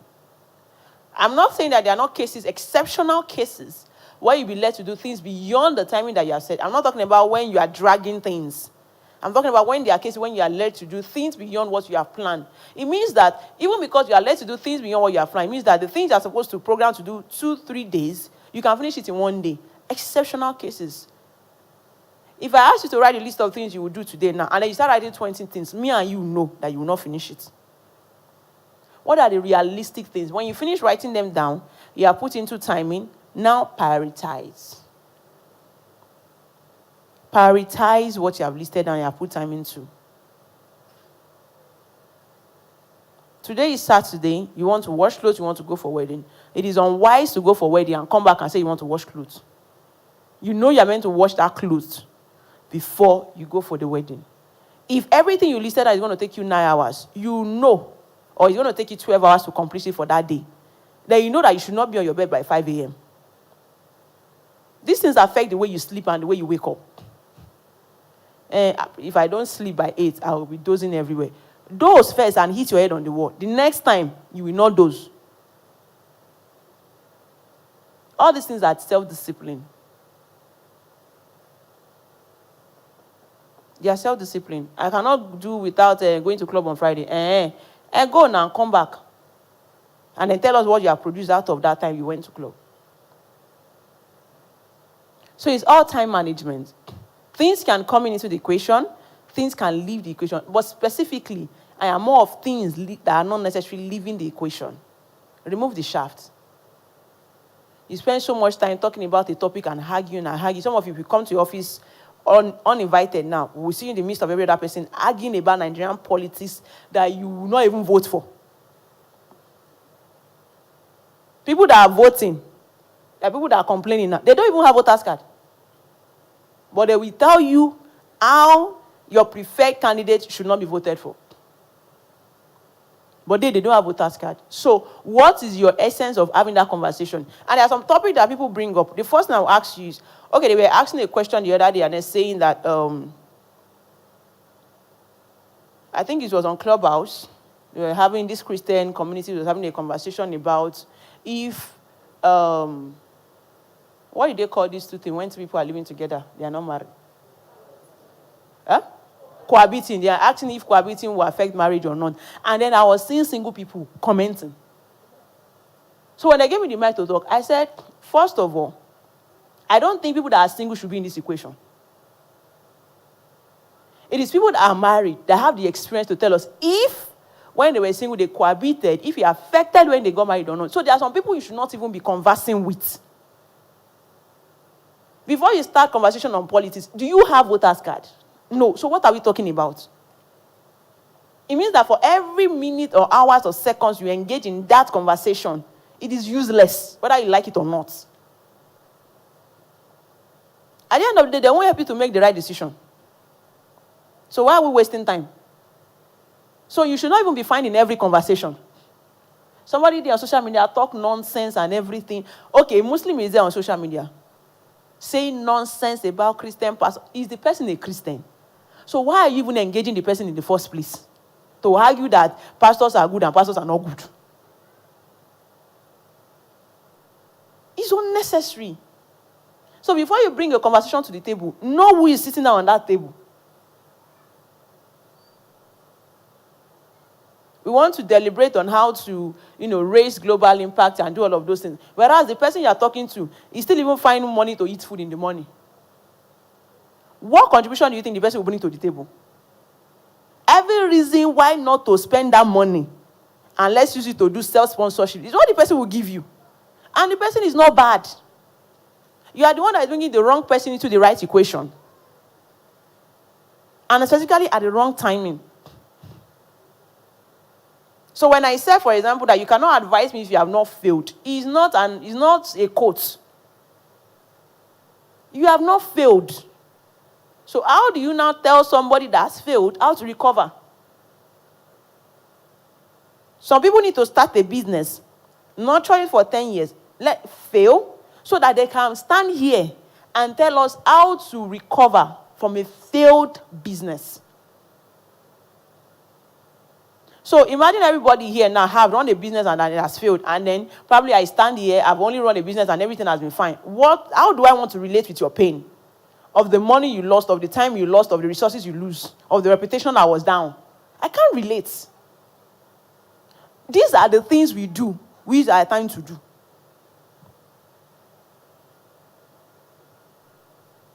Remove the shaft. You know what they are.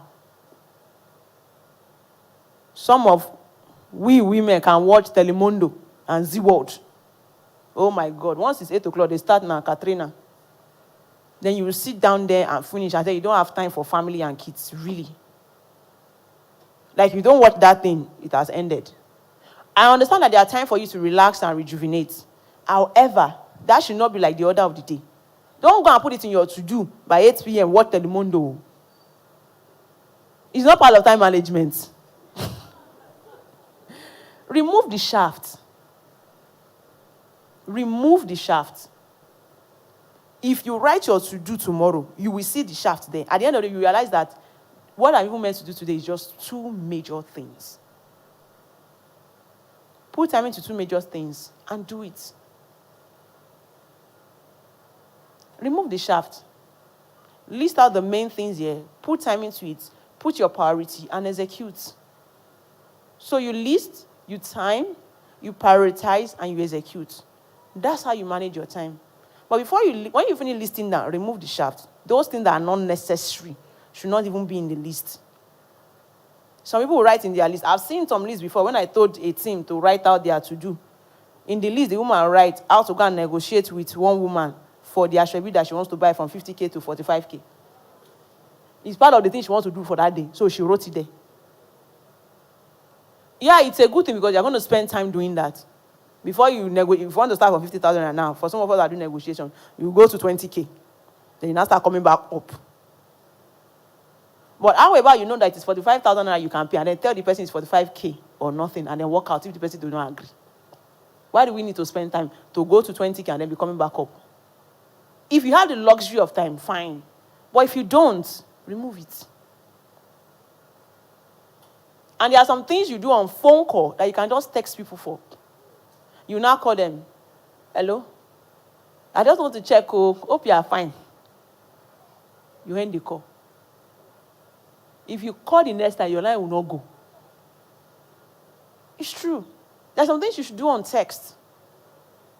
There's some things you should send an email for, and then you write a very long SMS. You'll be wondering, what are we talking about? There's something you should do on phone call that you're going to write an article for. The person will not read it.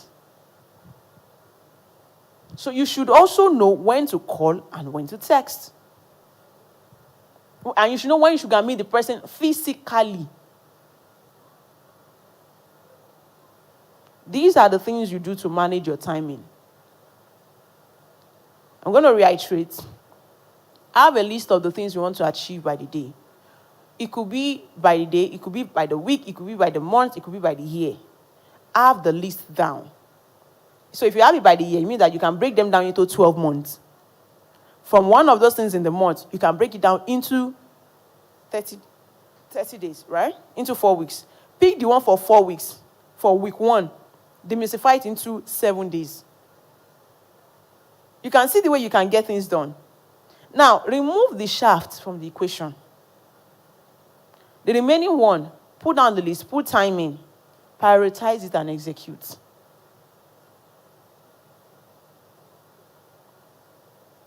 It's as simple as that. Social media has taken 82%, if I'm still correct with the percentage, 82.5% of our timing. Every single adult spend at least 82% of their timing on social media. Though you're not with your phone, but the notification is on. Once you hear Pakam, you carry it. Somebody must have messaged me.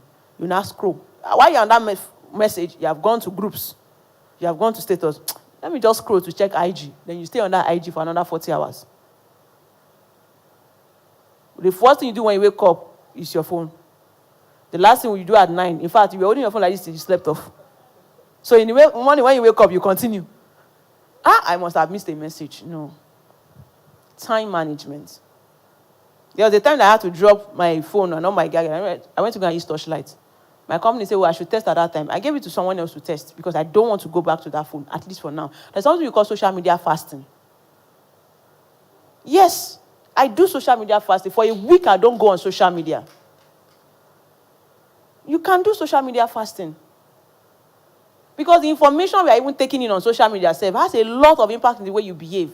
Imagine you wake up in one morning and then you hear that they kill some people in social area. That day already, your mood has changed. Consciously or unconsciously, you're already thinking about that thing that happened. And then that starts affecting your behavior. How many people has a word of affirmation that they give themselves every morning before they step out of the door? These are the things you use your time to do. You don't just pray. What are the words of affirmation you quote to yourself every morning? You are not telling yourself that you are beautiful. You are not telling yourself that you are handsome. You are not telling yourself about the things you want to hear by yourself. Then you go out and then say people are not complimenting you. I don't owe you to compliment you. Even you have not even complimented yourself. We were saying if you know you honor yourself and you should be honored, you have to show us that you are an honorable person.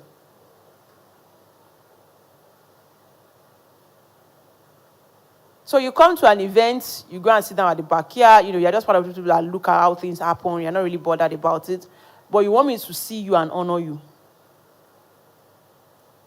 And you're not like a special guest that they invited who is just trying to stay at the back so that they don't distract the audience. How? These things are laws. You attract whatever you lay down.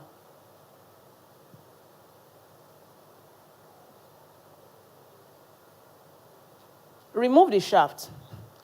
When you list out the things you want to do for the day, you remove the shaft. Know what your weaknesses are. Avoid them. Put time in. Prioritize what you want to do and execute it.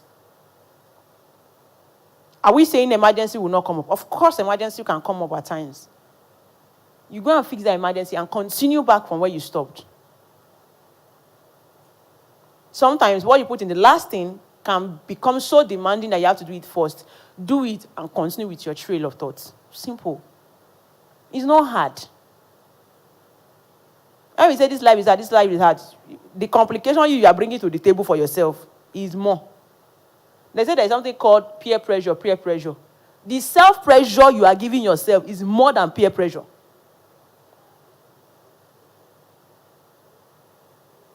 And that's how you should be actually.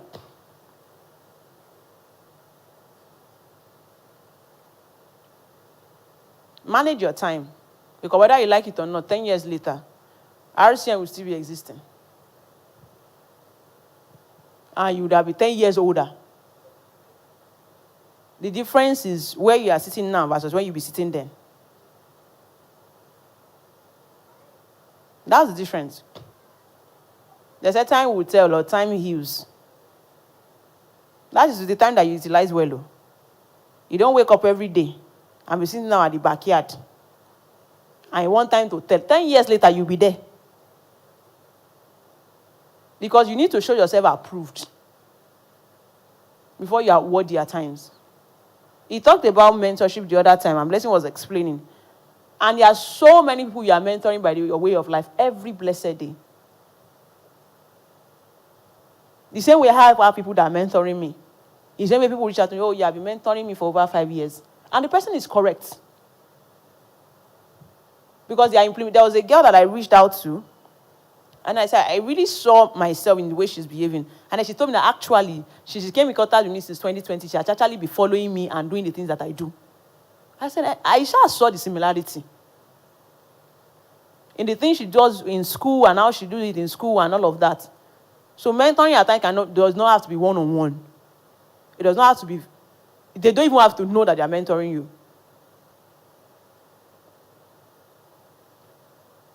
By the way you live normally, if you meet a young boy in school now, he will tell you that he wants to be like you when you grow up. Because he does not even know what you have become now that you have grown up.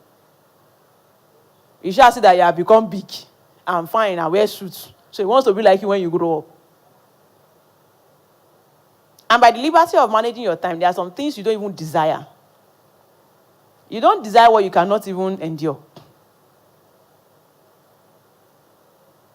Someone said he wants to become Elon Musk today.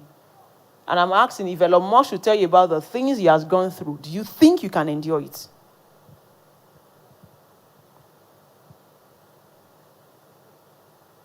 Do we think? Social media has not even affected us now. Everything is beautiful on social media. Everything is beautiful. Every marriage is sweet on social media. So you see oh, so cute. Now you did the house. Let media remove editing. In the house where editing is not done. To do wedding is not hard though. Before we tell how to say now that we want to do wedding, we'll do wedding this next week Saturday, sharp, sharp. And that's the issue. A lot of us mistake wedding for marriage. The same way we mistake virtual for reality. The celebration is one thing. The actual work is another. So when you see other people being celebrated, remember that there were times that they needed somebody to say, well done, that they did not see. Manage your time. Remove the shaft. Itemize it, time it, prioritize it, and execute. Thank you, everyone. Yeah, do we have any questions? Just two, maximum. Okay, there's someone here. I have a question. And then there's someone at the back. Oh, okay, you can give him then this person. Sorry, we will ask later. Okay, thank you very much for this insightful lecture. My name is Zumji Dangyo. I've studied the issue of time management over time, and I noticed that it's about productivity. But there's something I wanted to share more light on. And do you think that our eating habits can affect our productivity as it relates to time management? Do you also think that because of how Nigerians are lackadaisical about exercise, it also has a way of affecting our productivity as it relates to time management? Because a lot of people they can do that to-do list, but because of certain factors such as what they eat, some people can eat as late as 1 a.m., 10 p.m., and then during the night or during the day, it affects their productivity, and then they are lagging. Or somebody will just say, my back is always paining me. All those issues affect their productivity. What can you say about that? But if you feel it, let's know, can really affect it. Thank you. Well, I would say that is where you think about well-being, right? If well-being can affect your time management. If you are sick, it will affect your time management. That's default, right? But at the same time, we should also remember that we have people 70, 80 years ago who do not even know what exercise is.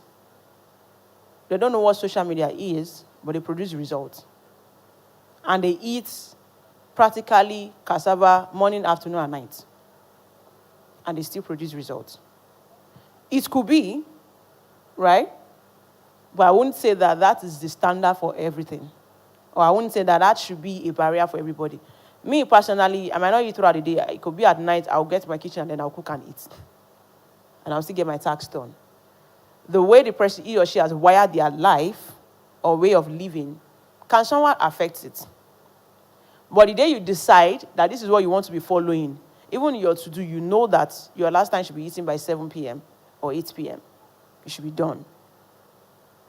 Whether you want to put in exercise as your part of to-do for the day, it's fine. So I cannot really say probably the exercise they do or they do not do can affect. Those things are good when we read them. Like, oh, these are the things, rules and regulations we should do. But in practical sense, how effective it is. For someone that is going to be resuming work by 8 o'clock, leaving a street area and going to work at VI, when do we think the person should wake up and pray and then go ahead and do exercise? The person will possibly get home at night around 10 p.m. When do you think should the person cook and carry it along to office to be able to eat in the car? So there are other factors that will affect whatever. Of course, I know that, there is this, the way you should eat, what you should eat, how you should eat it, the way. At default, if you are someone that is very principled and structured, you know that at the end of every month, like I told someone, let me not mention the person's name, at the end of every month, you should be taking yourself out to take care of yourself.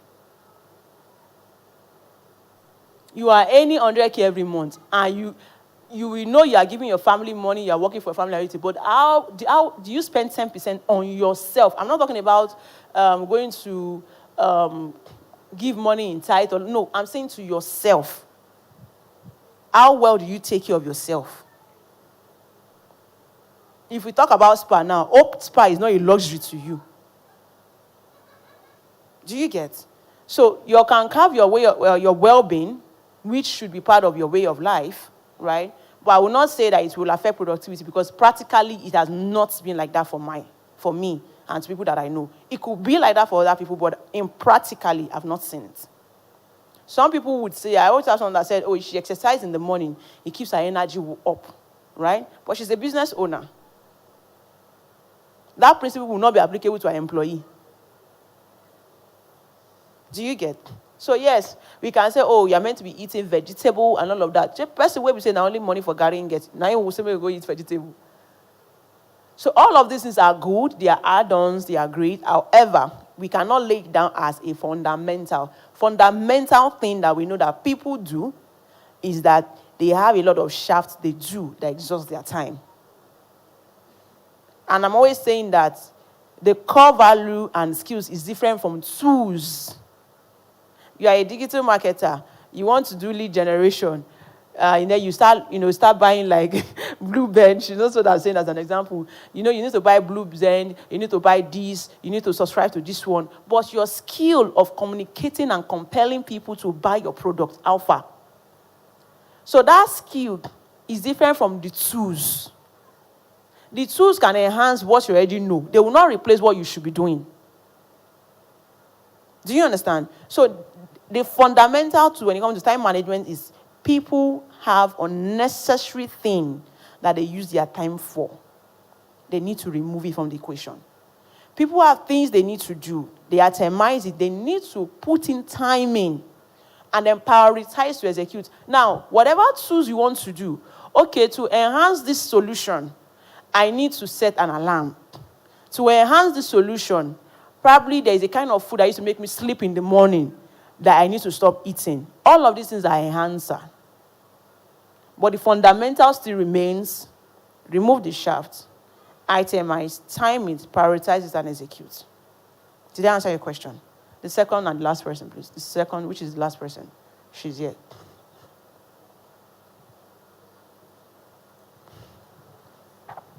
Thank you very much, Ma, for this lecture. My name is Joy Okwe. My question is, from removing the distraction, you said we should remove the distraction. even if it means shutting your door to some kind of people to avoid unnecessary gist. Now, doing these things, some people becomes very angry and say that they are not important in your life, you chase them away from your house, or sometimes phone call when you don't pick phone calls because what you are doing is very important at that time, and they see you the next day and they are angry. You don't like picking my call and you have been avoiding me. People like that, how do you talk to them so that they will not be angry and they will know that you are important to them, just that you want to fix on certain things? And that speaks down to your core values. So, for example, people come to your door, they knock when you are very busy. Let me give you a typical example. You are having an encounter with Jesus Christ and then somebody is knocking your door. Would you ask God to wait so you can go and open the door? But when you are done, your principle and your core values place a demand on you that you get back to the person. Oh, sorry, I was busy when you called earlier. Hope is not too late. What happened? It would be irresponsible, actually, for you to see missed calls and not call back. Especially when you know who is calling. I'm not talking about probably you see a strange number on your phone and you don't know who the person is. But you see someone you know call you 2-3 times, even if the person used to be a beggar. As long as you don't know why the person called at that time, courtesy demands you call back. So that you are busy and whatever the kind of core values you have exercised over the time will determine the kind of comment the person will give. So someone will know that if you come and I don't pick your call, and I know I have your number on my phone, it's saved, and you come and I don't pick, except the person is unwise, naturally you should know that the person is busy, and this person will call me back. So sometimes when I call, I say, oh, I know you were busy that time. This is what I wanted to say. But you're that person that they will call you, you will not pick up, aka I'm too busy. Now, like I said, you should be principled with your time and manage it well, but does not now mean you become what is not relatable. Yes, this is the time I'm busy. If you have a fixed time that you do things, let it be communicated to those around you. Oh, from this time to this time, I do not like to do this because I'll be busy doing this. The person will understand. They are your loved ones, they are those around you. Except so even when somebody calls you, at that time, you know that person is a stranger. So during work hours, if you come in between 8 to 5 p.m., normally people, in fact, my phone don't ring. So if somebody call, I know he's a stranger. It is what you have exercised over the time. It's what your core values are communicated to people. Someone that knows me will tell you that, oh, don't call her between 9 to 5. Call her from 6 p.m. Oh, I call her, she did not call. What time did you call her? Past 10. Oh, she will not pick. Wait till tomorrow morning. Just call her before resumption time or after work hours. That also helps people to see you as someone that is structured and principled. Not just someone like even they are like jaga jaga because they call you, you have to pick. You have to be principled. And you have to be structured.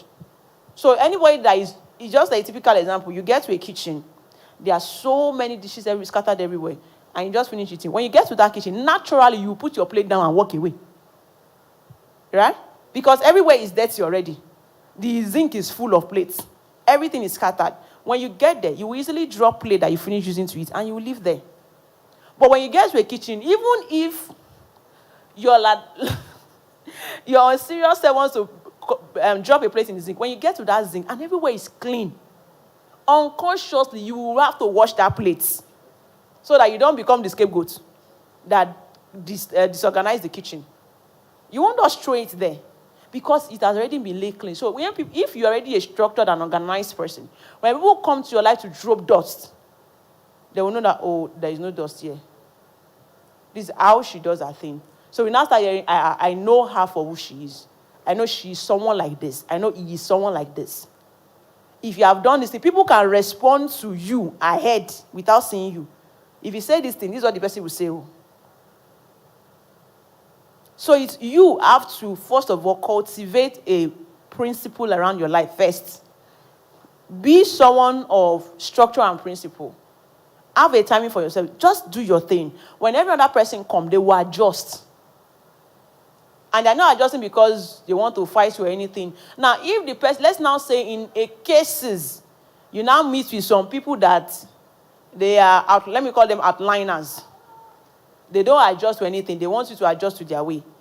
If the person is important enough, you can make an adjustment. If the person is not important, either they exit or they succumb. It's true.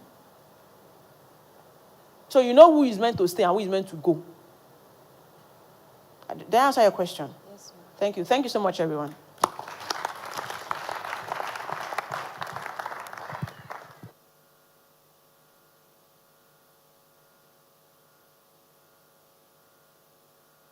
All right, it's time for vision board. I think we would make use of the free space since we don't have table. If you came with your cardboard, just come out and spread it. We're going to do children play now. This is our last session. Based on their compo.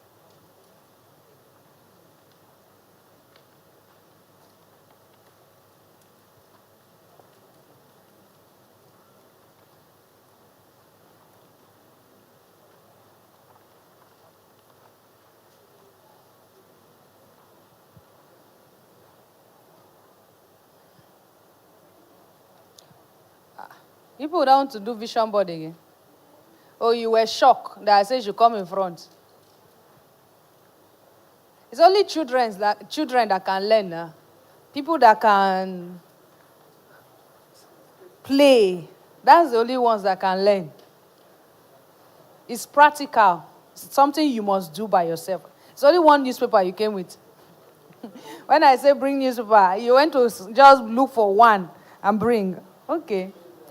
Who came with plenty newspaper? Let me use that person as example. There's enough space, spread. You can use up. Where's your news? Just remove all your materials and keep by your side so that it's only one newspaper I'm seeing.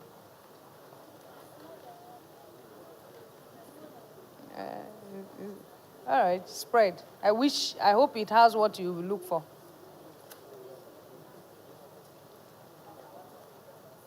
Yes, including magazine.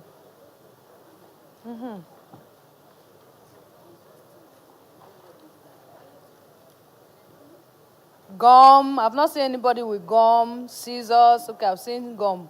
You that have gum and scissors, no newspaper. Eh?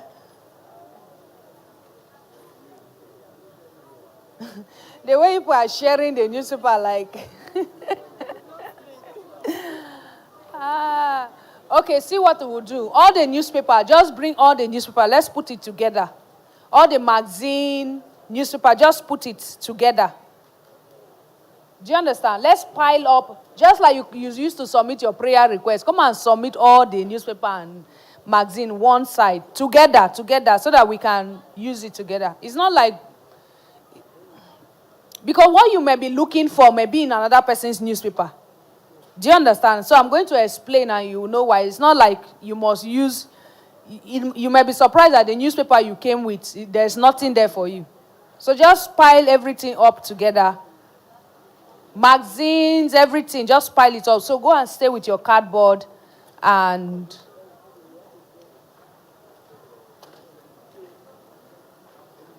pile them up.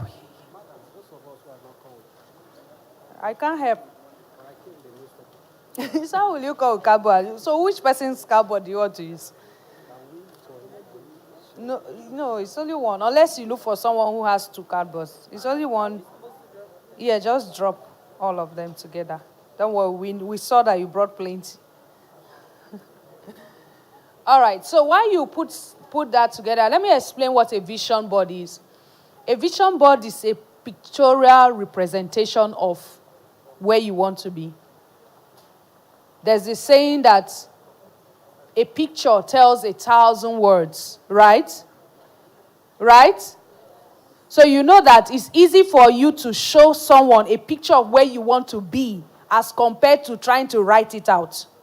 Do you understand? So a vision board is a pictorial representation of where you want to be. So this is what to do. Like, this is what, even for me to achieve most of what I had on my book that I was reading out yesterday, I did a vision board and I pasted it in one side of my room that I will see every day. When I wake up in the morning, I can see clearly what I want to achieve. So it's just a pictorial representation. You know, it's difficult to read. Oh, okay. But when you see a picture, you want to buy limousine, just look for the picture of limousine and paste there. When you wake up every morning, you look at it, you can see exactly where you want to be. Do you understand? That was why I was saying that you should get your vision right.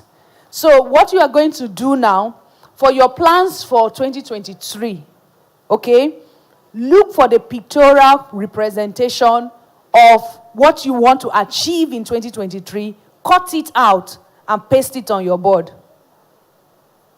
Do you understand? If you want to have plenty money, look for a picture in the newspaper that has plenty money. Cut the money and paste it on your board, because this board, you are going to paste it in your house. Do you understand? It's not competition. But do you get? So that is it. So right now, you can go ahead. See, please, let's give the benefit of that to those who brought newspaper, because the way people are already hunting, I'm suspecting you people. All right, so just...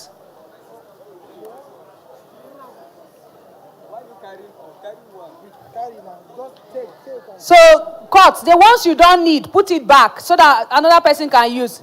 If you want to be a public speaker, look for someone who is speaking with mic. Cut it, put it.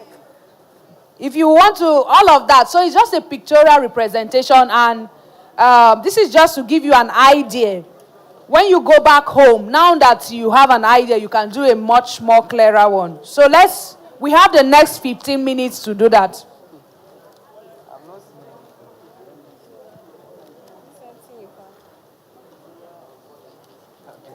You people are going to sweep the church after today, because the newspaper I'm seeing, this newspaper is 1944.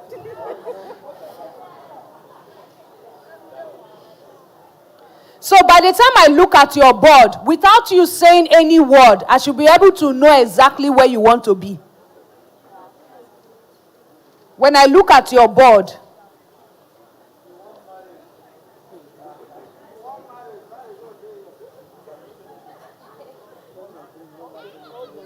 there are newspapers, go and look for them. But you didn't even come with newspaper. And go there now, go and search. And that's the idea. But I said gather enough. Because even you...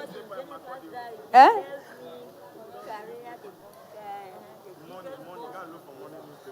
I thought there is something that will calm me. My job brought playing shit. No. You want to buy a refinery? Are you snapping me? So I'll post. It's a refinery. Yes. I didn't come with newspaper. You can go and search. You want to find water?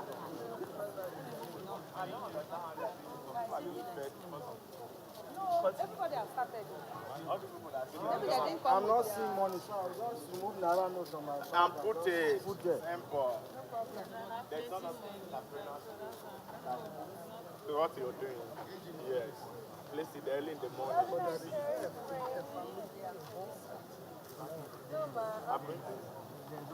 There's a okay, anything you want to be. Let me go and look for newspaper. I bought everything, but no newspaper. So we can be both. No, I actually told my sister-in-law that works with a newspaper to give me some newspaper. But she couldn't. Not that she couldn't do it. I didn't want to really. I would do it. It's just two things I need.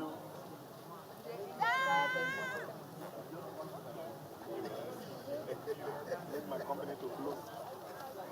We change this one to prayer.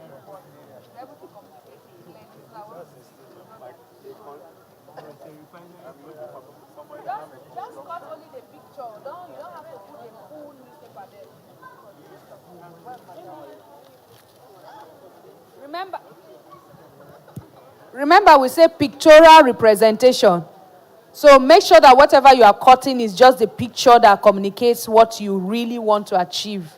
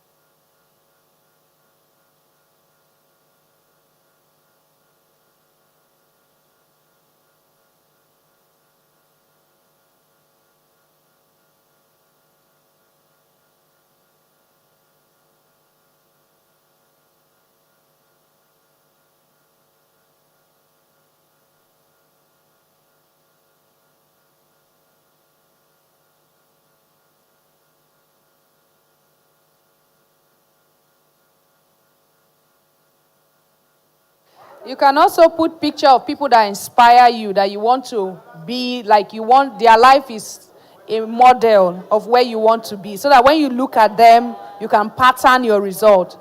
So something that's, when you wake up to every morning, it speaks to you. It puts you on your feet to want to do more.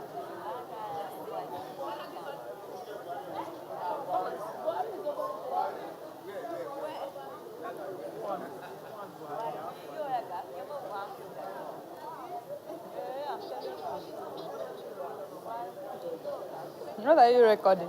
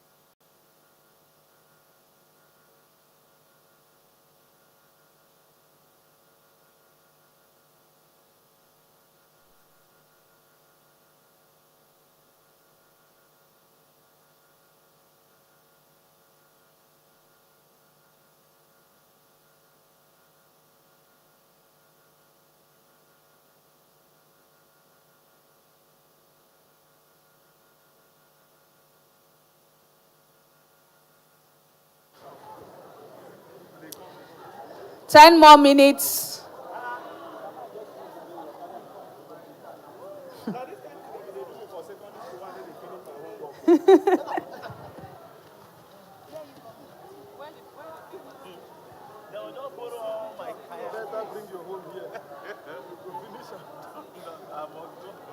I need twins.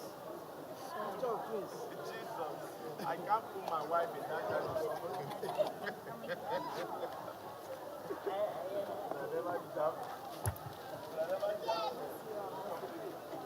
See, they come, I went to carry it. No.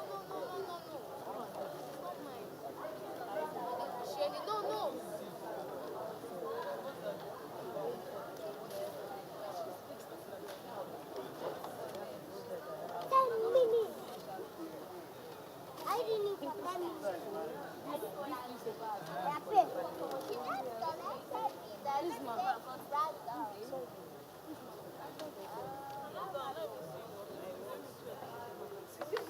No, I mean for.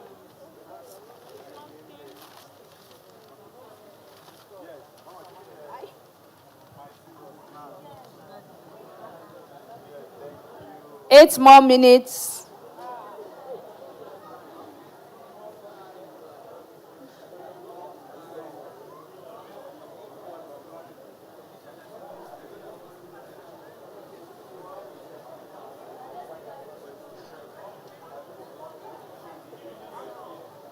People like money. Oh.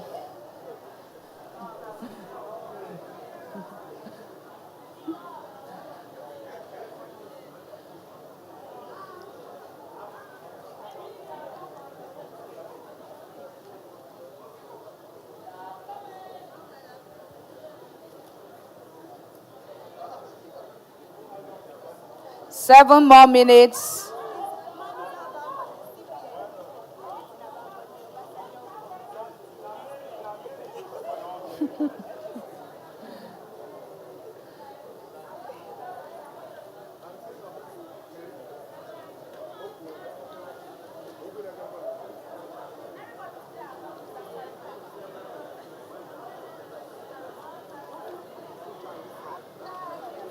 Yala.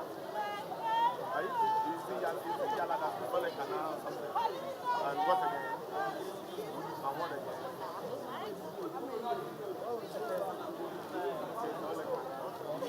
Okay, so you see Yache, that's Manomi or something.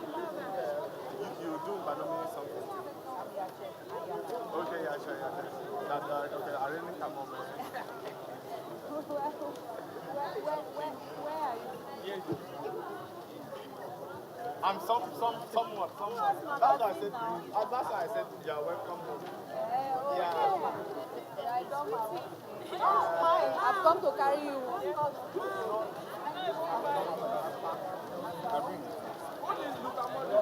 Excuse me, well done, ma'am. I want to sit on that throne. I want to sit on that throne. On that throne. I earn more money from CBN, and I want no more 50 naira. No more 50 naira. No more 50 naira. The cash analysis is from 0.5. If not, we'll believe that. You can put like 100,000. Have a picture that has a construction company. Money. For land. Money. 6 more minutes. Anybody that is looking for money, look for something that is giving money. 5 more minutes.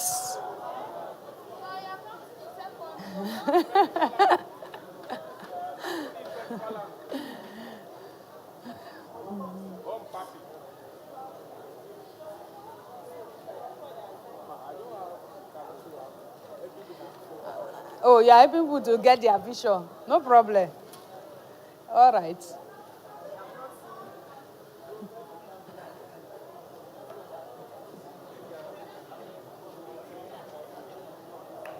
Four more minutes.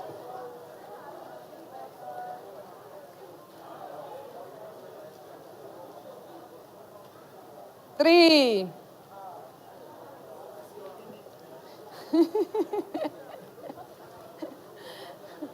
People are not planning to stand up today.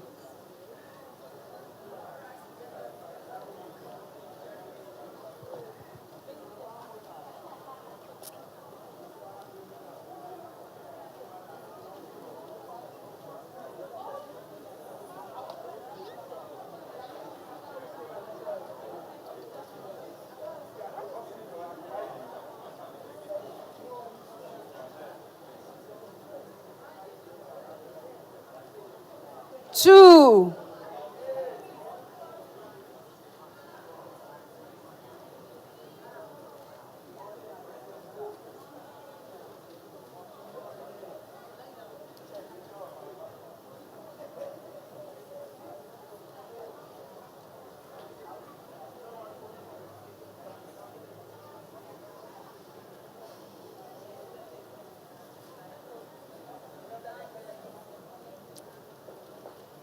$1.5 billion pounds.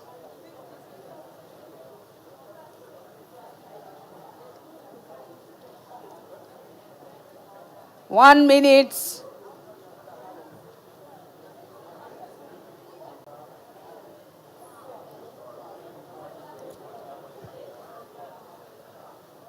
.8 seconds. 0.7.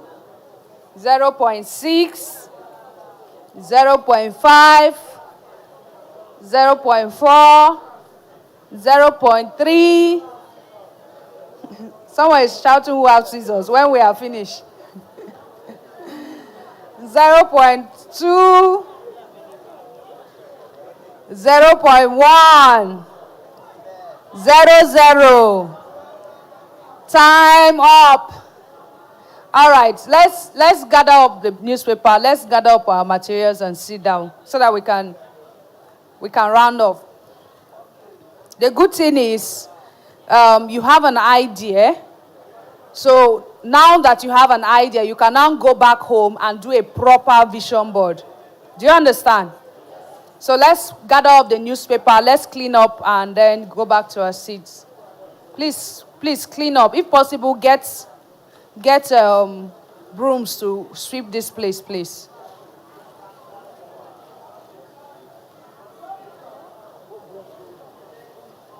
Please, someone gets broom. 2 or 3 persons, please go get brooms. Let's clear this. Let's sweep this place.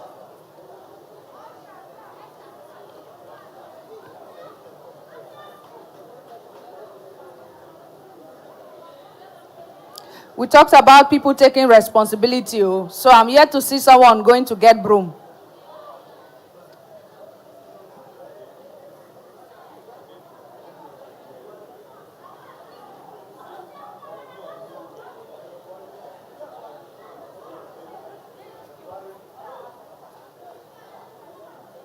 Please, let's clear up this place.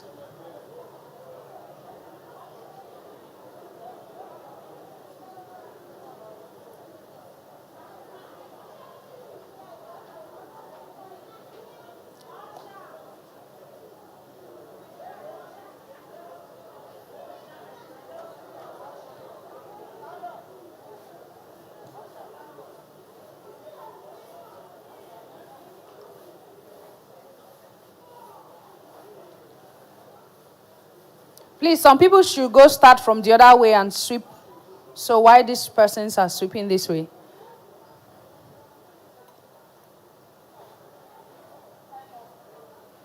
Please, time up. You can pack your stuff so that they can clear the place.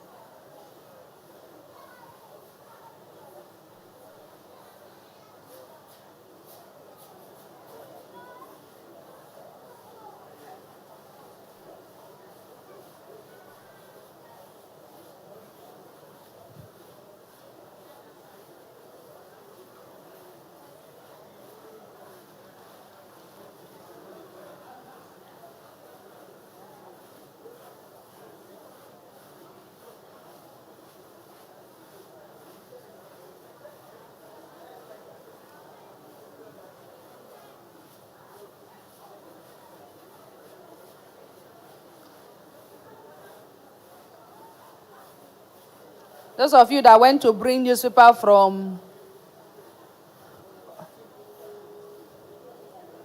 1922.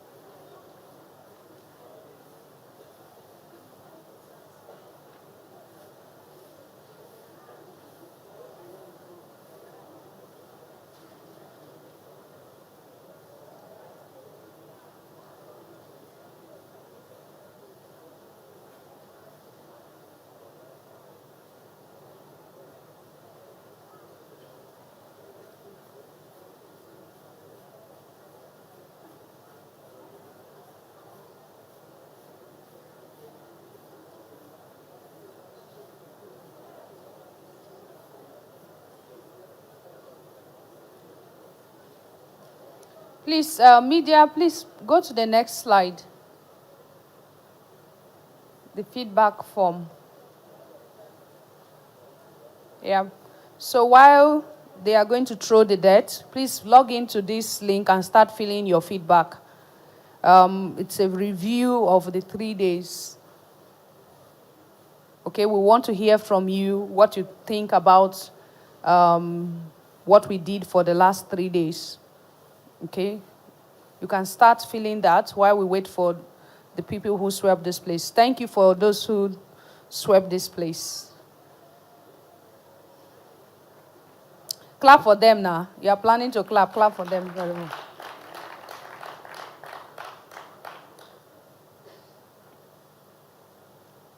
So while we wait for them, you can log in and start filling your feedback. We want your very genuine and sincere feedback about what you think about this program, okay? And of course, your recommendations. If there are things you think we could have done better, please let us know.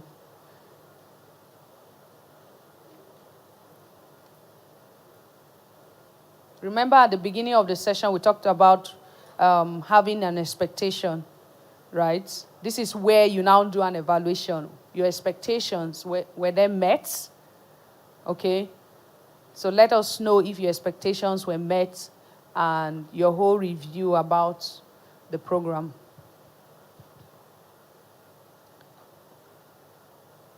For those who swear, please let me know once you are back so we round up on the vision board.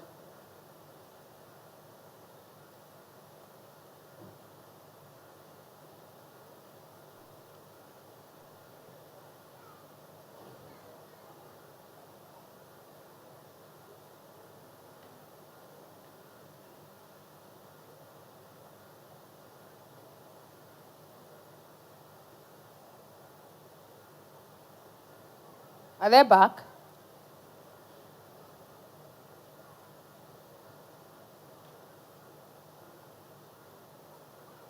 So basically, this vision board is just to give you an idea, okay, of how to be more intentional in creating your vision.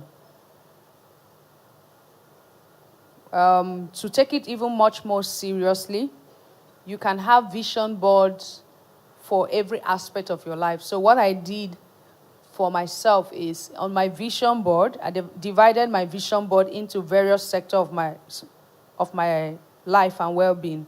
I had health, business, career, family, spiritual life. Do you understand? So it also helps me to be, so the clearer, the easier for you to execute. It's one board. You can divide the board. So for me, I think I put together like 5 cardboard paper just to make a very big board so that I can contain everything I want represented there. So it's just about you. Some persons, you can even go a step further. You know this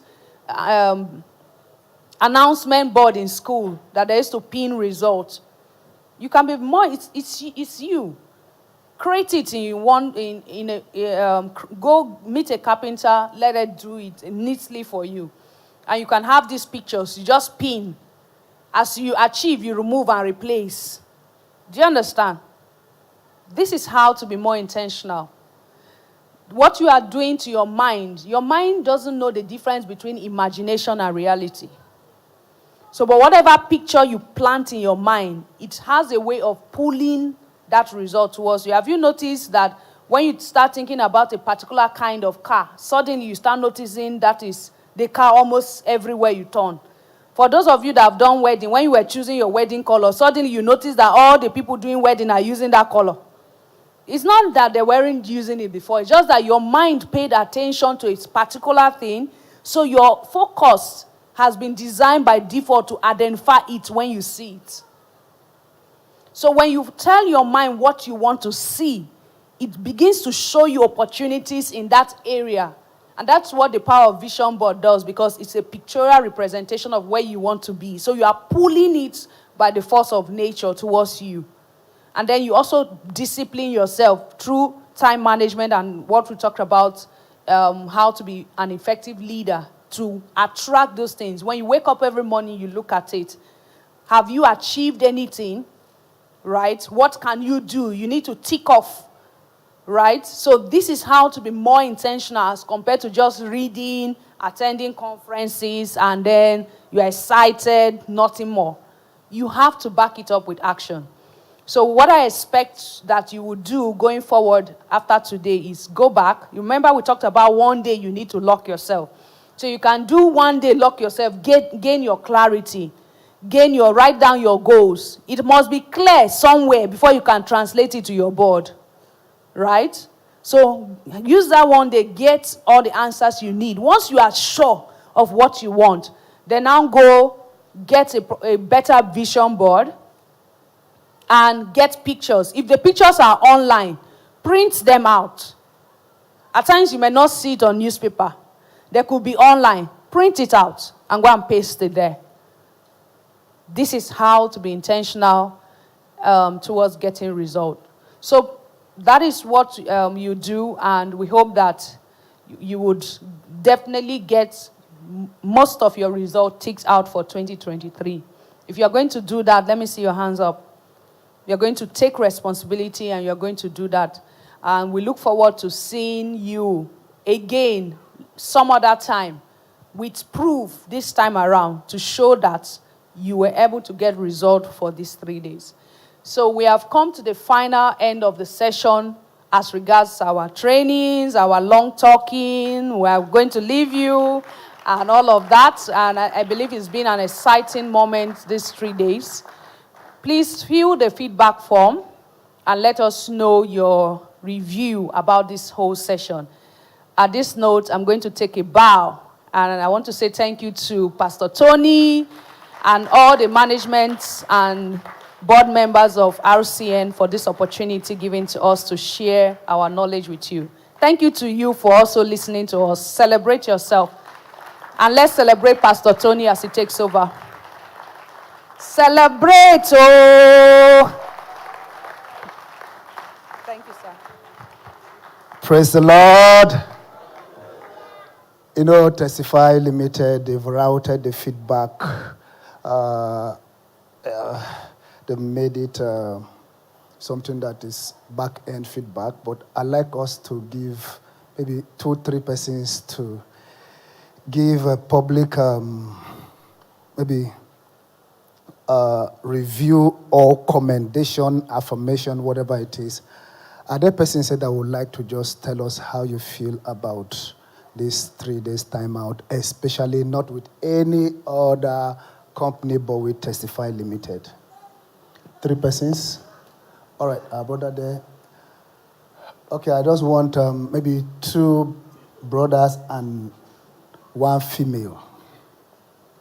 Okay, so let's start with you. Give her the mic.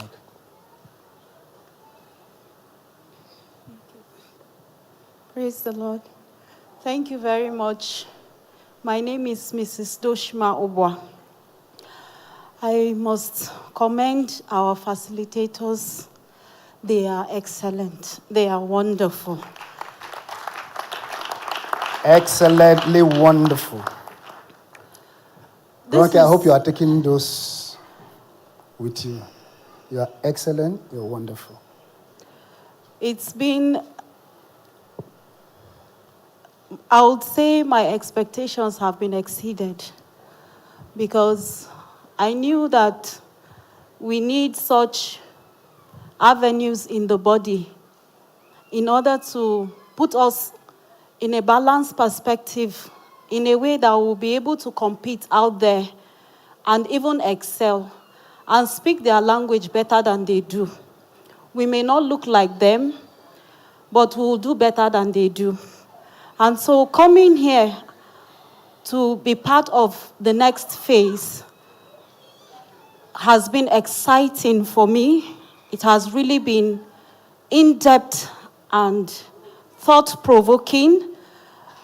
Though it has met me on my way, I know that I'll do much better in putting some of the things I have in writing into action. Thank you very much. Words really fail me to express how helpful and how useful these 3 days are to my life, and I believe to the life of everyone here. Thank you very much. Thank you very much. Okay. All right, so let's have Divine and then our brother there. Before they accuse me of being gender biased. Good so afternoon. let me fall, I'll have a safe landing. Good afternoon to everyone. Did you attend the 3 days? Okay, Yes. you were around from Thursday, Friday, Saturday, right? Yes, Okay, sir. all right. Okay, I really want to appreciate the facilitators. For me, what marveled me the most is that they are ladies. Glory to Yes, God. It was intentional. That was what marveled me the most. And I told him yesterday that I also noticed that the persons they picked the most for the videos were also ladies. Just not like being on the ladies' side, but it challenged me a lot because they're also coming from the church. They tried their possible best to also put in that they are Christians, so don't make it look like it's for persons who are very career-oriented. They also have a very fine balance with their spiritual life and with a career. I really love the fact that they are speaking from a very vast knowledge of understanding and knowledge, and yet saying it very humbly. There are people that when they speak, you're closing your mind to the proud way they are saying it and just picking what they are saying. Because I've learned also that when people talk, don't look at their body disposition. Just learn what they are saying and forget the body. But for them, they are saying it in a very loving and humble manner that you can really learn and grow. So I'm really challenged, and I trust God to do better. So it's both content and container you are taking away. Well, that's good. So let's have our brother.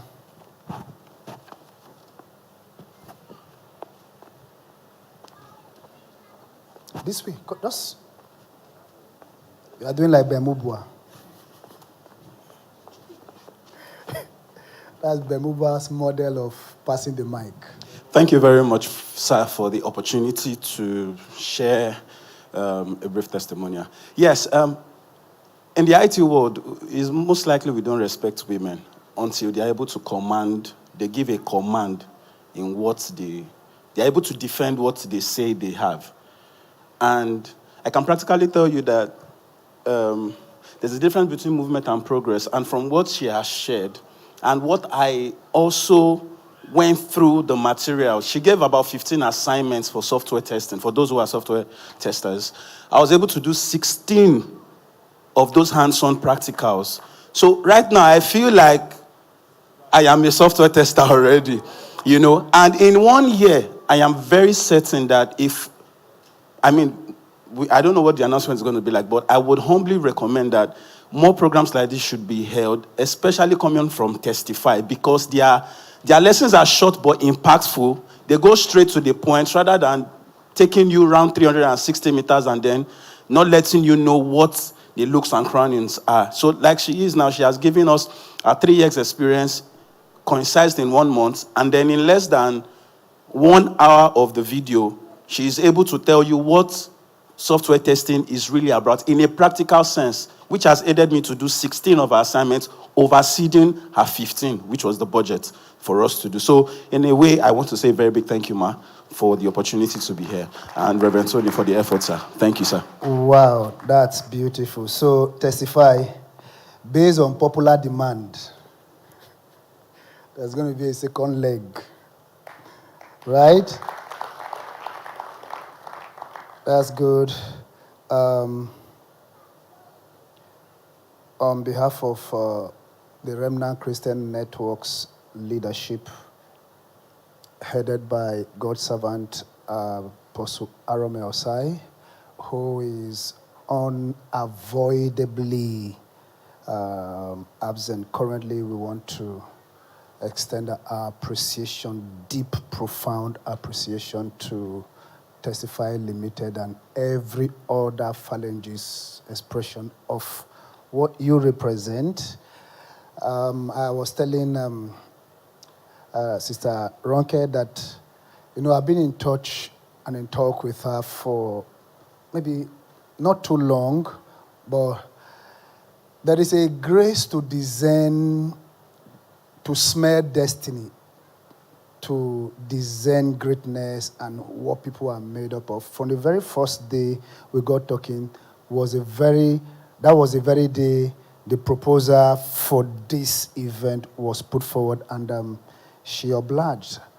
And it's been exciting. It's, I had told us right from 10 that I want to pastor, all right, a church of young people who are rich, young, righteous. They are established. You move to your own houses. The things that you have to say, okay, process, wilderness, and all of that. No, all of that. Now, having such a vision, this particular event is almost like a tool, a know-how to get into that destination. So, for me, this event is massive, and on behalf of the Remnant Christian Network's ministry and leadership, we want to say thank you for coming. Now, what we are having here today, on the first day we were about 285. Yesterday was around 312. No, first day was 256. Yesterday was 312, and today is 285.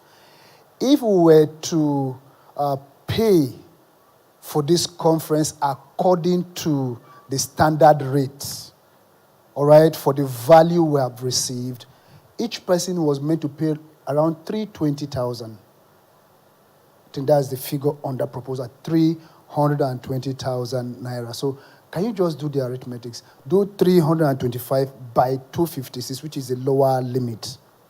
You can do the average, do the calculation, and then see what it would have costed you to attend such a training as this. And in most quarters, this kind of trainings, you don't pay in naira.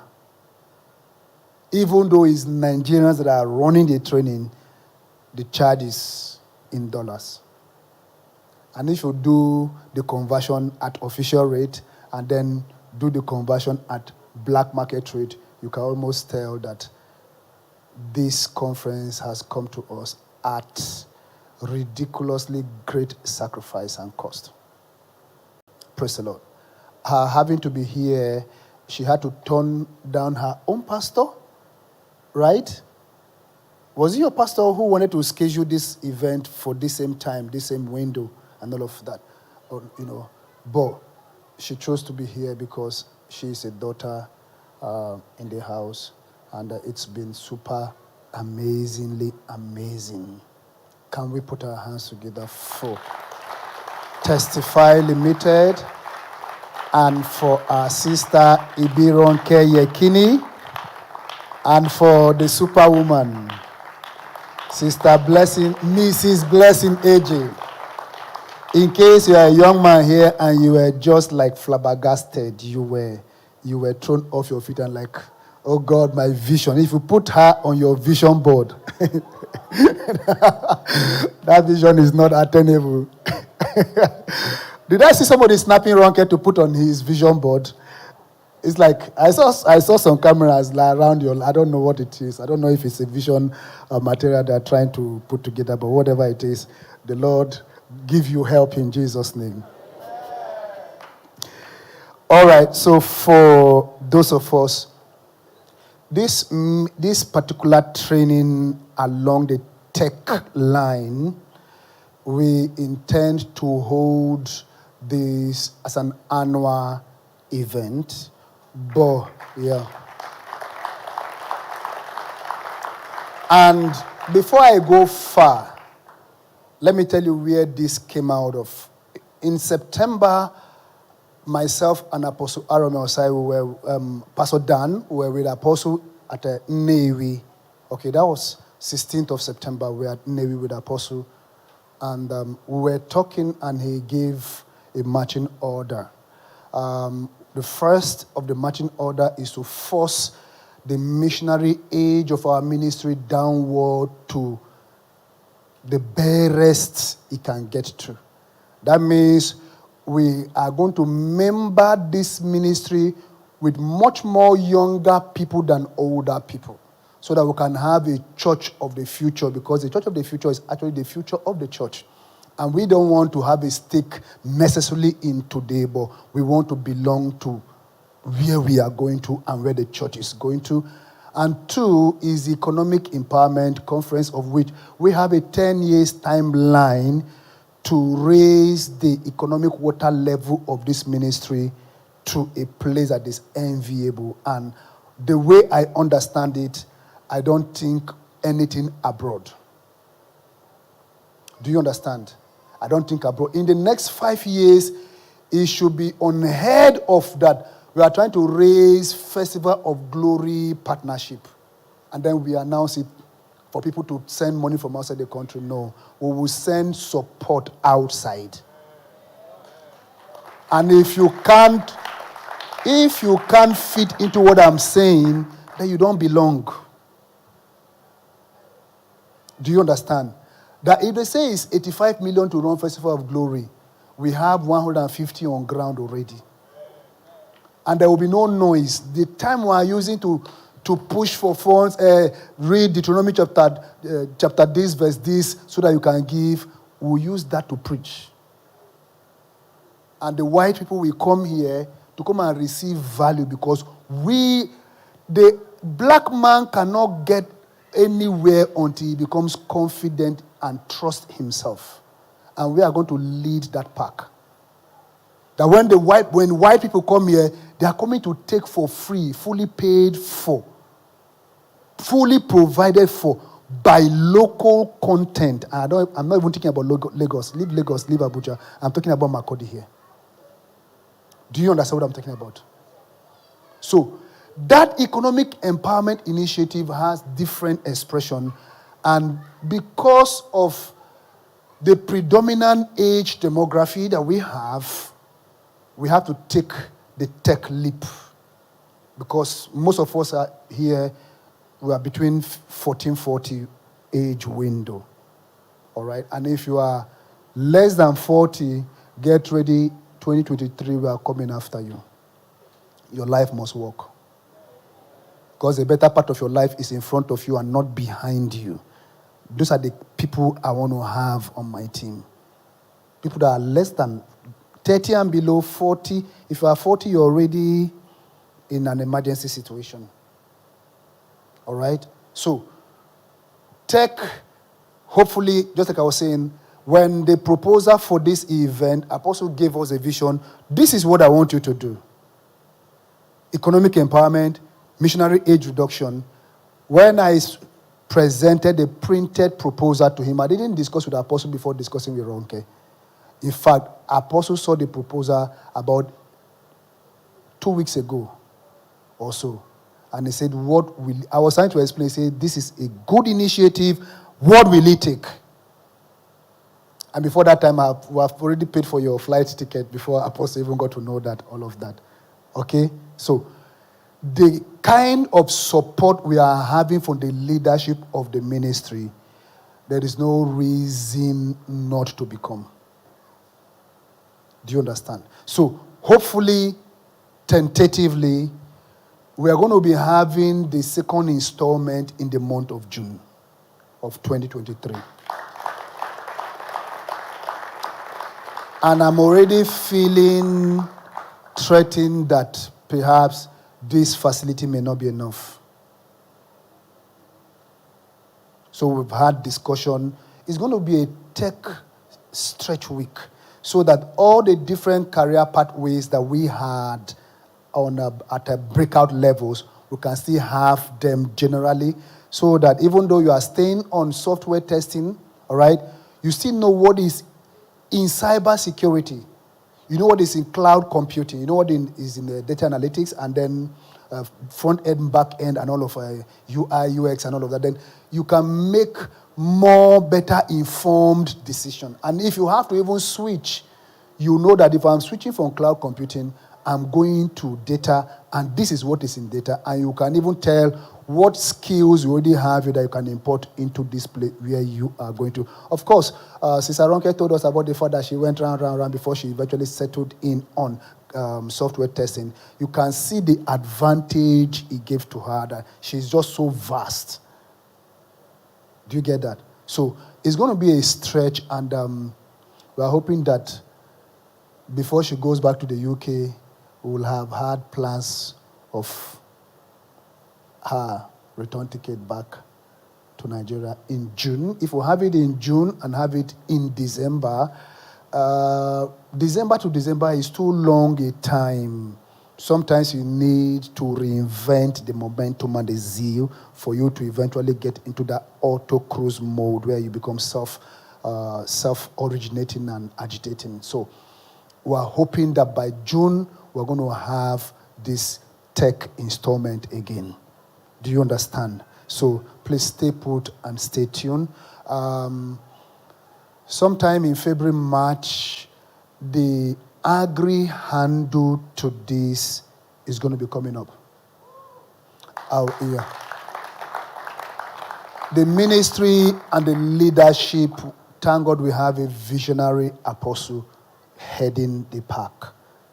And if you are still in 2023, he has moved. The goal we are having is 10 years, 20 years, 15 years, and all of that. And you must be stretched in your mind to fit in and accommodate what we're talking about. So there's going to be an agri handle to this. Our point man in Uganda is into aeroponics, aquaponics, and hydroponics. These are different definitions of agriculture beyond hoe and cutlasses. You know the agriculture, the agriculture is farming, right? When you see hanging farms, your fence is already an export producing zone. That's your fence, that's your perimeter. You can just farm all manner of stuff there. Your compound, those spaces that you are laboring to sweep every day, you will start sweeping money into bank account and all of that. So get ready, make yourself available and keep yourself motivated. For this that we've had, last night, since our facilitators came, last night was just the only time I went to their hotel room, myself and Clement, to have discussion with them. The different handles of the training for the data analytics, I think cloud computing was by Adora, right? And the other persons that took different handles. As it is now, it's like a conglomerate, but not connected. So cloud computing is not part of that training.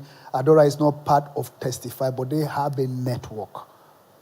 Okay, so we've had some very profitable negotiation with Testify Limited, and they've been able to ridiculously subsidize the training, and this is especially for those of us who are going for the software testing handle to the options that we have. So there is serious subsidization discount that we have for those of us that will push, and we want to encourage you, if you were part of that software testing class, transition, there is no, how many of us you have heard about master classes? You've heard about master class. The reason why master classes are running the shows currently is because learning, education has shifted from information. If you ask me who is the governor of Ohio, who is the governor of Texas, I can't tell you, I don't know. Do you know what my answer will be? I don't know yet. You know why? It's not something important to me. If I need to, it's just here. So learning has moved from information. Now, learning has become a result-based enterprise. It's not the man that you went to BSU to do computer science. What have you produced? I have a cousin that did electronics from Bempoli, and then he had to go to high-level garage to go and learn the practicals from an electrician who did not go to school. This guy with HND is going to meet someone that is generating the result without going to do HND. So previously he said, what should we pay? When we are interviewing people, they say, how much should we pay? You say, pay me according to what you are paying graduate. So because you're a graduate, so what? What can you do with your being a graduate? So master classes get you to hit the road generating results. Instead of 4 years, 3 months, you're already earning. So what do you want to go and waste your time with a lecturer that what he's teaching you, he doesn't even... Are you there? The fish farm, the largest fish farm in Makurdi, the Uniagric students go there to go and do their intern. Fishery department students go there. Do you understand? The lecturers depend on those people for a lot of things, and they teach you fishery and they don't have a fish pond. So if you are going to learn, why not rather go to the man that has a pond, and then you're just going to short just all of those time you waste to learn tilapia and all of those species you have there right there and then. That is what master classes are for. What it does for you is it shortens your time, because this is end time. End time means you don't even have time. And if you don't have time, 3 months course, you're already generating result that is motivating you to go to dive further into more of what you're already doing than you go 4 years. So when you find a master class, they are charging $150, $400. You are not just buying a course, you are also buying time. It's like being on a building. We are all in this building, but some persons are at the gallery. You know where they are closer to heaven than you.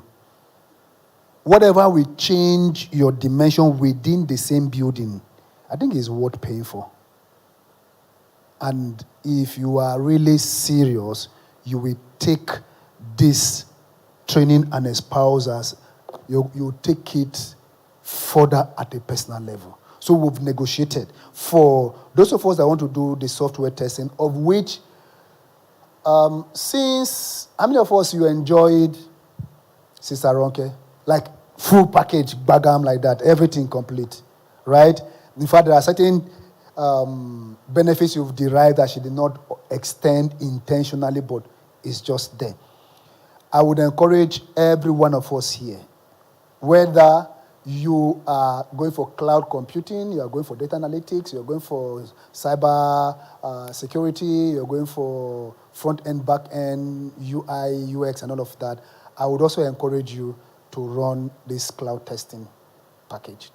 There is a 3 months package that will be course that will be starting on the 15th of January, and we've discussed with them extensively, and over the night they have to call the team, and then they concluded and resolved to give us the requested discount. Okay, the 3 months course, how many dollars is it? $360, right? $360. 360 divided by 2. How much is that? That's 180 divided by 2. That's 90, right? The naira value of that at 610, which is the official rate they are using, is 220,000 naira. Should I say this over the mic? I don't know. We had a discussion. You wanted us to keep all of this. But, well, we have online community and they are following. So, Testify will be giving us 75% discount.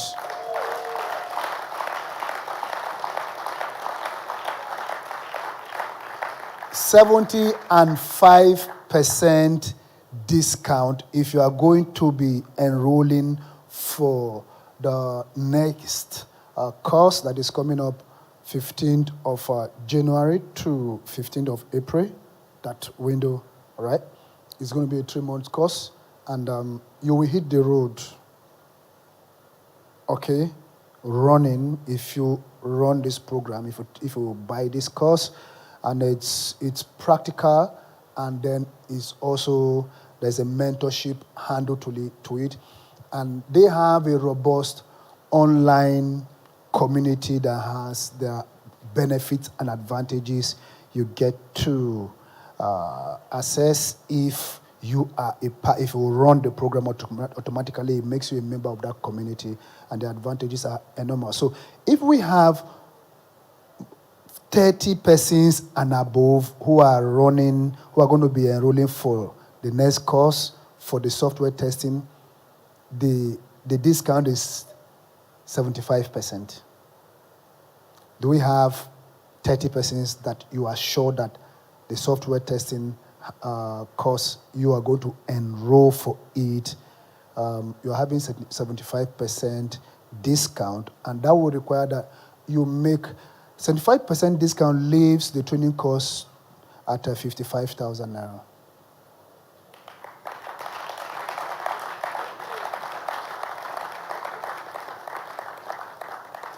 There's a lady that graduated from, is it Nnamdi Azikiwe University last year, 2021.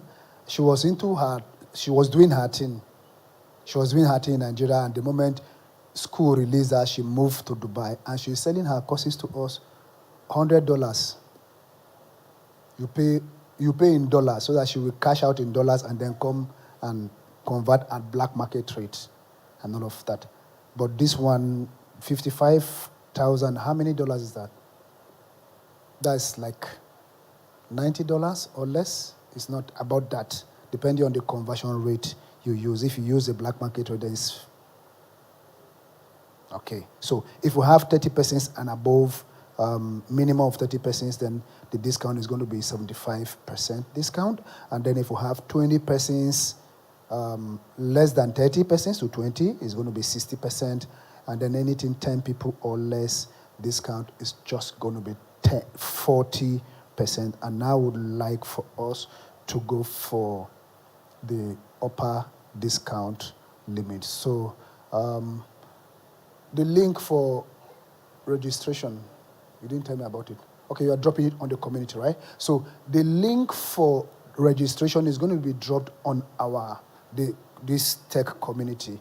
You are interested, just use the link, make your payments, and the good side about this is that you have the opportunity of breaking your payments into 2 installments, but one has to be made this this before this year runs out, and the next one by 15th of January or January?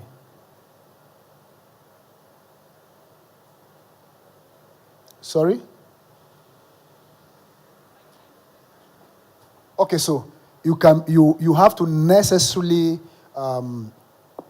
make the first installment of it, maybe 60% installment initial deposit should be fine, right?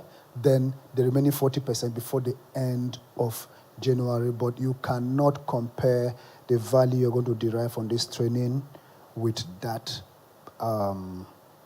55,000 naira. Praise the Lord. So let's just go ahead and begin to enroll and sign up for these courses in Jesus' name. And okay, so the follow-up courses for the different parts. The other career paths that we have, we're going to be having a kind of negotiation with the facilitators and their companies that are responsible for that, and that also, the discount we'll be able to negotiate is going to also be based on the traffic, the number of persons signing up for that. But my encouragement to us is, if you can, even if you were not part of the software testing group, sign up. And one of the major advantage with that is Sister Ronke and her team, they are for us. We can walk around a lot of dynamics with them. Is that okay? Is that okay? So please, let's begin to sign up and take up our game to the next level in the name of Jesus Christ.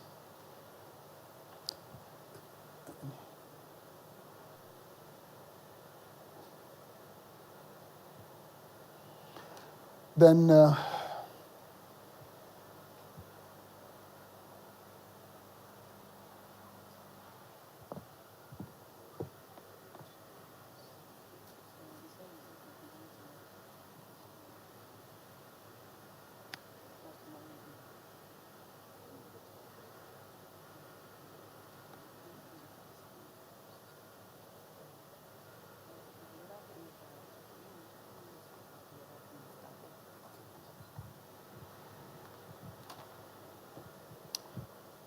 All right, good afternoon, everyone. So the other announcement we have is the Career Starters Launchpad, which is part of what we have done in the last 2 days, the actual course itself. Though you already have all the courses with you, you can already watch them. But for you to be able to get a certificate of that course itself, aside from the one, the ministry is going to give you, you would need to enroll there. Take the course, join the community, complete it, get your certificate, right? So we'll make the link. So this will be available from, I think it's from next week, I don't know. But the Career Starters Part is a 1-month program. So if you sign up from next week, you would follow it. Of course, it's already structured. You can access tomorrow's course from today. So if you take today's course, you wait for 24 hours to access the next day course and all of that. So you take it for 1 month. So that one actually in research used to cost 10K for anyone that wants to sign up. It's a 1-month program. 10,000. Yeah, but we are giving now that one at 100% scholarship for anyone from RCM. So for the other courses, like we said, since you'll be in the tech community, if you are not on the WhatsApp group, please be there. We'll share other groups so that you can be in your own specific career groups, right? Aside from the general one. Then we can now be sharing resources. Like we said, we can add the facilitators for this course. Everyone that you see on the videos, they're already in our network. We can always add them to your various groups where you can get to ask them questions directly, ask about the courses, ask about materials that you can study on your own as well. So it's very important you're part of the network. The last thing I want to talk about is about the tech community as well. Some few people have reached out to me that they can volunteer to be part of the people manage, because we need community managers to manage that group. So it's not just dormant and people are just there not saying anything. No, you are there. Please don't share recharge card news or any other thing on that group. We'll get some people that, if you know you can volunteer, and before you can volunteer, you have to have a skill that you can offer. So are you a graphic designer, you want to volunteer? Are you a program manager? Are you a community manager? Are you a social media person? If you are, you can volunteer to be part of the people managing that tech community as well. So that's all I wanted to share. Thank you. Thank you very much. So very quickly, there is a women exclusive shot. I guess we're still taking that, sister.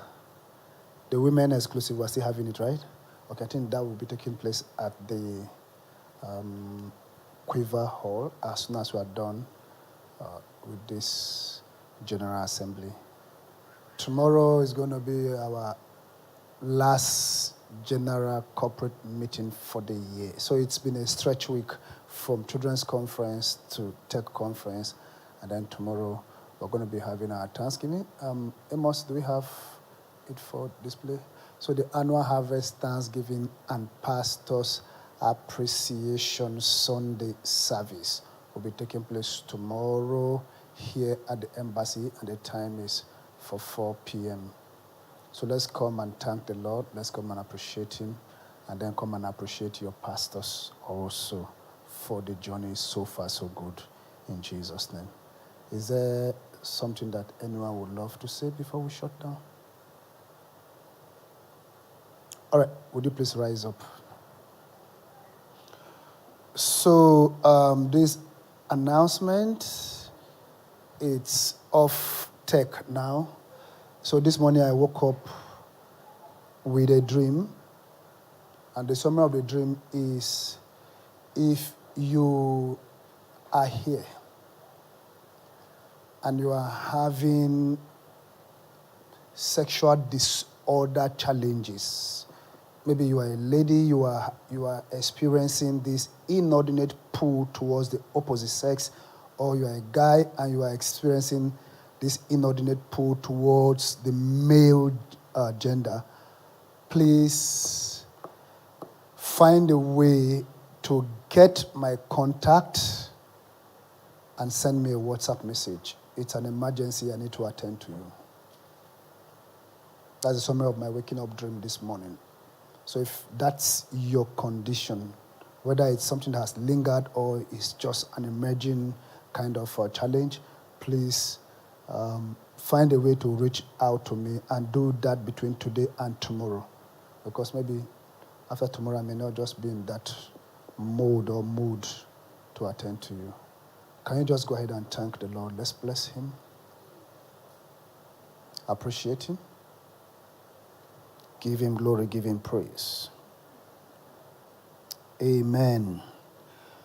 For every one of us that took our time, yes, Thursday was 256, yesterday was 312 on ground, and then today 285. If we take the average of attendance, we have around 260 persons who attended this meeting consistently, and we want to thank you for coming. The Lord bless you greatly in the name of Jesus Christ. For thine is the kingdom.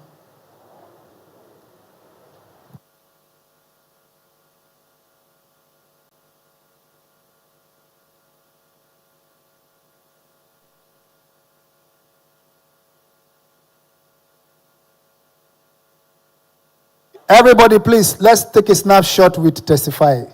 Whichever way, let's just come and find a place and make sure you are locatable.